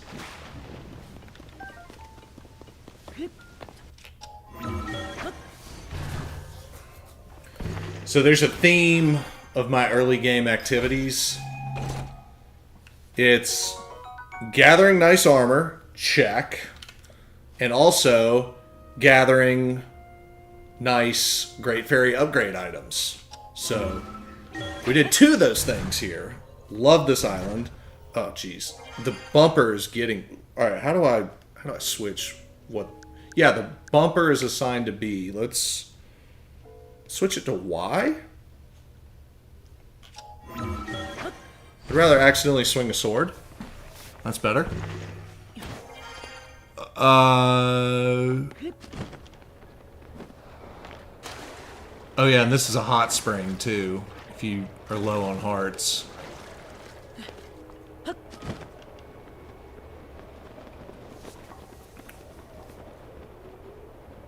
Oh yeah, this thing doesn't send you all the way to the top once you're done.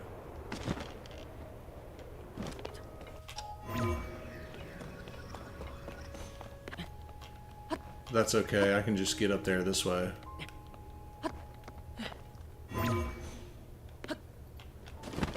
Really, dude? Really? You're gonna do that to me? I should have just ascended out of here and kept ascending.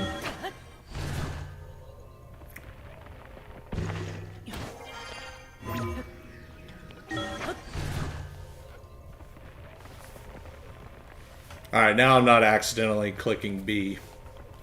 That's nice. So, oh man. I'm not at the top. Okay. Oh well.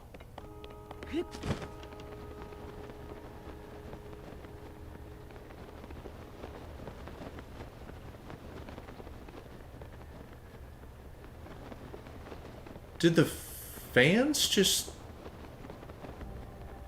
turn off? And that music, is she still here?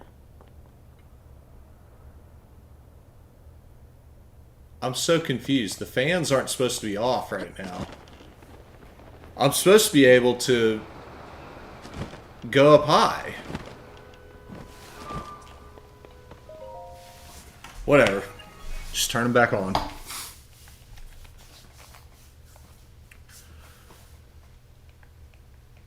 The fact that you can go so high on this island makes it basically an airport.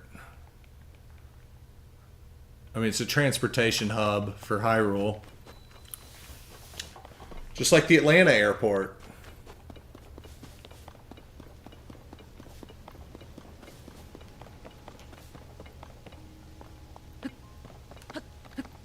So now, by covering all that distance, I've unlocked another terrific place to go places, essentially. So you just ride the updraft all the way back up.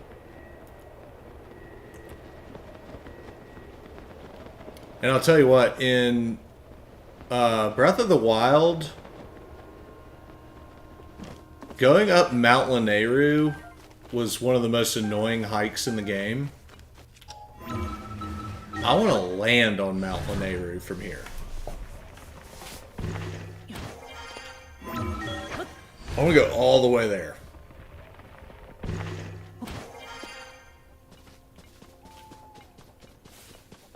I'm pretty sure I haven't gotten... There's a Korok right here. Whenever you see a big, thick tree like this, expect to see a Korok up there.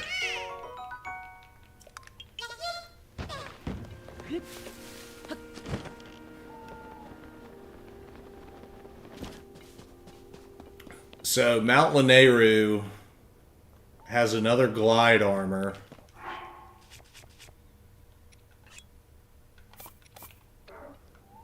I'm gonna do the exact same thing I did leaving the Great Sky Island. But now with a little help. Get this thing locked and loaded.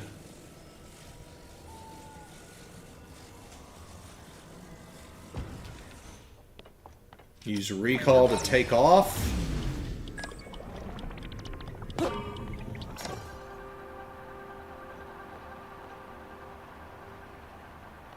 Now, if I can make it all the way to that right there, that would be ideal.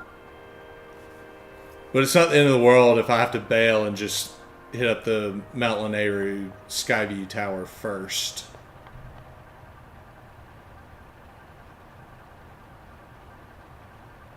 Yeah, I'm probably going to lose too much altitude to pull that off.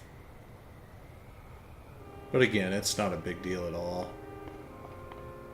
Because I can certainly get there from the Skyview Tower. But unlike getting to Smokestack Island, or whatever you call it... wait, is she coming back to that island now?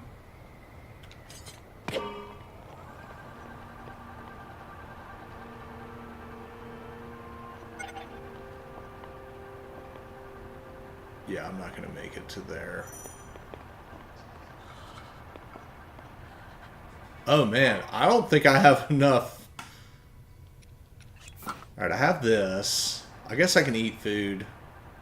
Yeah, I have one thing of food to deal with all this. Alright, so now we're going to switch to glide. There goes my fan. Oh, that fan's going to go all the way in the depths right there. So this is a Nadra spot, so that's one of the first reasons why I like coming here. So fast access to Nadra. Ooh, shooting star. And then obviously there's that glide armor that I was pointing at. I believe that this is one of the few Skyview towers that just gives you the win and lets you walk in. Like, didn't make you do anything to earn it.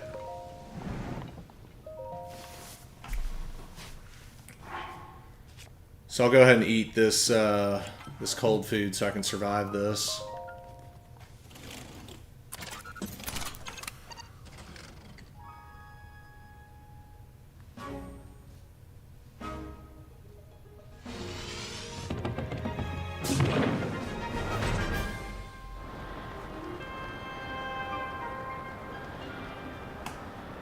So that's the Shield Surf minigame right there, which I'll probably do that too.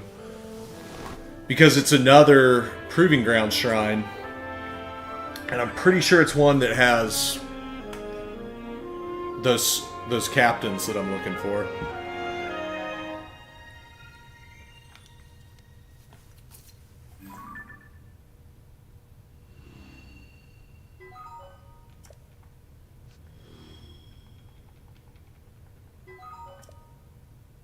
Okay, so I need to turn hard to the left right now.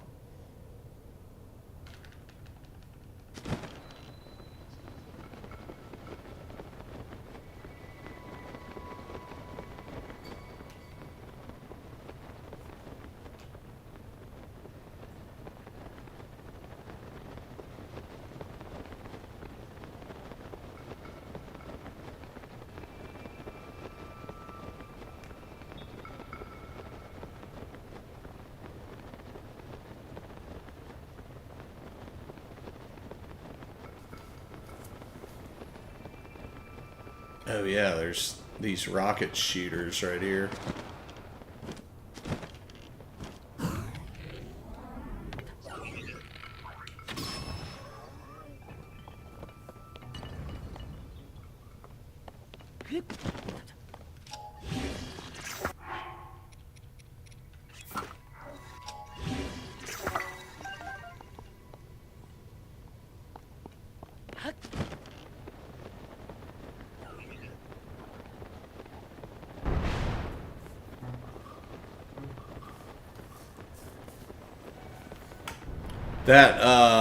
That Zonai device back there doesn't actually really do me any favors to get to this island.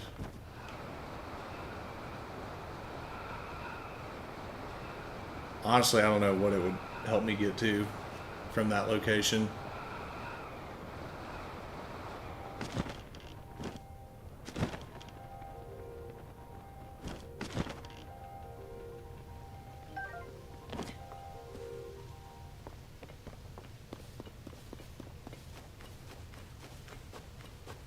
It's really nice that there are not any birds here to mess up ferries, but ferries are just being annoying by being too high right now. Yeah, that one's going up too. Oh, it's coming back down. I can get this one.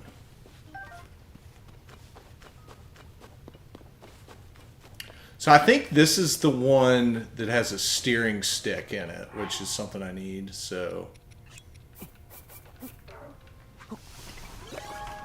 Good unlock here. Yeah, there it is. And springs are actually really low-key useful as well.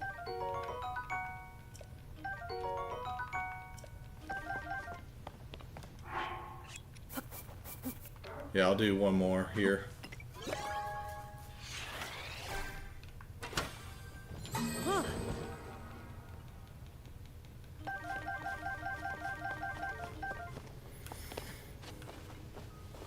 Alright, let's try to get this ferry now.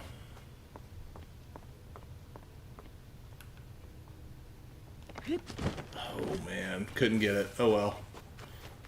Life will go on.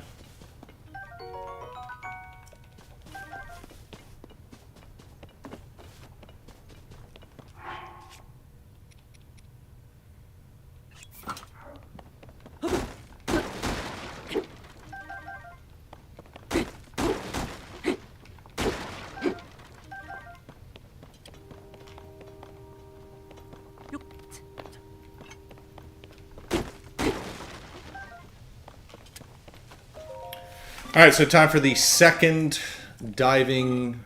This is actually the hardest one. The forest is supposed to be the easiest one, and that's going to end up being the one I do last. So I did medium first, hard second, and then easy is going to be last. And it's just because of the overall usefulness of everything else around it. I will say, though, the forest one has 2 Captain 3s right by it in the Typhlo Ruins. So I am really eager to get at that as well, but there's just some more useful stuff over here.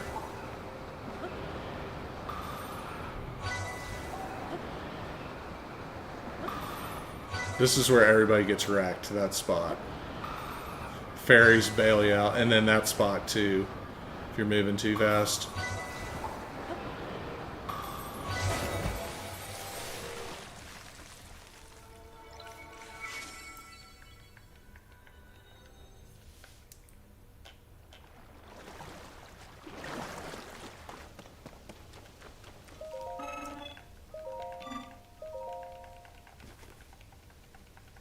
Alright, let's do this again.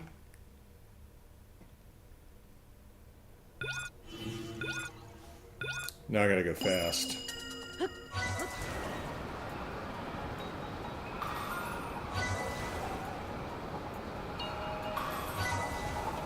Ooh, I cut the wrong way.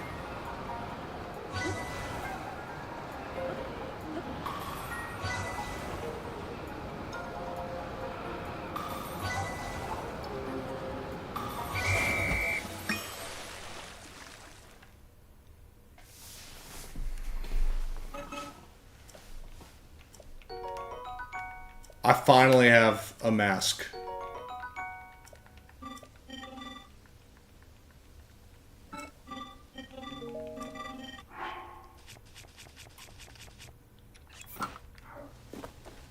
It's the only headpiece I've got right now. I don't have a choice. Gotta wear it.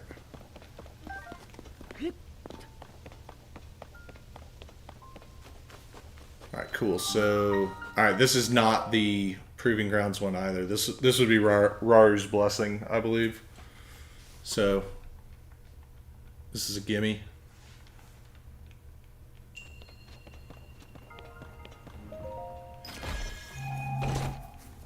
Yeah, I want to go to the forest next.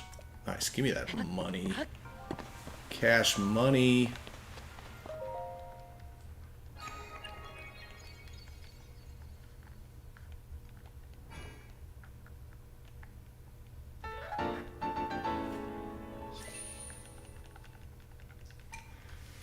Okay, I think it's time. Well, my weapon inventory is kind of bloated right now. I was about to say let's go raid the castle, but now I'm having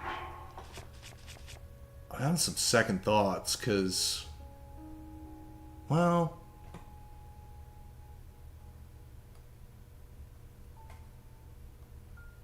I do need to get rid of these at Tarry Town, but I haven't gone to Tarry Town yet. That's a little bit of a ways. Yeah, you know what? Let's just go to the castle and press on to the forest. I think I got enough space. I'll save the noteworthy Zonai weapons and get out of there with all the rest of the nice stuff.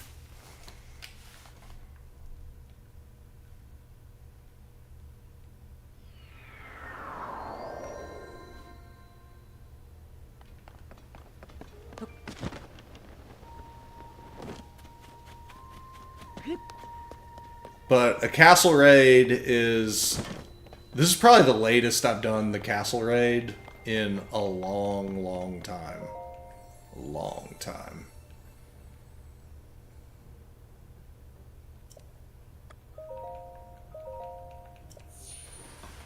One of the things that, you know, you want to go to the castle because you unlock the possibility of a lot of really nice weapons in the depths.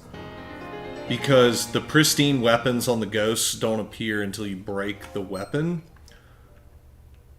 The thing is, though, out of those early spots in the depths I go to, I'm actually not really missing out. All the stuff around, like, that great abandoned mine and the various other locations that we've seen so far, all the ghosts have trivial spawn tables. Like, we're talking like travelers, soldiers, and maybe like one other thing. So, like, you can go to that without missing out on a lot of the castle stuff. So now that I have 2 of the 3 glide armors, one of the things you're going to see me do now, I'm going to press R and then B and then X really quickly. Wait, so R, B, X. Yeah, like that. Look how much faster you're gliding through there. It's like you got hit by a Tulin gust, because the game is still registering you being on glide speed. So, how's that for a hot tip? And I don't know if you noticed, but I'm going further than I should be able to go with this little stamina. Oh gosh, I missed it. I was trying to get the Korok up there, and now I'm mad. I'm fuming right now. I was gonna land on the spire and get the Korok. Now I'm so mad about this. What a fail.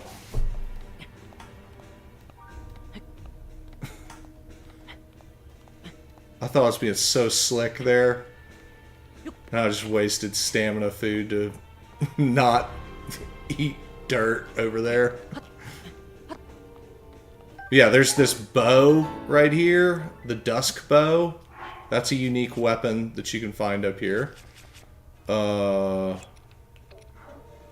gonna drop something just to be able to get it. So that's something that I don't want to like use at all because it's unique. So inventory -1 until I can build a house.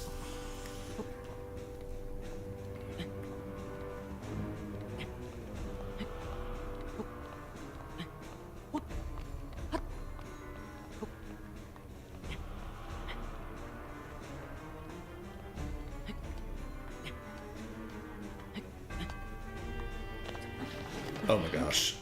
No, not again. Whew.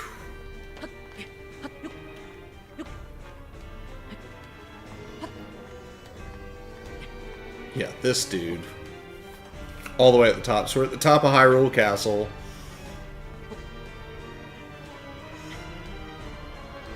Oh my gosh, get there. If I have to use food again...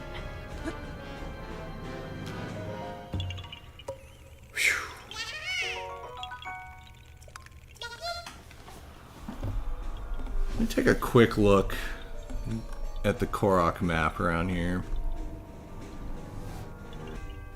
Yeah, I'm not going to go on a Korok hunt live. I'm going to do Koroks off screen from now on. Except for like major ones that are noteworthy. I did that one mainly because of the bow right there. So you can get a dusk bow. And I like just doing my castle raid from the top down. You get treasure chests right here.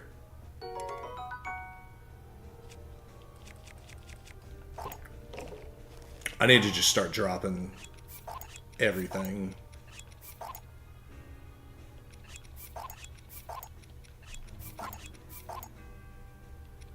And I'm just keeping this temporarily to have something to hit people with if I need to.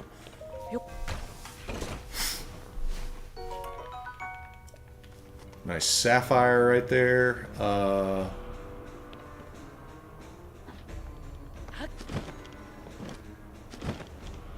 Let me double check I'm not missing anything like right here.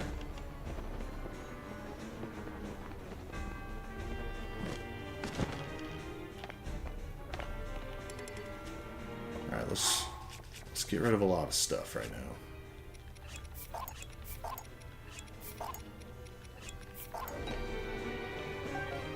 Although soldier's bow isn't that great. Is there anything right here? No. Alright. This is the main room. Royal broadsword. So, call me crazy, but I actually like royal weapons better than royal guard. Because I've gotten to the point where I can just flurry rush anybody all day long. And I'll take that double damage flurry rush all day, every day. So, especially the broadsword, because I can have the shield out at all times, and I think that I can make an argument that for me personally, the royal broadsword is the best weapon in the game. And I don't say that lightly. This is just me, my preference for my playstyle. You may disagree, and if you do, let me know what your favorite weapon is in the chat. Uh-oh. Oopsies.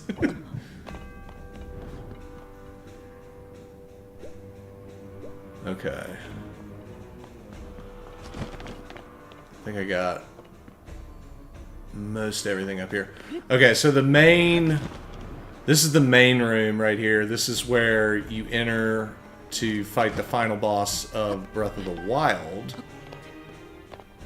And there is some very noteworthy stuff here along these like statues up here. You've got a Royal Guard's Claymore. This is what most people will say is the best weapon in the game. At least the pristine version of this one. And they're right. It is the highest damage. It gets a little more limited use because of its low durability. The low durability keeps it from being like the greatest thing since sliced bread. But, you know, you can make your Lionel Crusher with it, and it's significant. So I'm not sleeping on it by any means. For most things, I just like using the Royal Broadswords better. So there's another Royal Guard spear right here. Where's the, yeah, the sword and the shield should be right here.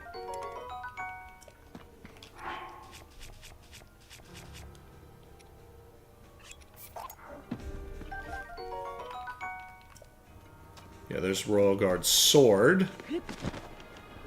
Don't forget on your castle raid to do this. There's actually a hint in Hateno, in your old house from Breath of the Wild, to do this, that the game heavily implies that Link and Zelda are a couple when you start snooping around that house. There's never been like an official Link Zelda like romance that's like clear in the game, but it's about as close as we've gotten hint wise, you know, like.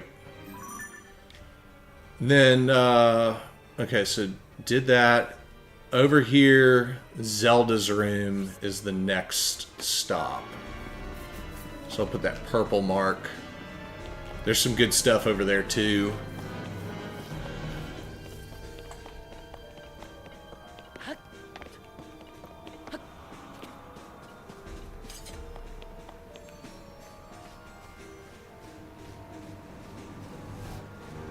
Oh no, don't turn. Don't turn. I'm trying to be sneaky, dude. Oh, jeez. Turn around. Leave me alone.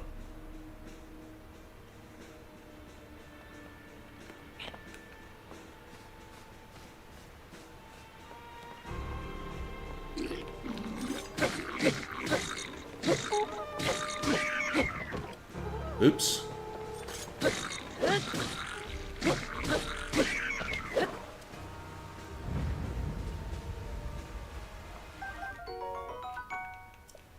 That was smooth right there. So another Royal Broadsword. I'm not dropping a rocket shield for that. It's not worth it. But I was trying to come here.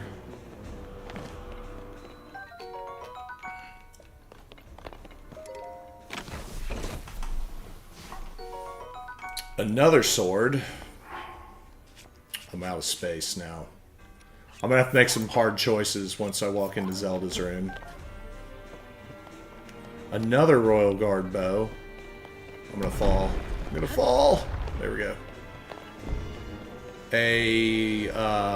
This is another one of my favorite weapons in the game because of its mechanic of doubling your damage when you're on your last heart. When you play like I do, early game, this is a really terrific option. All three of the knight's weapons.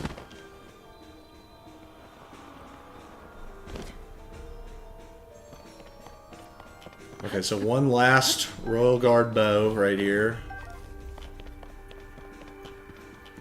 One last claymore right there.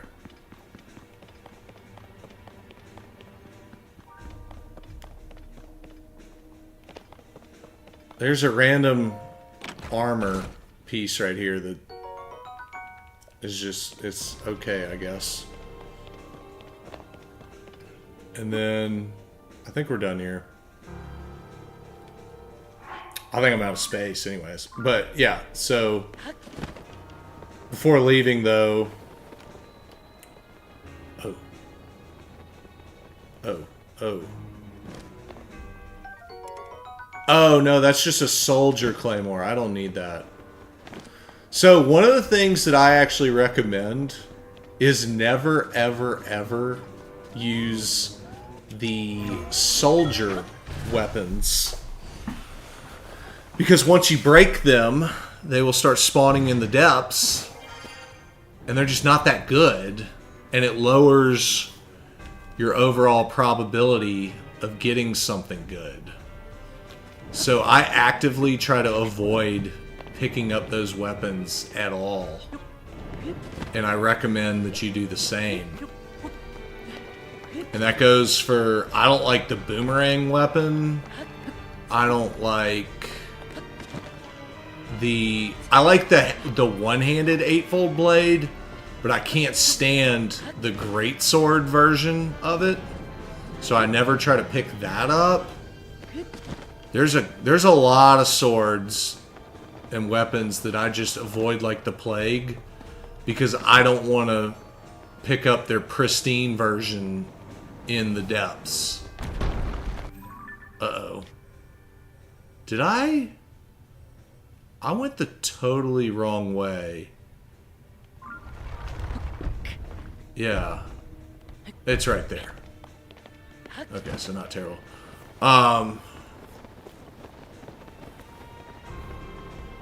So one thing that I do recommend here, these moblins can be... Oh my gosh, I wasted a rocket shield. And I just got kicked in the face. These moblins can be in short supply, and I wish I had anything. Do I have anything ice other than a sapphire? Because if you freeze these guys, all you have to do is push them in that water, and it's over. Oh, I do have... I have one.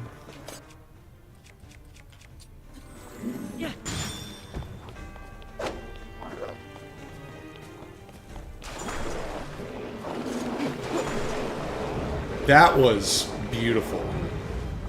I got all 3 of them in the water. Yeah, but these black moblin horns right here and moblin guts, I believe, are for Flamebreaker, which is a really terrific armor set to level up. It's one of my it's a very slept on armor set, because when most people think Flamebreaker, they think, oh, I'm gonna resist the heat weather, but the real the real benefit to Flamebreaker is when it's above a 2-star set and you get the fireproof thing and you reduce fire elemental damage with that. And that's the only way that you can do it in the game, period. You could have 120 defense and fire damage is still going to do the same no matter what. Unless you have that fireproof perk, or it's flameproof, one of the two.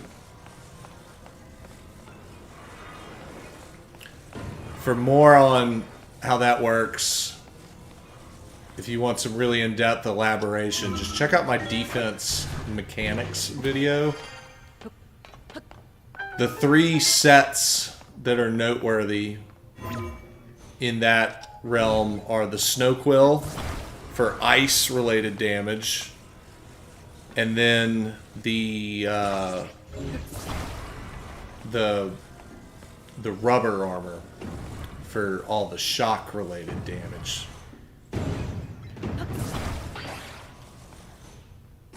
Dang it.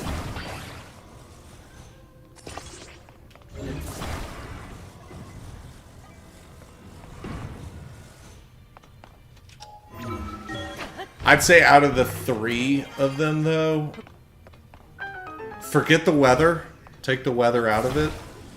I would say the rubber armor set is the most elite of the 3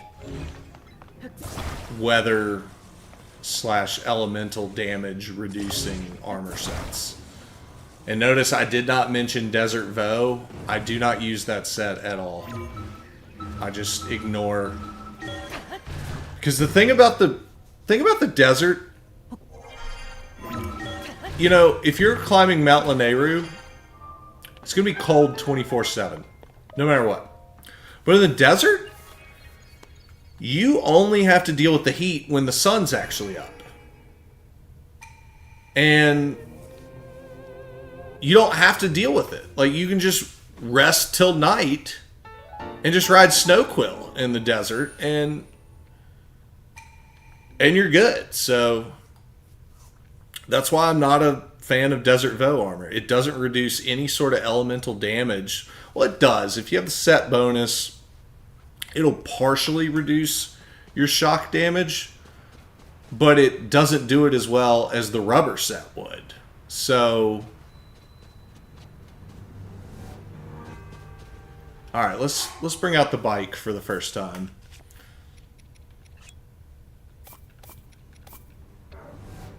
There's really no reason not to right here.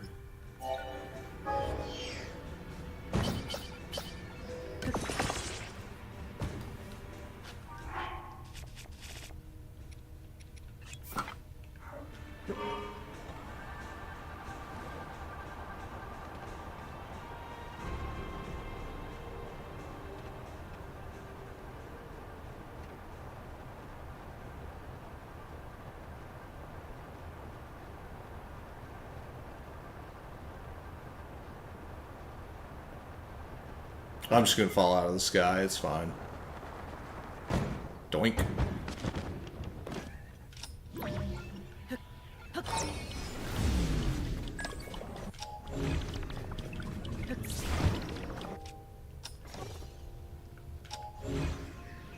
Wait, where did it go?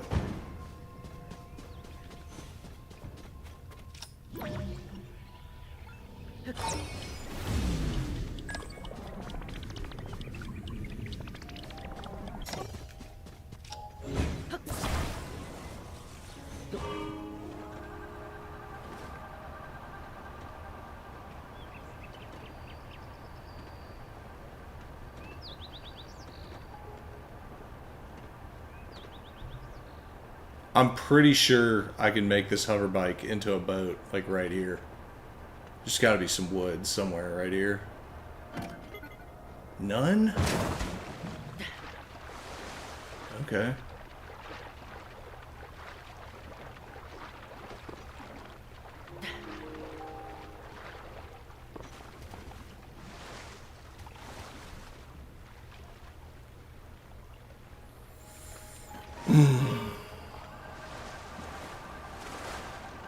Alright, for time's sake, I'm going to eat one of those large cores, because I want to get to the reason why I procrastinate the forest part is because of this stretch. It's hilly.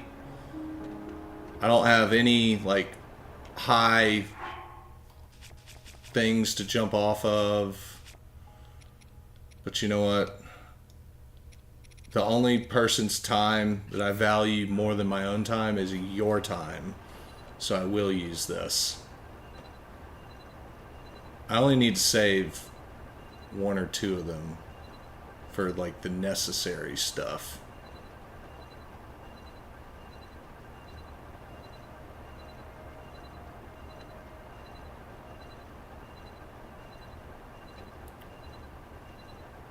But if I could just make it reasonably high enough to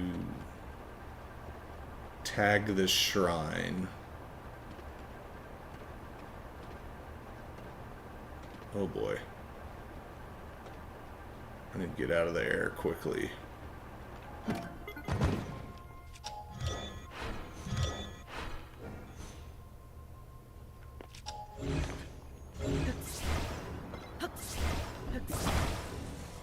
Oh, dude, really?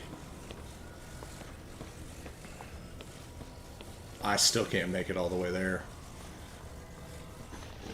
Uh-oh. Uh-oh. I messed up.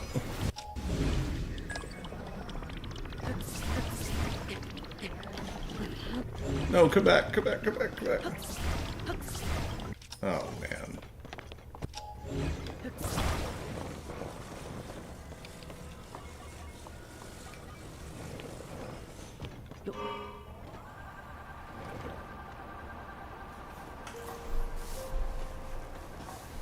Alright, so when I have a hover bike out, I tend to just tag shrines and not actually enter.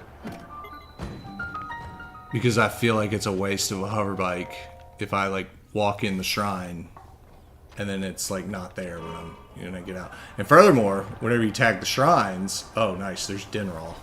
Perfect. Gonna get a lot of good stuff over here, including Dinral.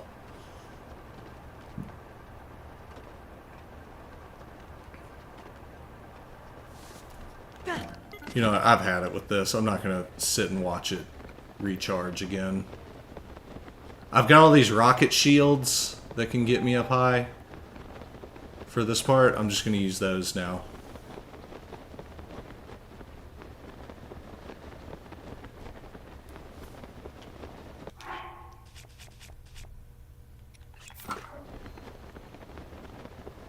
So I want to get this quickly so I can hit Dinral, get a scale for that. I want to go hit up the final glide armor.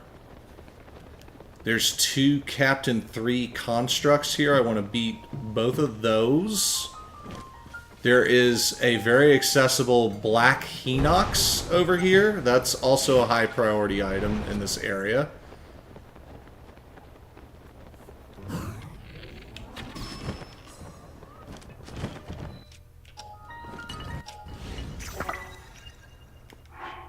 What is that? No. I wanted the rocket.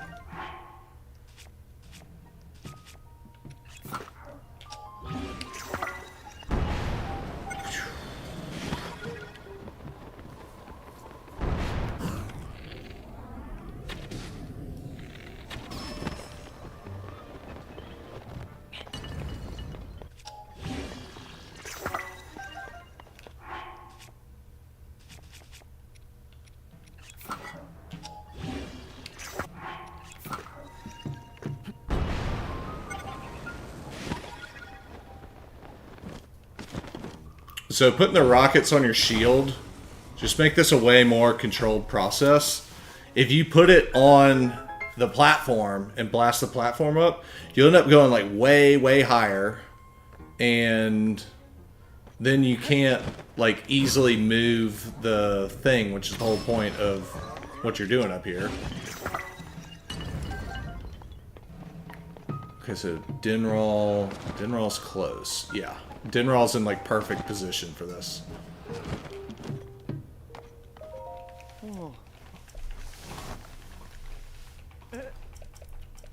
So I'm not going out of my way to farm dragon parts, at least not yet.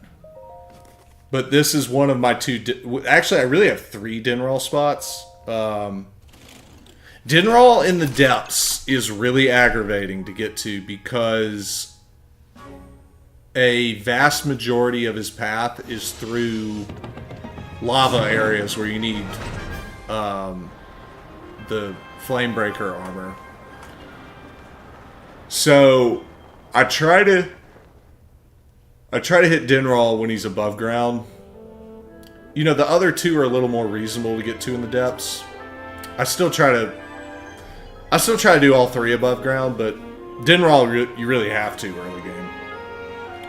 But this spot is where he enters the depths, and then the Akela, southeast Akela chasm is where he exits the depths. So those are 2 spots, and then also the top of Death Mountain, that shrine up there, is also a good access point because it has you high enough in the sky where you can reasonably glide to him. But when you don't have a lot of stamina, you don't have a lot of batteries, the best times... Oh my gosh, now there's Blood Moon too. There's no way. I want to block the Blood Moon because I haven't beaten any of the high value monsters that I want. I gotta have it. Whatever. Witness the blood moon's rise. When its red glow shines upon the land, the aimless spirits of slain monsters return to flesh.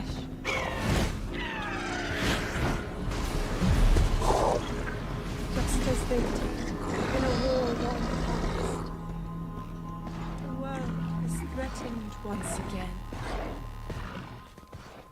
I'm not happy right now. I like to block the first Blood Moon by entering the depths or a shrine until I'm actually ready to get it, because there's a laundry list of enemies I like to defeat after gathering a lot of the armors and weapons that I like. But Dinral caught me at a bad time, and I let that one slip away. Alright, anyways. I will say, these Captain 3s are not Blood Moon dependent. The constructs have nothing to do with Blood Moon.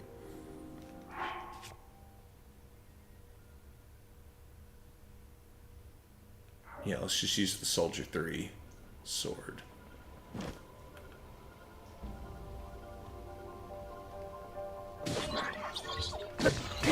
Oh no, I'm gonna rocket away now.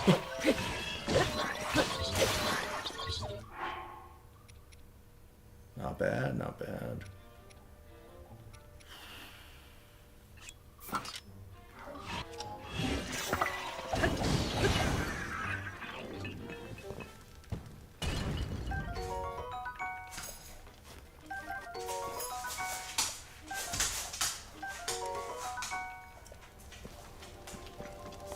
So the Captain 3 horns are for the 4-star upgrade on the Zonai armor, but in almost every scenario when you're playing through,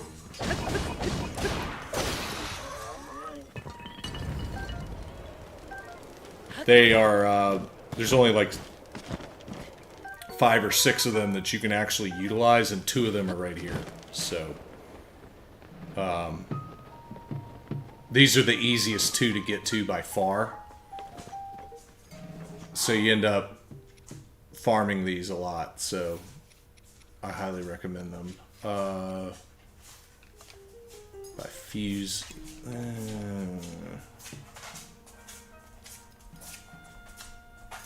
I like have nothing good to put on some of these weapons, but it's okay. I'm just gonna go ahead and break this sword as is. Uh-oh. Not what I wanted right there. Alright, remember, you can't get one-shotted if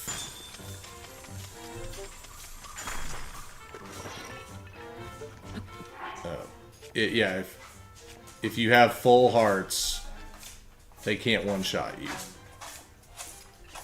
So you trying to go potty? My dog's awake. She wants to go outside. There you go. Hey! Oh my gosh, it's coming.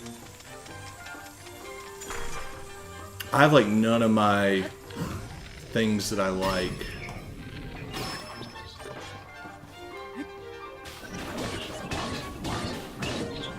Alright, that works.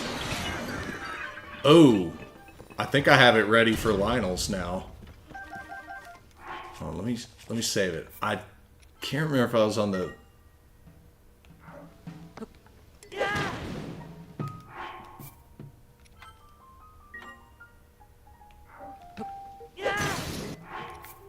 Alright, yeah.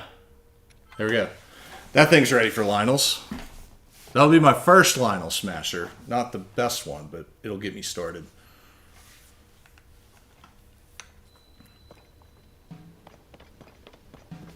I picked up that horn, right? Yeah, okay.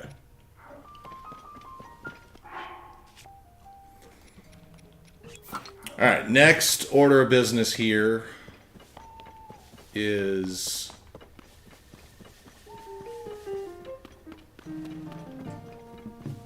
going back to the tower.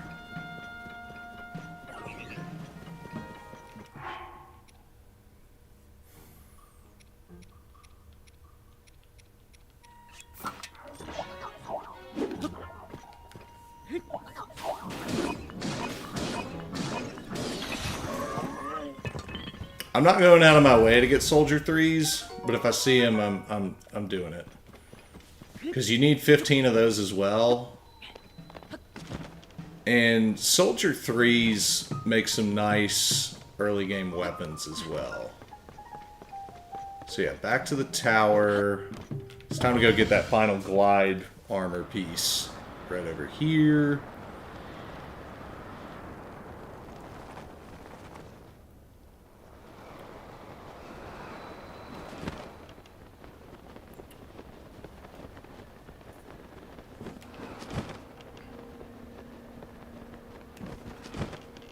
And I'm doing my fast glide trick, which is going to get even faster here pretty soon.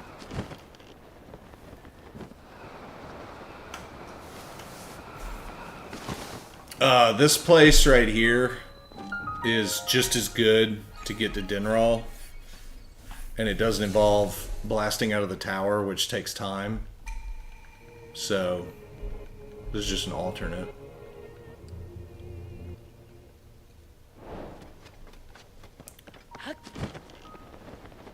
I'm not going to beat that, though.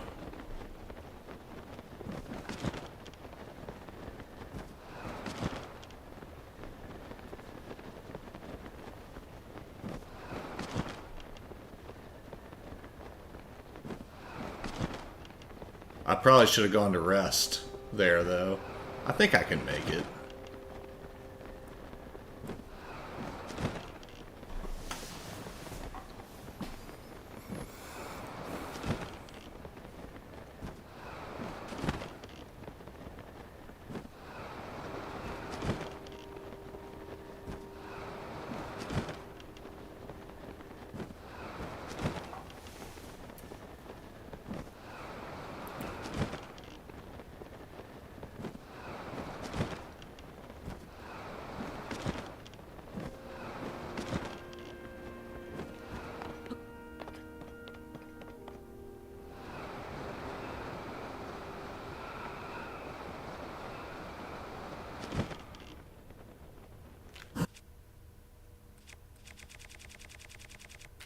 These daggone ducks and birds are gonna mess up my fairies.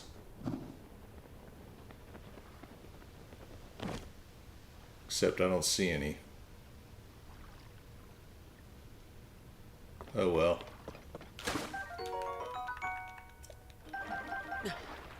Free food.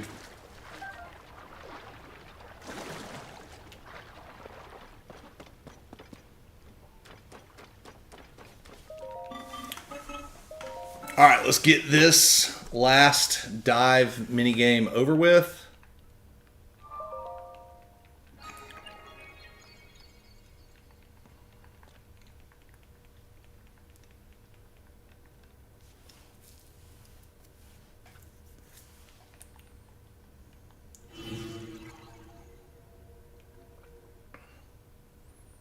I remember this one's supposed to be the easiest one of the three. And I've got 2 out of 3 glide now, so.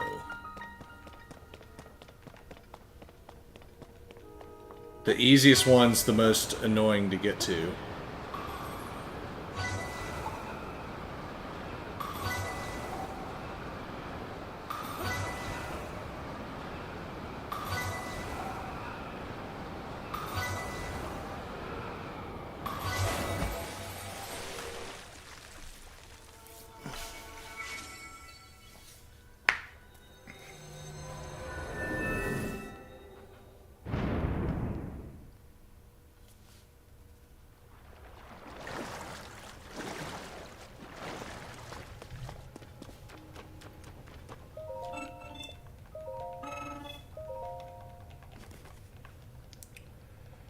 Alright, so one last time here.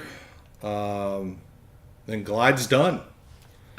Glide is one of my, I guess what I'd consider an S-tier armor set. If you like going places quickly, then it's probably the best in the game.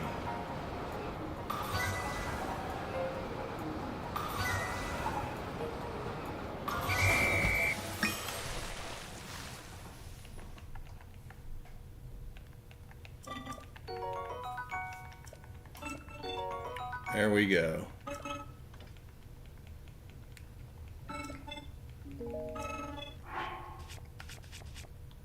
One thing you can do if you like want a lot of large charges, I know what my time to beat was. I can intentionally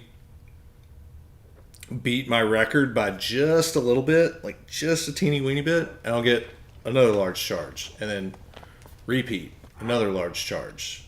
And you can rack up charges pretty quickly that way. It's kind of a one-time thing. I don't typically do it, but it's an option if you're trying to find some. Okay, so this is one of the 15 Proving Ground shrines. One of my favorite videos that I did was the one where I beat all 15 of these. I did it with 4 hearts on all of them. And that was a lot of fun. Oh, you know what? I do at least need the stick. I was gonna go without anything, but I gotta be able to activate the fire thing over here.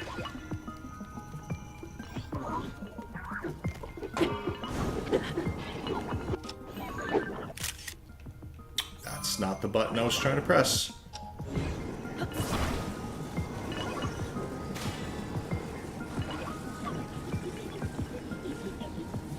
So one of the cool things about all shrines is you have infinite Zonai charge the entire time. So things like flame emitters, you just do this and you win very easily.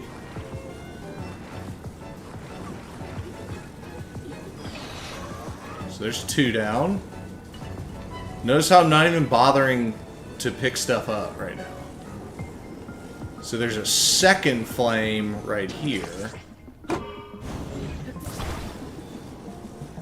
Now we've got 2. There's a captain right there.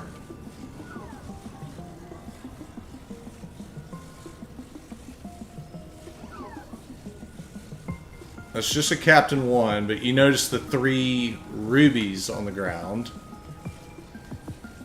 I think there's actually 4. Uh-oh. I got it stuck. If I'm gonna lose, it's because I got it, like, stuck at a bad time. Yeah, I swung a weapon once to activate, or twice to activate those fire things.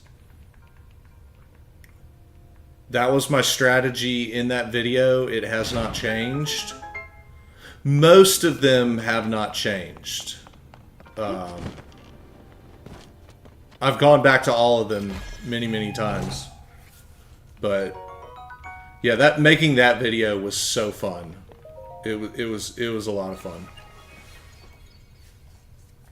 And when I did that, I ended up doing each of the proving grounds probably like at least 10 times each, because I wanted the recording that I put on that video to be just me absolutely obliterating it. Like, going scorched earth, ideally untouched. I wanted to put some good film out on the internet and entertain, and I feel like I did that.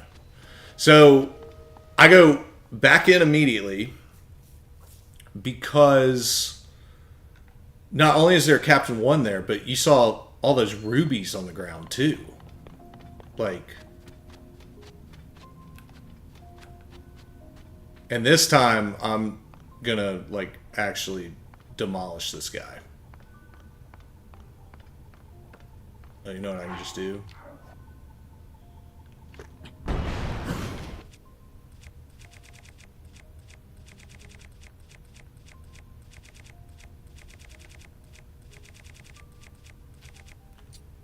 Yeah, that's good. I really like ice as a crowd control mechanism quite a bit. I just don't like that There we go. So there's 3 rubies on the ground that are just up for grabs, and that Captain 1. So that's why I like to go back in. Free money, early game, guaranteed. That's just a minor little detail a lot of people miss. When you beat the Proving Ground shrines, they immediately respawn just that one time when you get the first initial win. I can't go back in and do that again now. But, okay. Question. I don't think this is going to work, but there is a shrine right here that you get to by doing exactly this. I just don't think it's going to let... Oh, it did let me do it. No, it didn't let me do it. You have to liberate the forest first for it to let you do it. I was just curious about that. It was right there. Moving on. Okay, so the last thing that I like to do here that hasn't been done is the black Hinox right there. So let's knock that out. Hinoxes are needed for the Fierce Deity upgrades, and particularly 6 Hinox Guts, which are a 100% drop rate off of black Hinoxes, but they're pretty uncommon on the lower grade ones. So this is probably the easiest to get to black Hinox. There's a couple. There's actually 2 easy to get to ones. There's one here, and then there's the Korok mask below the forest right there in the depths. That's also a really good option. It's in a Coliseum. inside that blocked off forest area. Did I go too far? Yeah, I might have gone a little too far. I just wish that I could see the Hinoxes from like way up high. Now it's spawned.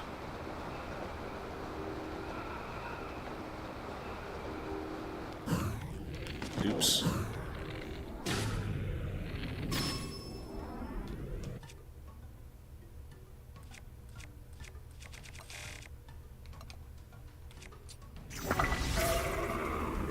Oh no, that's a metal, isn't it?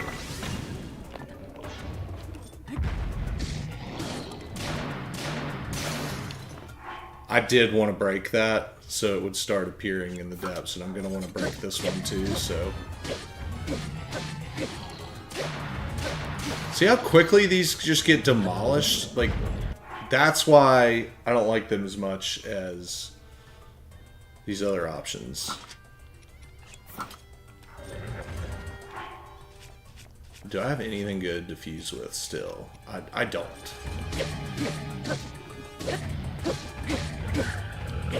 Oh gosh.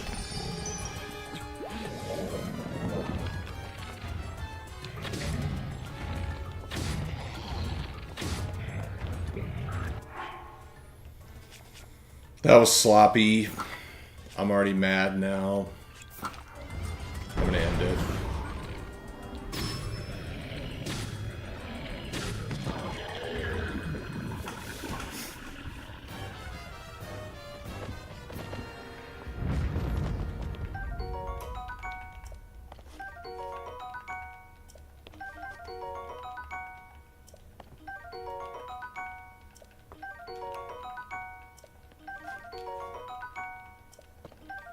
So one of the problems with Hinox, though, is the teeth. The regular Hinoxes, you know, they can drop them. They just don't as much as you think they would. And to supplement that, you got to go after a couple Stalnoxes. Not a lot, but... I mean, you can get hot on teeth off regular Hinoxes, though. Okay. Forest area, I'm good for now. I'm satisfied with how to get to Akela, though. You know what? Probably from this tower. You can either go, if you've done Mount Lanayru and right here, you can do a couple different things. I'm going to see how far I can get blasting out of the tower now that I have all three glide armors.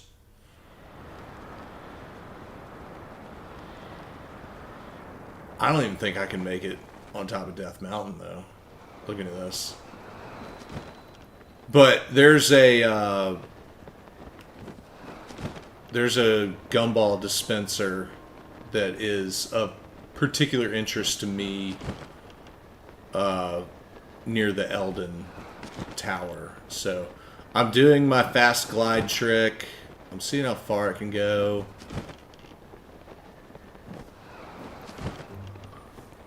Basically what I do is I press R, then B, then X. You see how I'm flying really fast right now.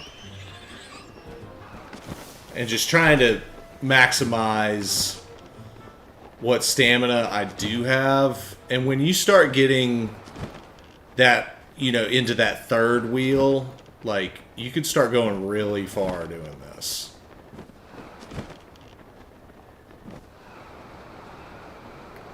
Now, at this point, I'm just going to have to start diving.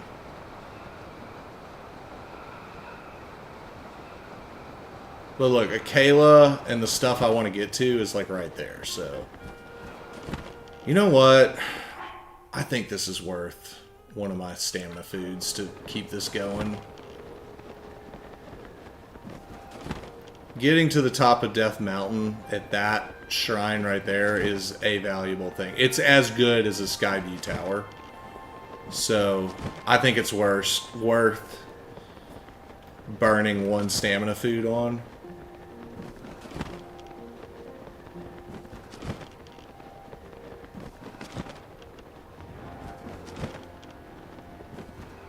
I covered some ground doing that. You see how fast I was gliding? It really comes into perspective when you get close to the ground. You're like, whoa, you're really moving. It's harder to notice when you're in the air. Doing that. Is this an easy shrine? I do want to knock out shrines because I want more stamina. Oh yeah, we're just driving cars. Let's have some fun. And I think this turns into a plane thing halfway through. Let's just drive our cars.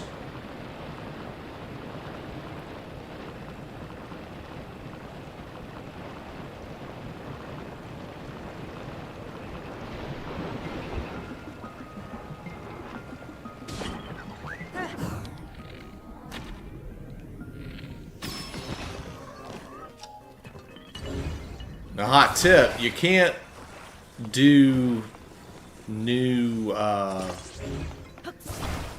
you can't whip out your gumballs and like generate Zonai parts, but nothing's stopping you from taking parts from other stuff.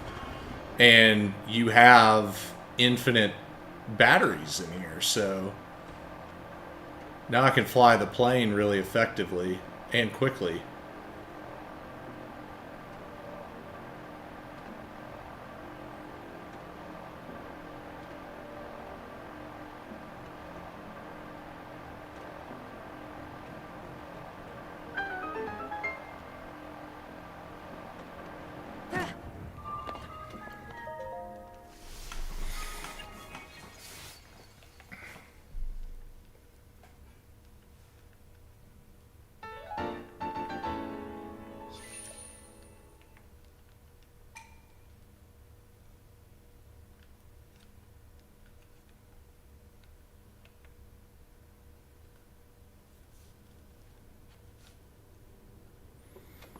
Okay, onward.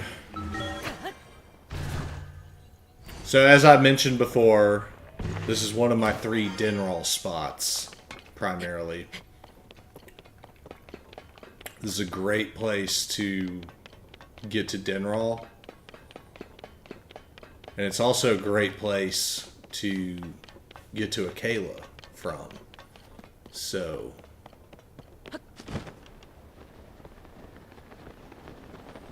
and in a weird way, it's actually easier when you haven't progressed in the Yonobo part, because you can still run across this. So...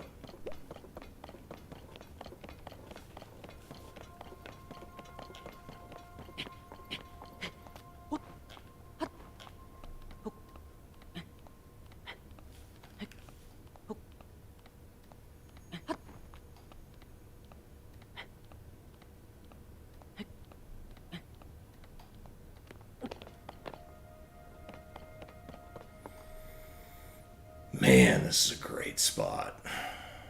So...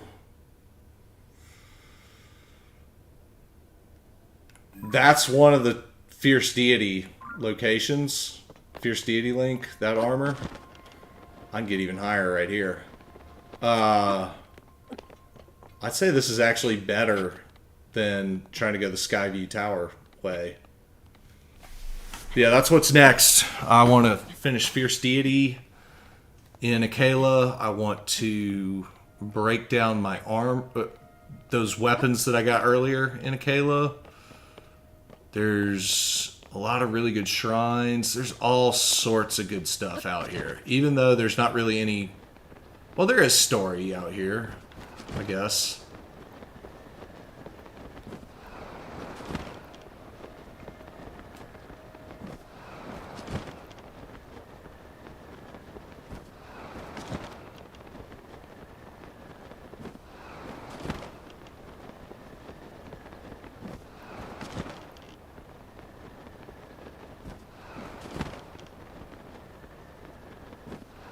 I really would like to make this without stamina food. So this is one of the main things that I've never gone this route from Death Mountain. I want to just give it a try, and I'm really glad that I did, because I'll typically approach this from the Skyview Tower, and that involves multiple stamina foods to make it that way. And it also typically involves landing up there for a enemy that doesn't even give you really... I mean, it gives you a treasure map, but it's like, I don't need the treasure maps. Like, it's not a good reward to me, so... here we are. I think it's called Skull Lake. I think that's the name of the place.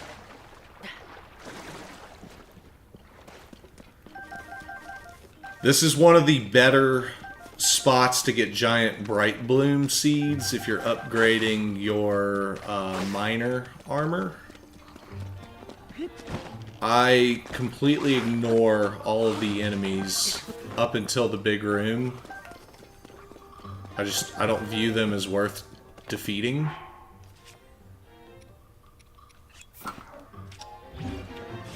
I'm gonna need to get a rock on this thing though.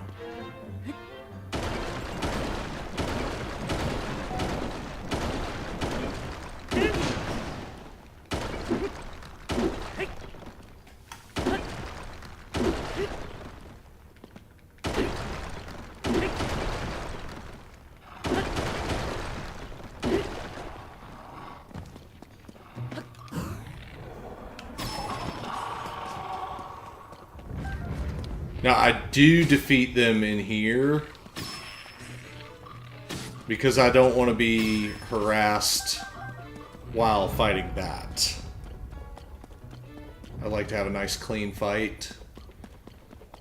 It is helpful if you can go ahead and get up there and get what's in the chest first.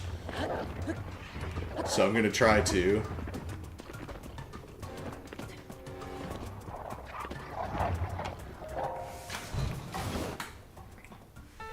There's the Fierce Deity mask, and I have the pants. There we go.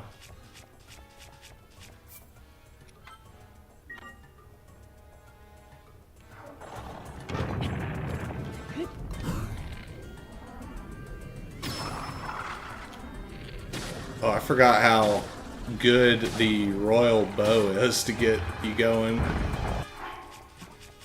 And,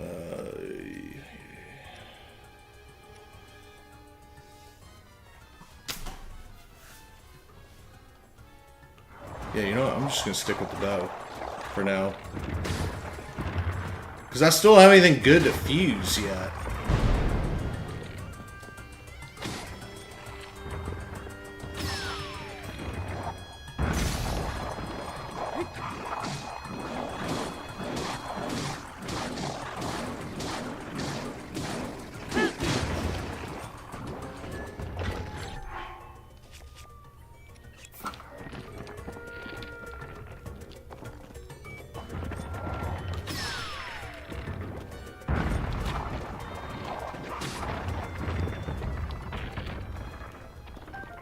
Yeah, that went well. So, yeah, these are a really good source of the teeth. They don't drop the toenails, so... Oh, nice. Knights. Let's see, knight.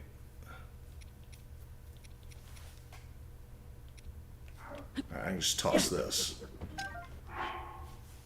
So, I'm only missing the Royal Spear and the Royal Claymore from breaking all of the core standard weapons that I would want to break to unlock them as stuff in the depths, so that's good. I'm probably going to end up breaking this by breaking rocks.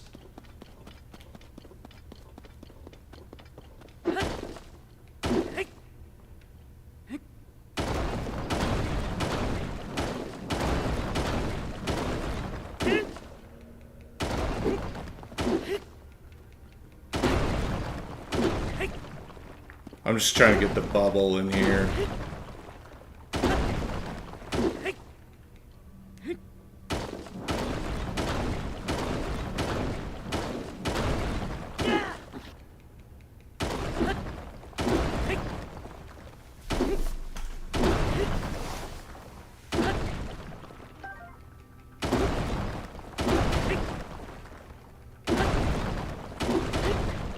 Jeez, how thick is this wall?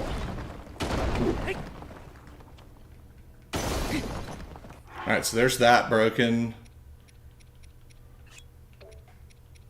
Yeah, I might as well go ahead and break one of these too. Get it out of the way. So I'm strategically breaking higher end weapons so that they become eligible to spawn off of the ghosts in the depths for their pristine version. And I'm strategically not breaking certain weapons, like any soldier weapons. I don't like the giant boomerang. I don't like the two-handed eightfold thing for the Yiga clan. I don't like...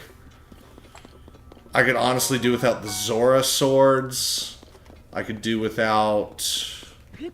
I could do without a lot of the weapons, and I want to have just specific stuff. So I like the Knights. I like the Royal. I like the Royal Guard. I like the one-handed eightfold weapon, but not the two-handed. You know, the Forest Dweller ones have some use. I can roll with that. The Garuda ones are pretty good too. I can also roll with that one too. I think. I'm trying to remember. Actually, no. I think they stink. I think it's only the champion weapon after you help Riju. I think that's the only one that's actually good.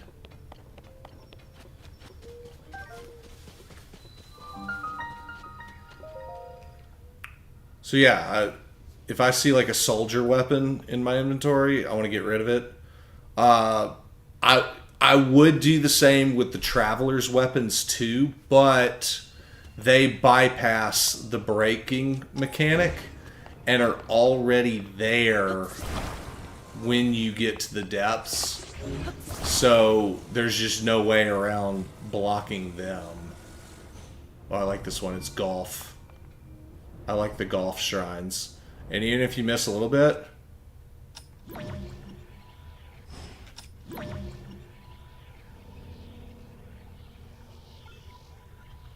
you can usually fudge this slightly with a good recall.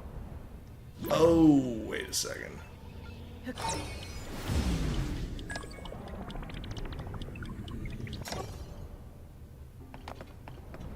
I missed. Alright, let's just get the fresh one.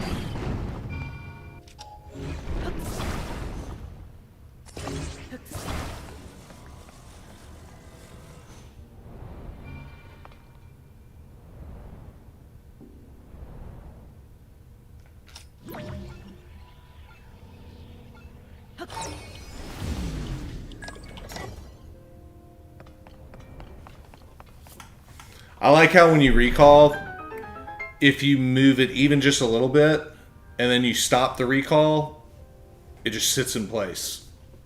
So if it's on a hill, it'll just go right in.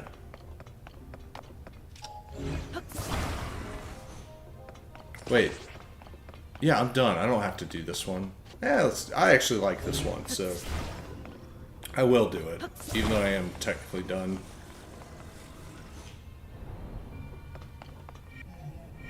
Nice hit. I like the golf shrines. There's a couple of them in Breath of the Wild as well. Now that was actually worth it.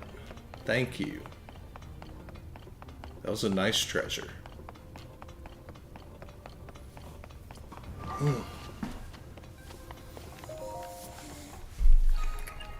Alright, probably 15 to 30 more minutes, then I really do need to go to bed. So I'm going to try to power through some quick hits on high-end stuff that I like, that I want to knock out before I go to bed, because I'm just going to be cruising around the depths and doing all sorts of nonsense down there. Probably before the next time I go live. Yeah, I'm in Akela. Now all of a sudden I don't love the way that I came here because I don't have good access to pretty much anything from here. Ugh.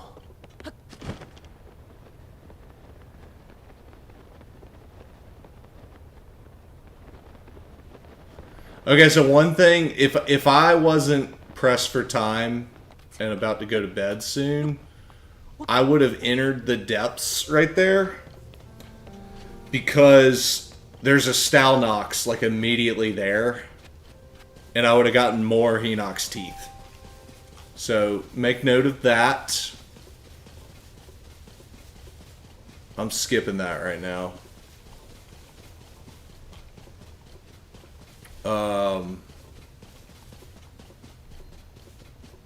Dang it.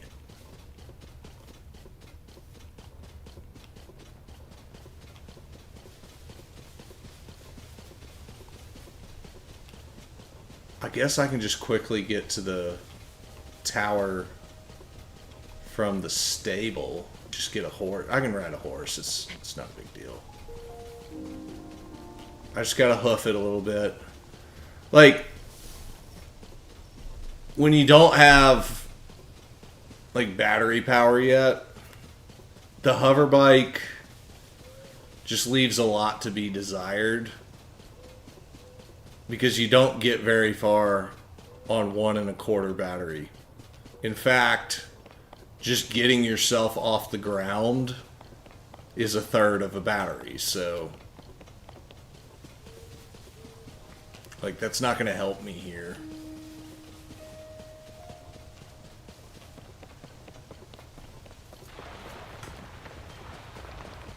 Oh.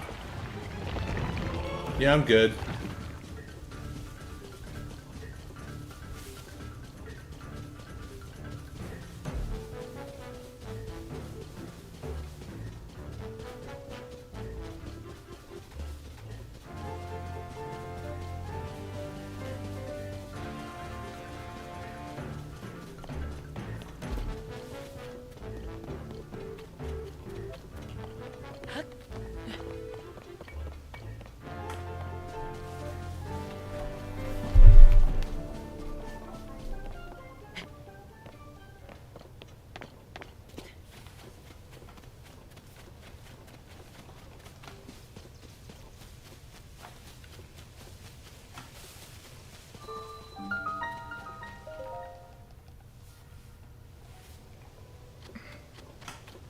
Okay, just tagging that one. I think I'm done beating shrines. So what I want to do, and I just don't think I'm gonna have enough time to do all the things I want to do. Because I really do. I really can't be staying up past 3. Let's at least get Fierce Deity completely done. Ooh, Connor's not that good. I mean, I could make Connor good with some food at that. This is Connor the Stallion. Tyler named him earlier in the stream.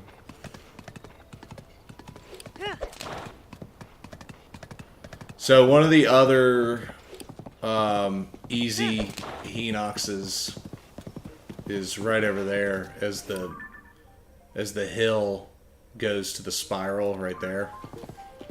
So I'll hit up that black Hinox, and then ironically enough, directly below it in the depths is, you guessed it, another black Hinox. It's one of the few instances in this game where they directly mirror each other, like enemy-wise, so that's a great source. Nice, another shrine right here.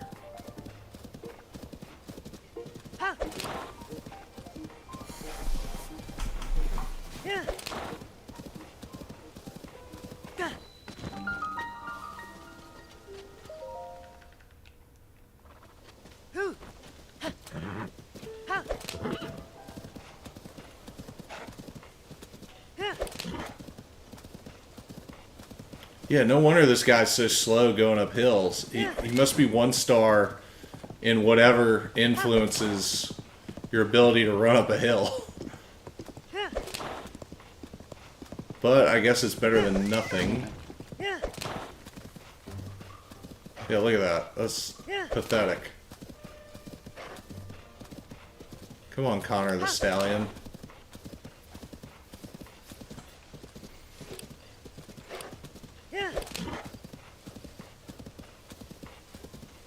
Ooh, nice.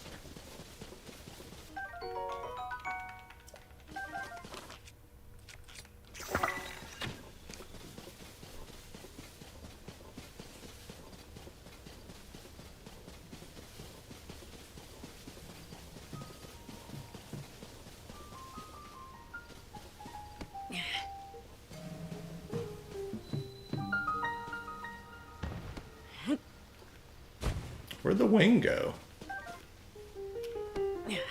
Oh well.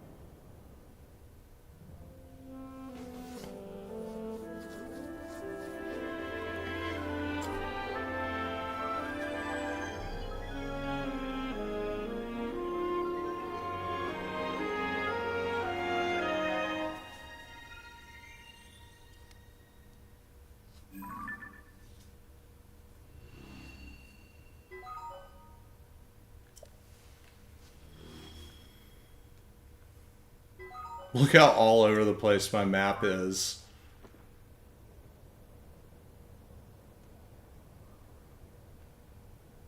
Oh my gosh, Dinral again.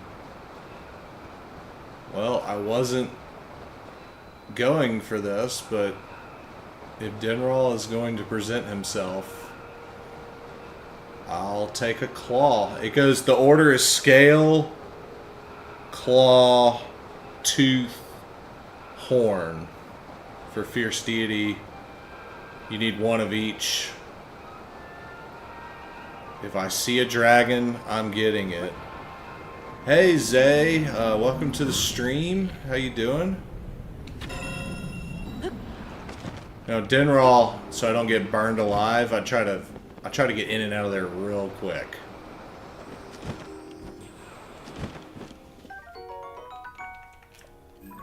Alright, let's go back to the tower. Back to what I was trying to do.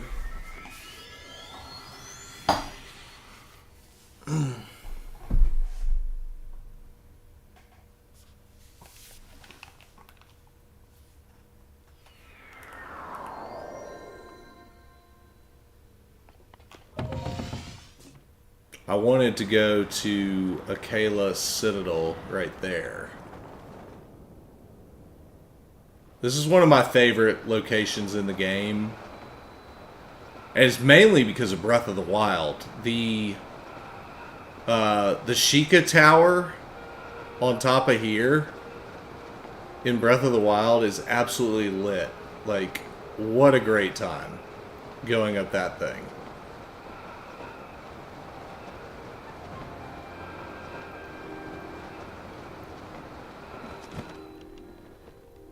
So you want to move fast in this area because there are gloom hands and they are coming. If you don't get in here quickly, you're safe right here though.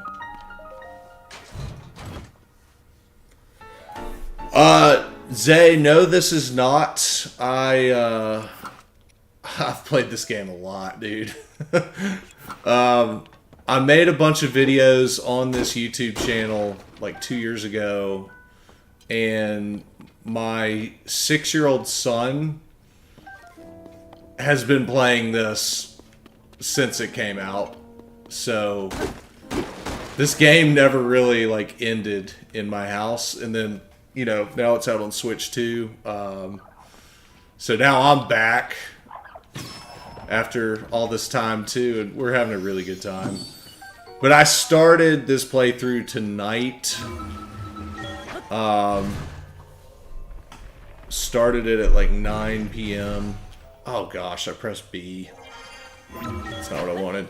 I finished my last ever grad school assignments tonight. I'm gonna get a diploma for an MBA in the mail here shortly now, and I might have even gotten straight A's this semester. So now I'm gonna play some games, not do schoolwork. I'm really happy about that. Okay, so got the Fierce Deity link. One of the things I do like to do from here is right here is all the stuff you need to make a plane, and you can very easily fly to the Zora Tower from this location.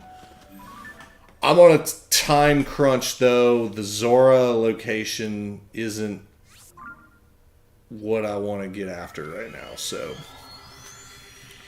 what I'm about to do is probably the last thing of the night. But I have 3 high priority armor sets early game. It's the Glide Armor, we're 3 for 3.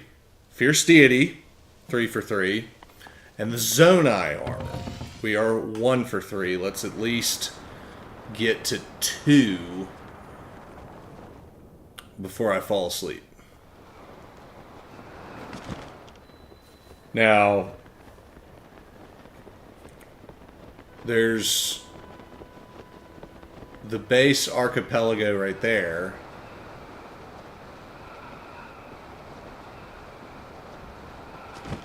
And there's the other thing way over here, but in this location right here, next to that like walking giant thing, there's everything we need. Oop, that's not where I wanted it. Everything we... Dang it, not again.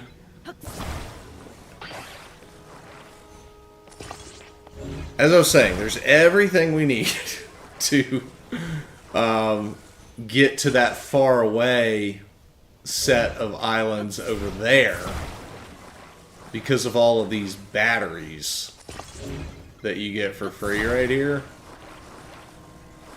And honestly, like, this thing can take you far in a lot of different directions.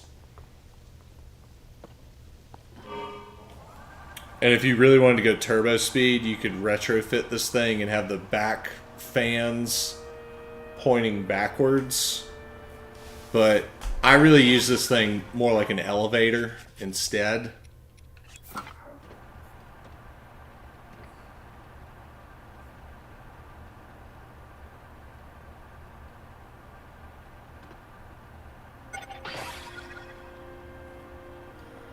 We just need to get high enough to be able to land on the first one. But once you start to kind of get close, you just start going full elevator mode at this point.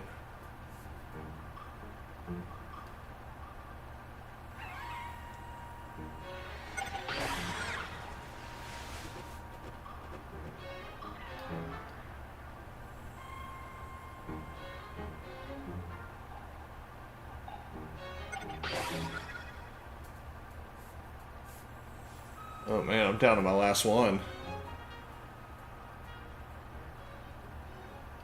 Usually I can make it a lot higher. Like, maybe it's because usually I have more batteries, but whatever.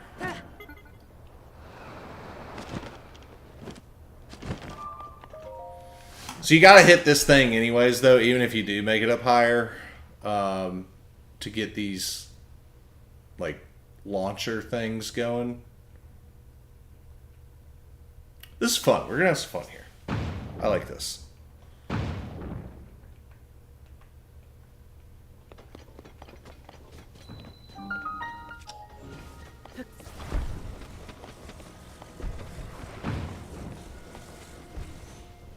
I don't know why I just launched that. I didn't need to. That was pointless. It didn't even go anywhere. I need to just launch myself. Not that. Almost high enough for that. Ow.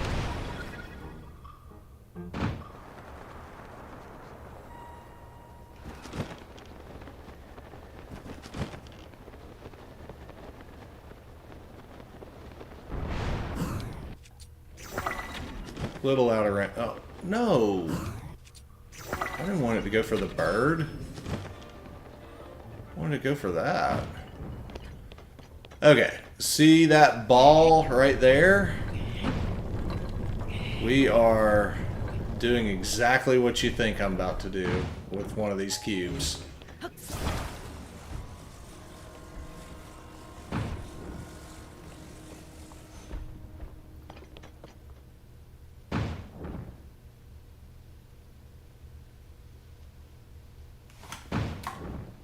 It's good. 1 for 1. It's one way to get me to bed in a timely manner.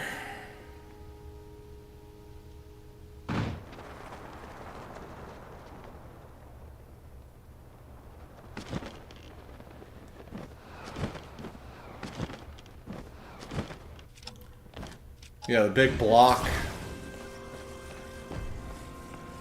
is heavy enough to flip that switch.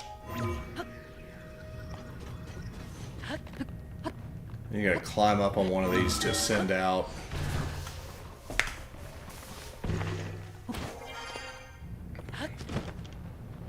And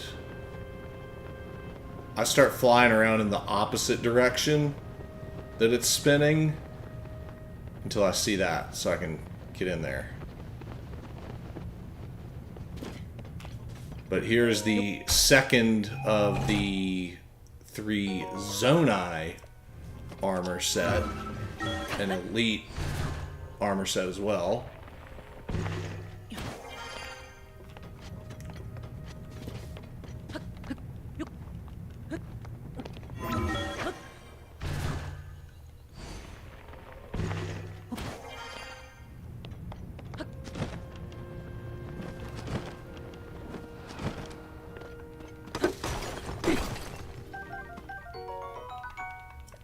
So this is one of the 3, like, really good, not in a cave, luminous stone spots.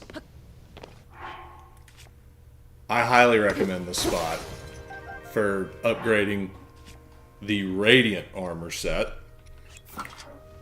So this is from my Radiant armor set video, which that video has turned into an absolute powerhouse over the years for me. That's currently my most watched video on my entire channel, is the Radiant Armor 4-star guide. And I think it's because of all the work that I put in tracking down luminous stones that you won't really find on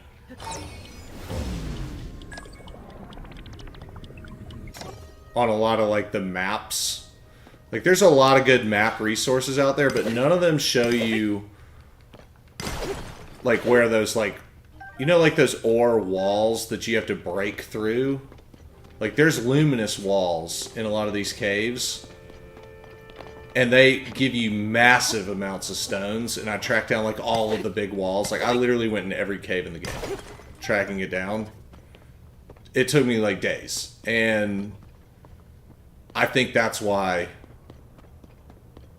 that video has been doing so well over the years, because, like, you can Google the Tears of the Kingdom object map, a few other things. There's a lot of really easy resources that tells you where everything is.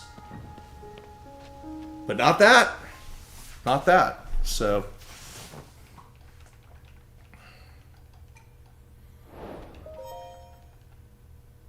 I just outwork everybody. That's what I do.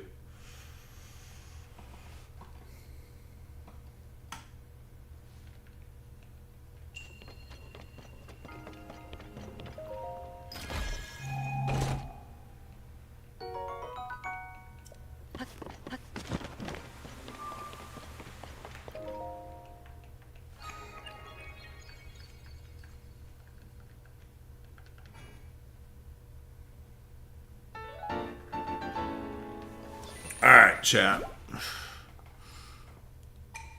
I'll do this one last thing. It's gonna be fun. This is it, though. Oh, wait. No. I've got a problem. I don't have the Zora tunic. Ugh. Ugh. I don't have the Zora tunic. I don't have... Ugh. I got one play here to make this happen in a timely manner. I got one play and one play only. Let's get a couple of these,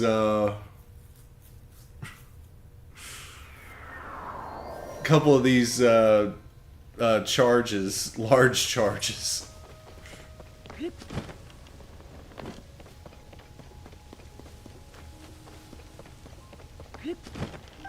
If I can get like 3 of them quickly doing this, then I might be able to make it from here.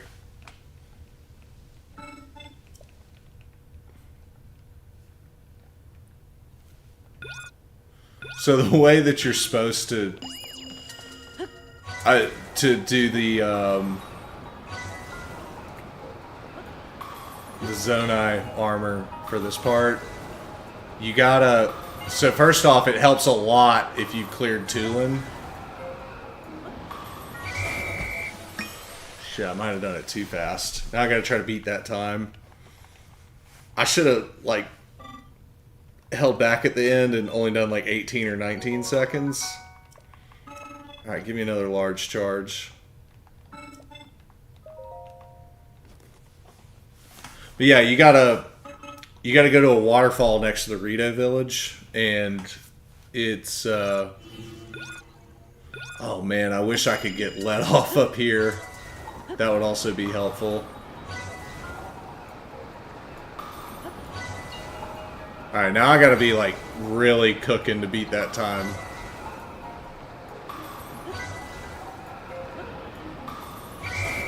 I'm not gonna beat that time now. Alright, so I got 2 large charges, so I think I have 4 total.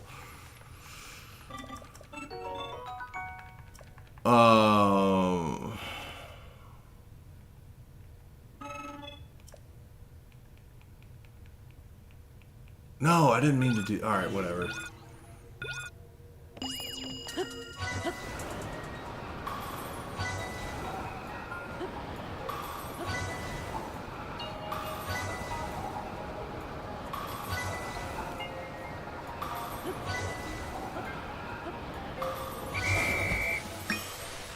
Okay. That's 3 large charges.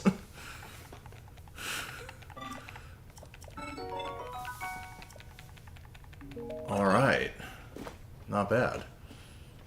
Dang, I wish I could get... Like, if I could get teleported up there and then he just let me do what I want, that would be ideal. But that's not how this works.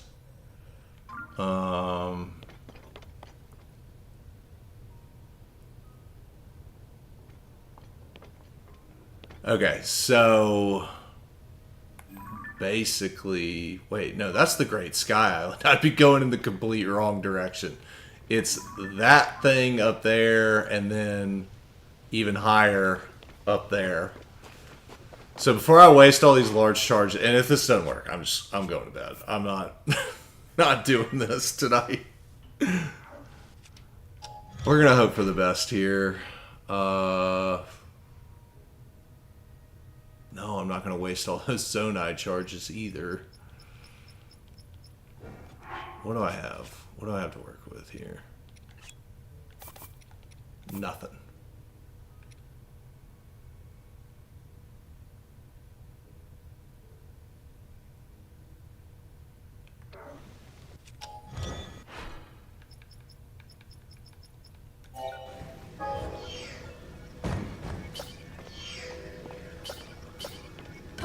Yeah, this is it. Let's see if this can do it. Saving my game, because I'm not going to waste those large charges if I just fall out of the sky and come up short.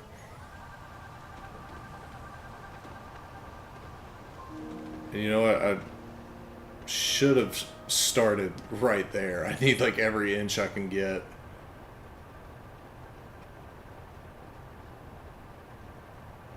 But that final piece of Zonai armor, you see that waterfall right there, that's the start. Alright, large charge number 1.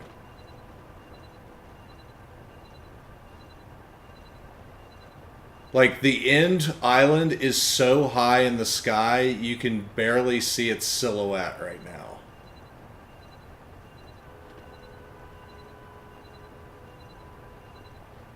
It's that thing right there.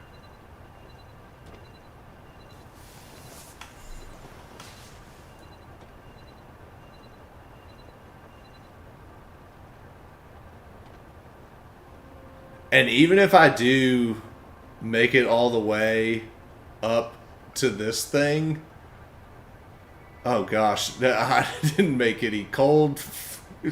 Oh man, this is going to be a struggle just across the board. It's going to be fun, though. Alright, large charge. I gotta save, like, 2 of these things for...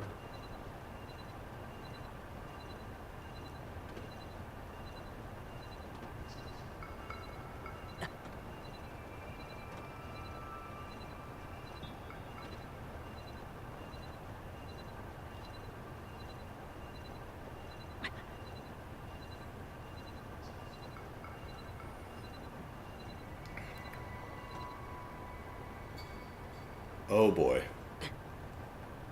This is not a spot where I want to use a third... Oh, I made it. I made it. I made it. We're in business. We are in business. I gotta loot. Wait. There's nothing in the pond because I haven't cleared the Rito village yet. Okay, I gotta do something about this cold weather situation now. Wait.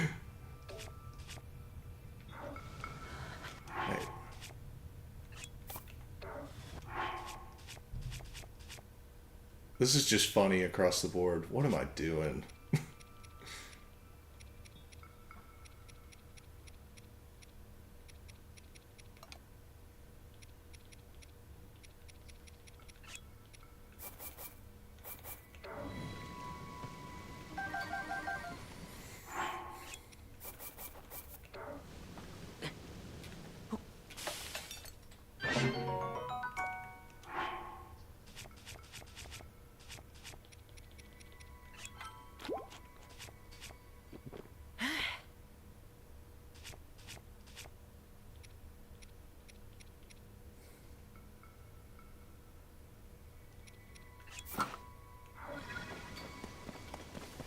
Alright, there we go. So, what you're supposed to do here is just ride a minecart.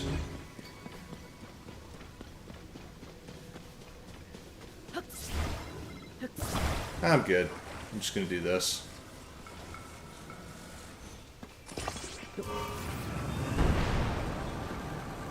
That works. So I wanted to preserve this. Okay. Now, this is how I normally do it. Imagine I went up the waterfall with actual Zora armor.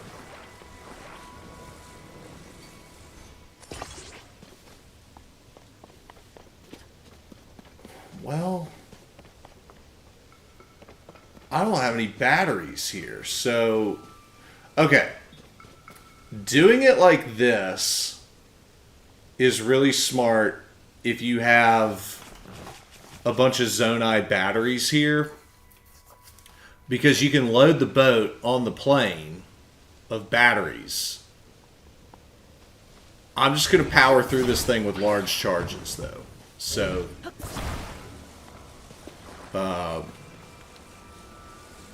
just throw that out the window. If you want to see me do that other way, there's an example on my Zonai armor video. I guess it's good that I'm doing it a different way on the stream. Spice things up a little bit.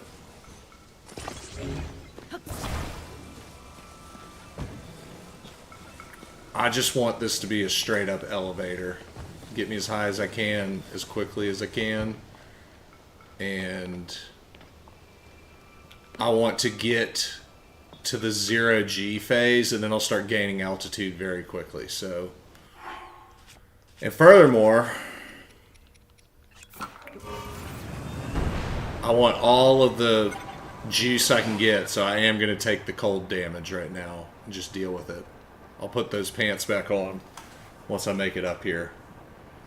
But I feel very confident in my ability to make it up to the top of this thing. I think with just one large charge at this point. I have 3 left. I think I'm only going to need one of these to make it all the way up.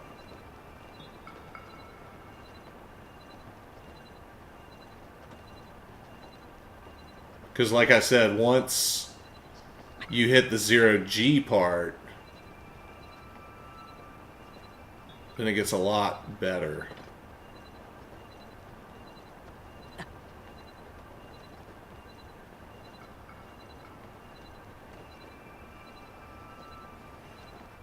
And even at this point, I could just abandon it and climb up the side. I still haven't hit the 0 gravity. There it is. I just needed to be closer.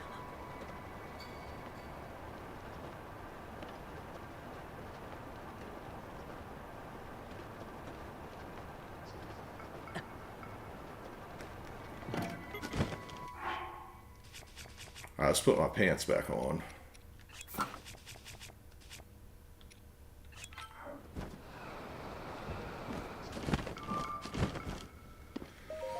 So this is the highest island in the game.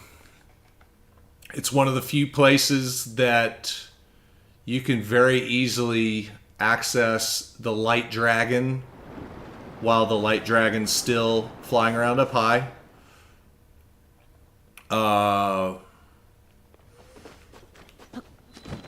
It's also the best source in the game for hardy bass. There's 3 of them up here. One of them right there. And you need quite a bit to upgrade your Zora armor to 4-star. Which I feel like not a lot of people do that. I do it. I upgrade everything. But, you know, once you lower this pond, you can grab these 3 bass. It's also a really good place to get some frost fruits. They're littered all around the edge of this island.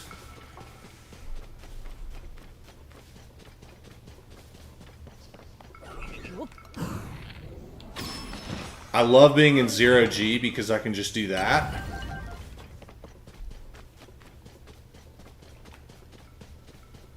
So yeah, there's the, that's the other hardy bass I was looking for.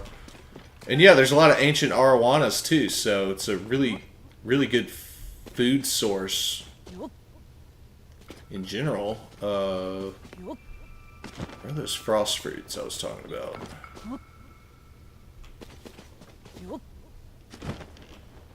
And some cold saflinas as well. Or cool saflina, sorry.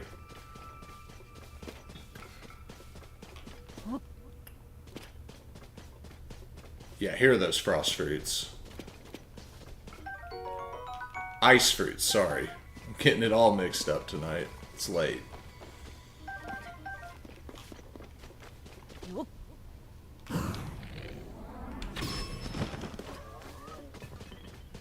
I love doing that in zero gravity.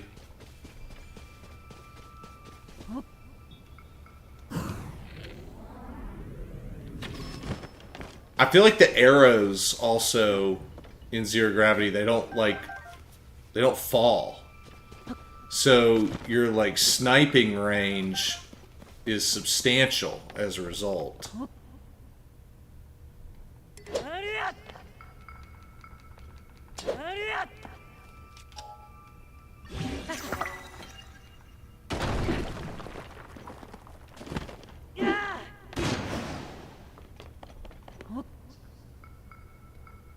I'm just trying to break this so it'll appear in the depths. It said it was damaged. Come on, break. You know, it's because I fused that rocket. When you fuse something, it like adds extra durability to a weapon. I can't remember the exact formula, but that thing was about to break and now it's not. So, I mean, that's about as clear as it gets.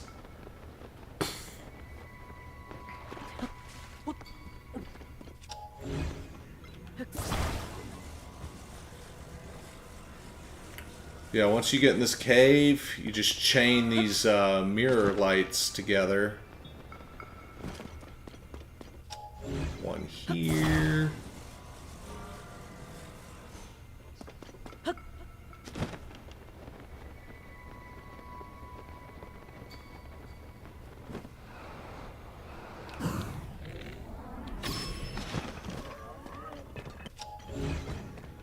Snipe that guy before he even knows it's coming. Doink. Let there be light. Oh, jeez.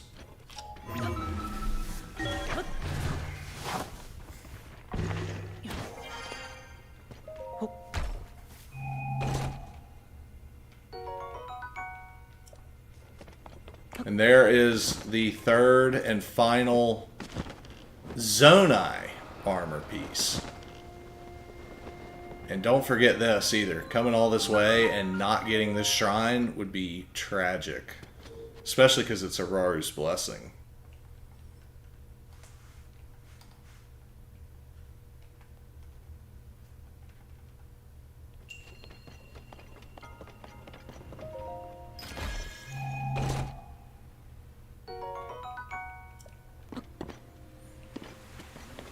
So I hope y'all learned something tonight, had some fun.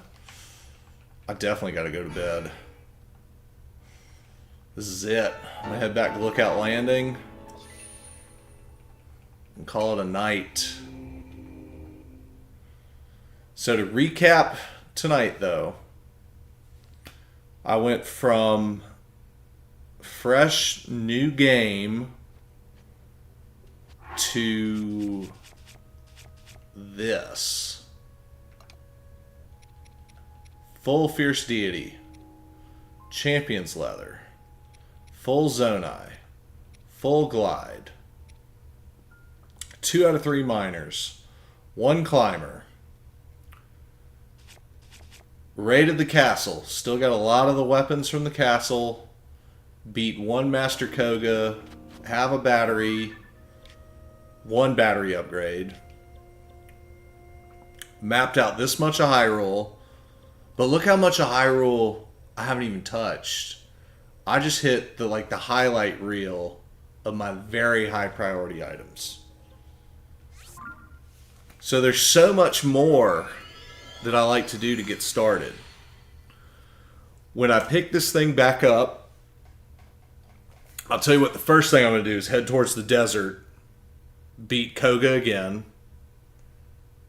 head towards Zora's Domain, beat him again there, head towards Rito Village, you guessed it, beat him a third time there, get those 3 battery upgrades, and at this point, I can glide from somewhere high. Like this location, I can probably glide all the way to the desert from there. Like, that island is an absolute cheat code for the west side of Hyrule. The Smokestack Island is the east side cheat code, where I can glide pretty much anywhere. And then Death Mountain. So, I just start hitting these locations all around the world from above in record speed. And I keep racking up stamina. I completely ignore hearts. I just try to play nice, clean battles and let my stamina and battery power take me as far as it will. So, with that, that is the blueprint to Tears of the Kingdom greatness early.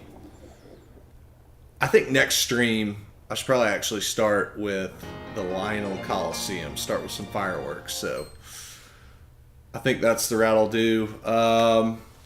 Probably Tuesday. Y'all want to hang out on Tuesday? Let me know. Tuesdays are good for me to do this. So, I got to go to bed though. I got to start working in 4.5 hours. So, I need to sleep. Y'all have a good one. Thank you so much for tuning in. Until next time.